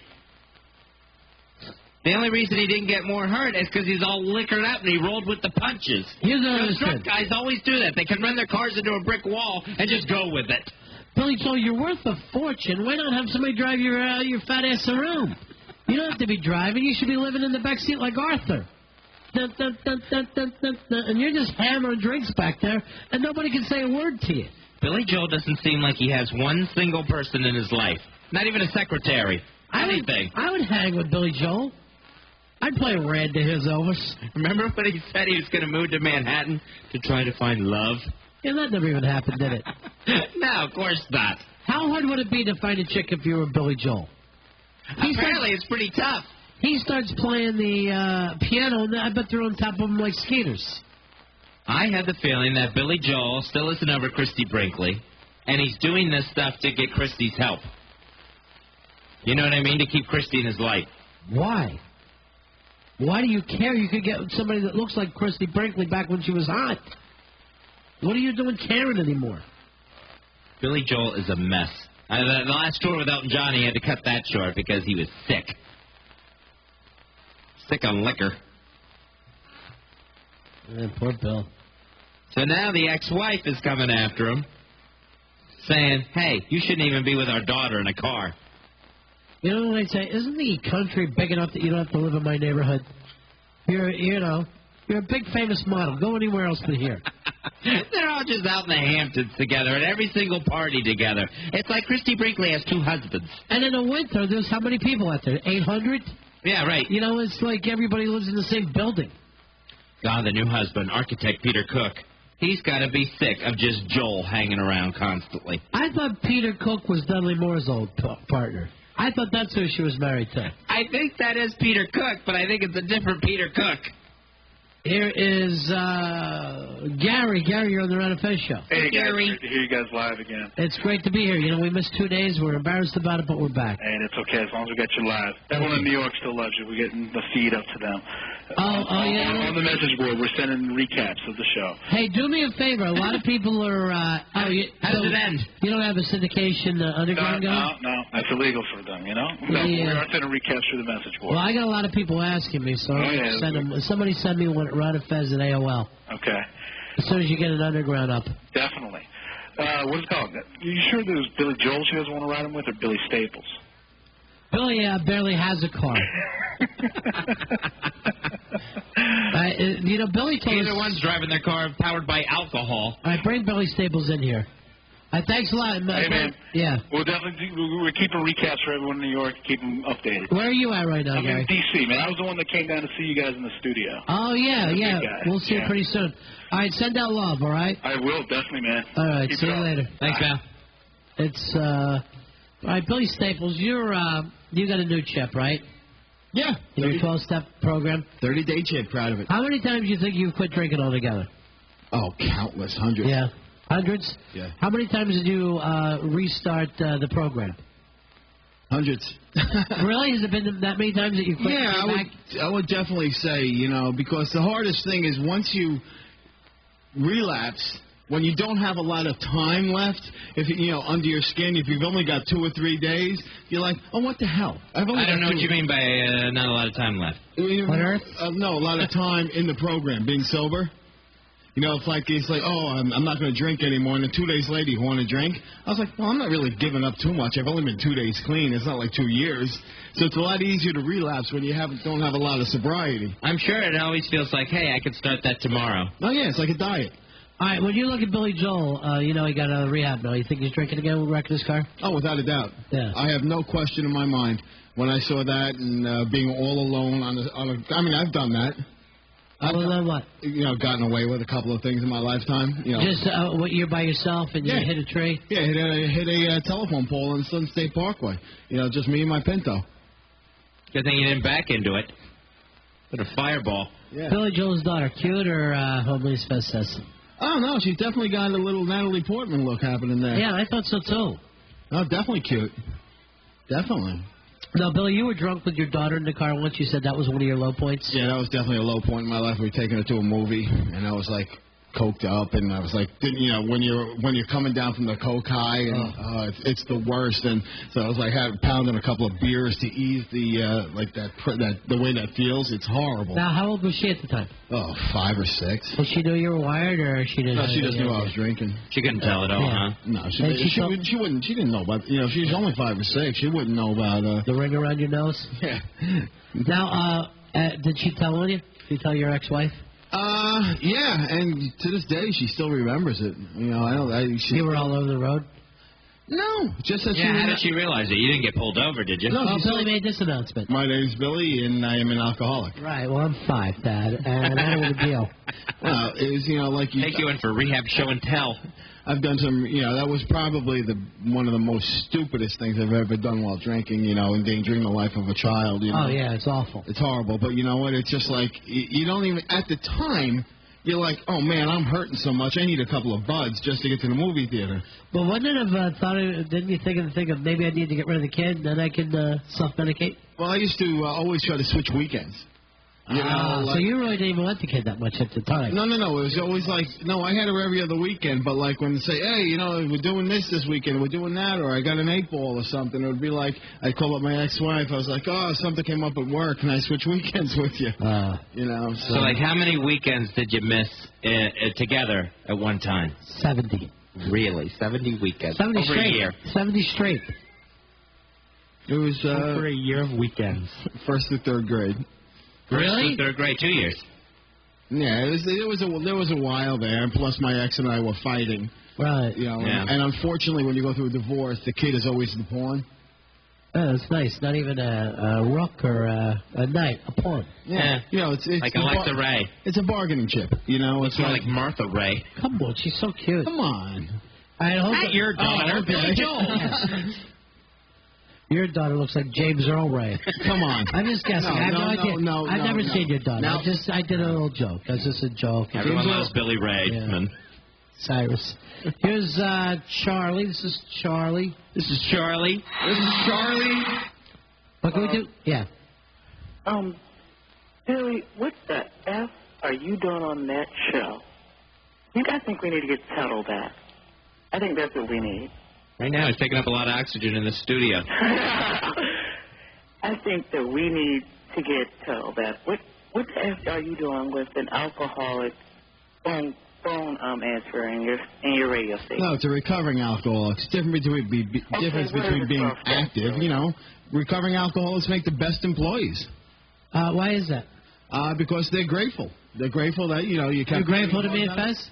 Oh, I'm very grateful to you guys. You know, stuck with me through some hard times and stuff. And you just keep showing up. I'm having one of them right now. This is, again, I'm sticking with you through hard times. Having a hard time. Here's Anthony. You're on Ron and Fez. Hey, Anthony, go ahead. Hey, just out of curiosity, is Billy still taking cocaine? Is he still drinking? I mean, I'm just curious. Oh, no, absolutely. How the hell can you possibly put a child in a vehicle while you're taking cocaine and drinking some kind of alcohol and expect that there's some kind of good to come from it? Absolutely none. It was a very, very stupid thing to do. I was going through a very tough time in my life. I was very active. And it was a terrible thing to do. And, you know, but when you're under the influence and when you're, like, wired off out of your mind, you don't do proper things. And it was, God, I regret it to this day, but I'm very thankful I didn't. Nothing happened. Really, at what point do you say, enough's enough, man? No, I said it. I'm clean and sober. Do you actually turn to yourself and say, hey, man, that is not a good thing to do? You shouldn't even have came to that point. You took a child and put her in complete danger. Unfortunately, when you're an alcoholic, you look back on it and you start giggling about it. That's not right at all. I'm not giggling. I'm an alcoholic. I have a disease, and you know what? Those who don't have the disease can't understand what it's like. Obesity. What's the disease? You got the flu or some kind of typhoid? I have alcoholism. I have the disease of addiction. You're as big as the piano man. All right, how is that a disease? I never understood that. You can catch it? Oh, no, it's actually hereditary. Oh. I firmly believe it's hereditary. You're a baby alcoholic? Yeah. Hey, Billy, that's a good idea. Why don't you blame it on your dad? Blame it on your mom. No, buddy. Why are you getting so angry for? I mean, it's not right at all. No, it wasn't right. I'm agreeing with you. So why are you so angry?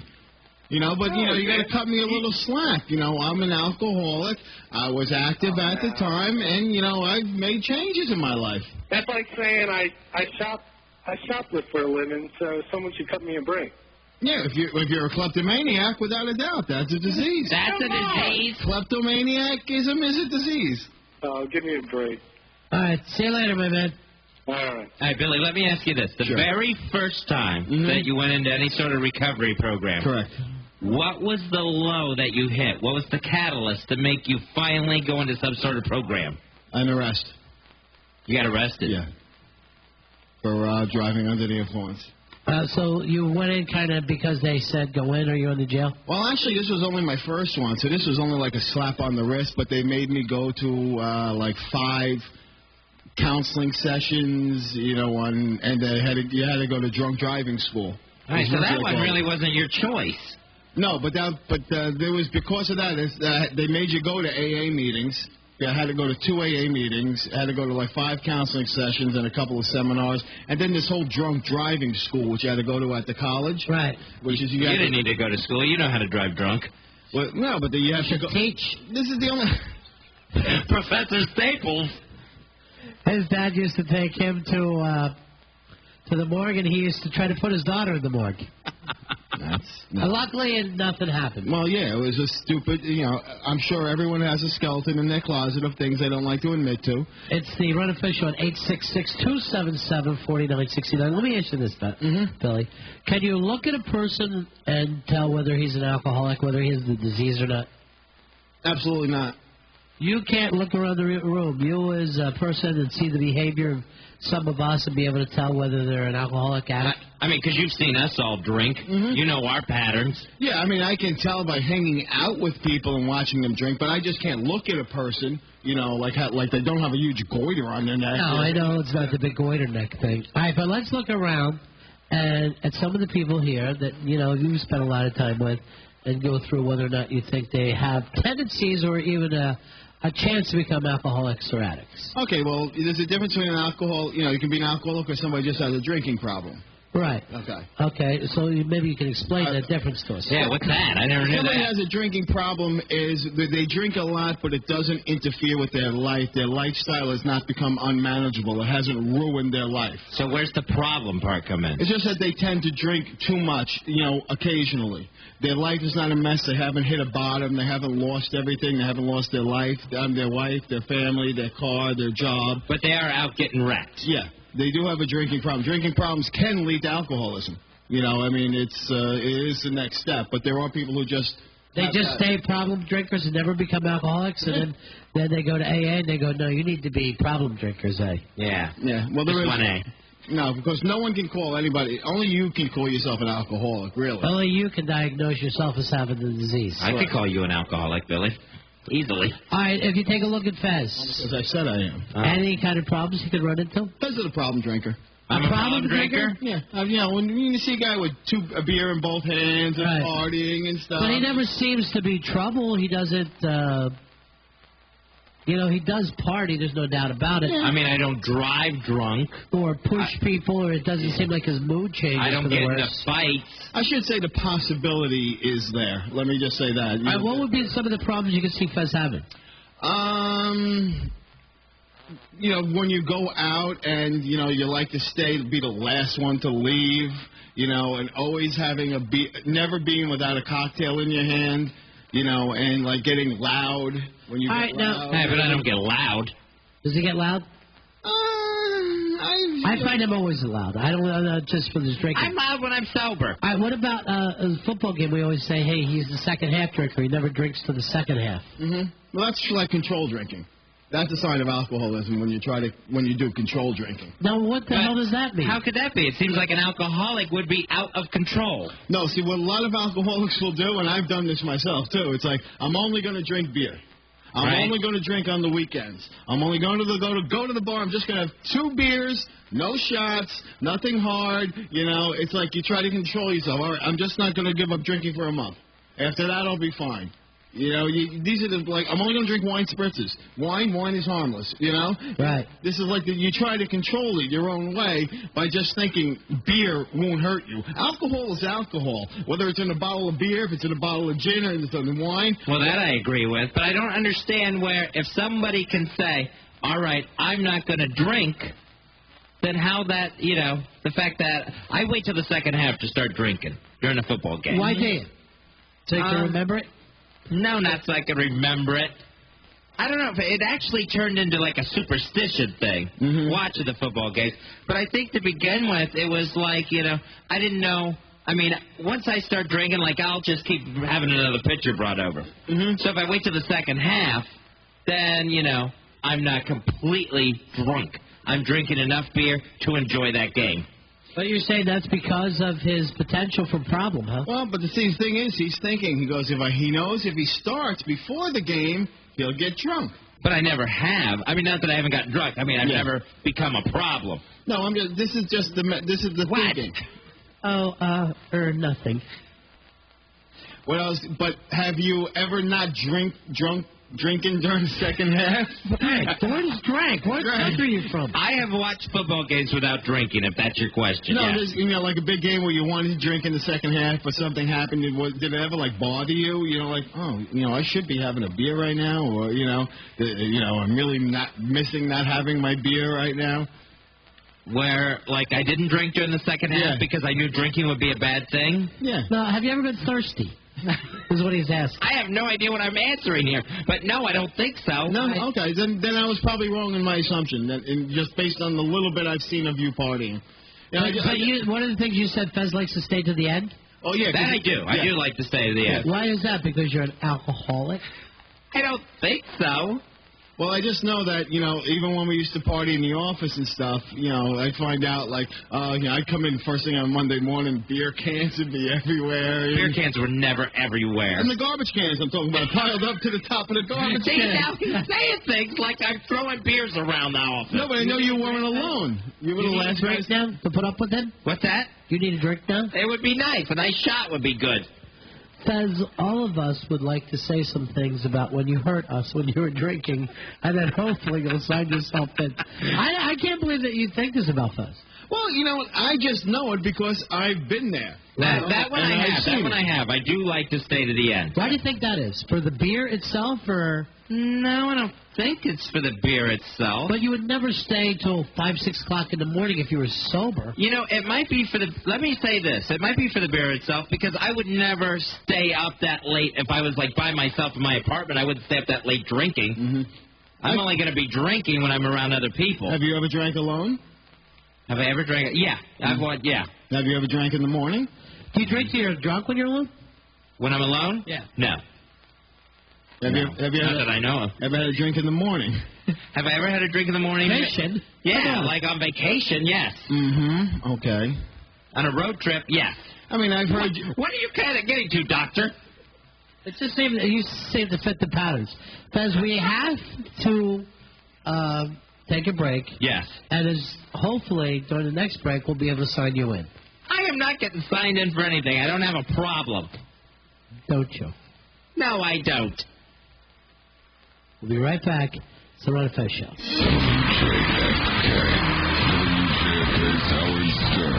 BetOnSports.com $25,000 prize. Everybody won but Jackson Delabate. Oh. So here's how it stands. William Refrigerator Perry took the Cardinals. He won. He's 7-4. Right behind him is KC. He's 6-5. Now here's the amazing news. The Monkey is in third place, right up there with these guys. Still between the Monkey, KC, and the Fringe. That sounds like a bad 70s sitcom, by the way. The Monkey, KC,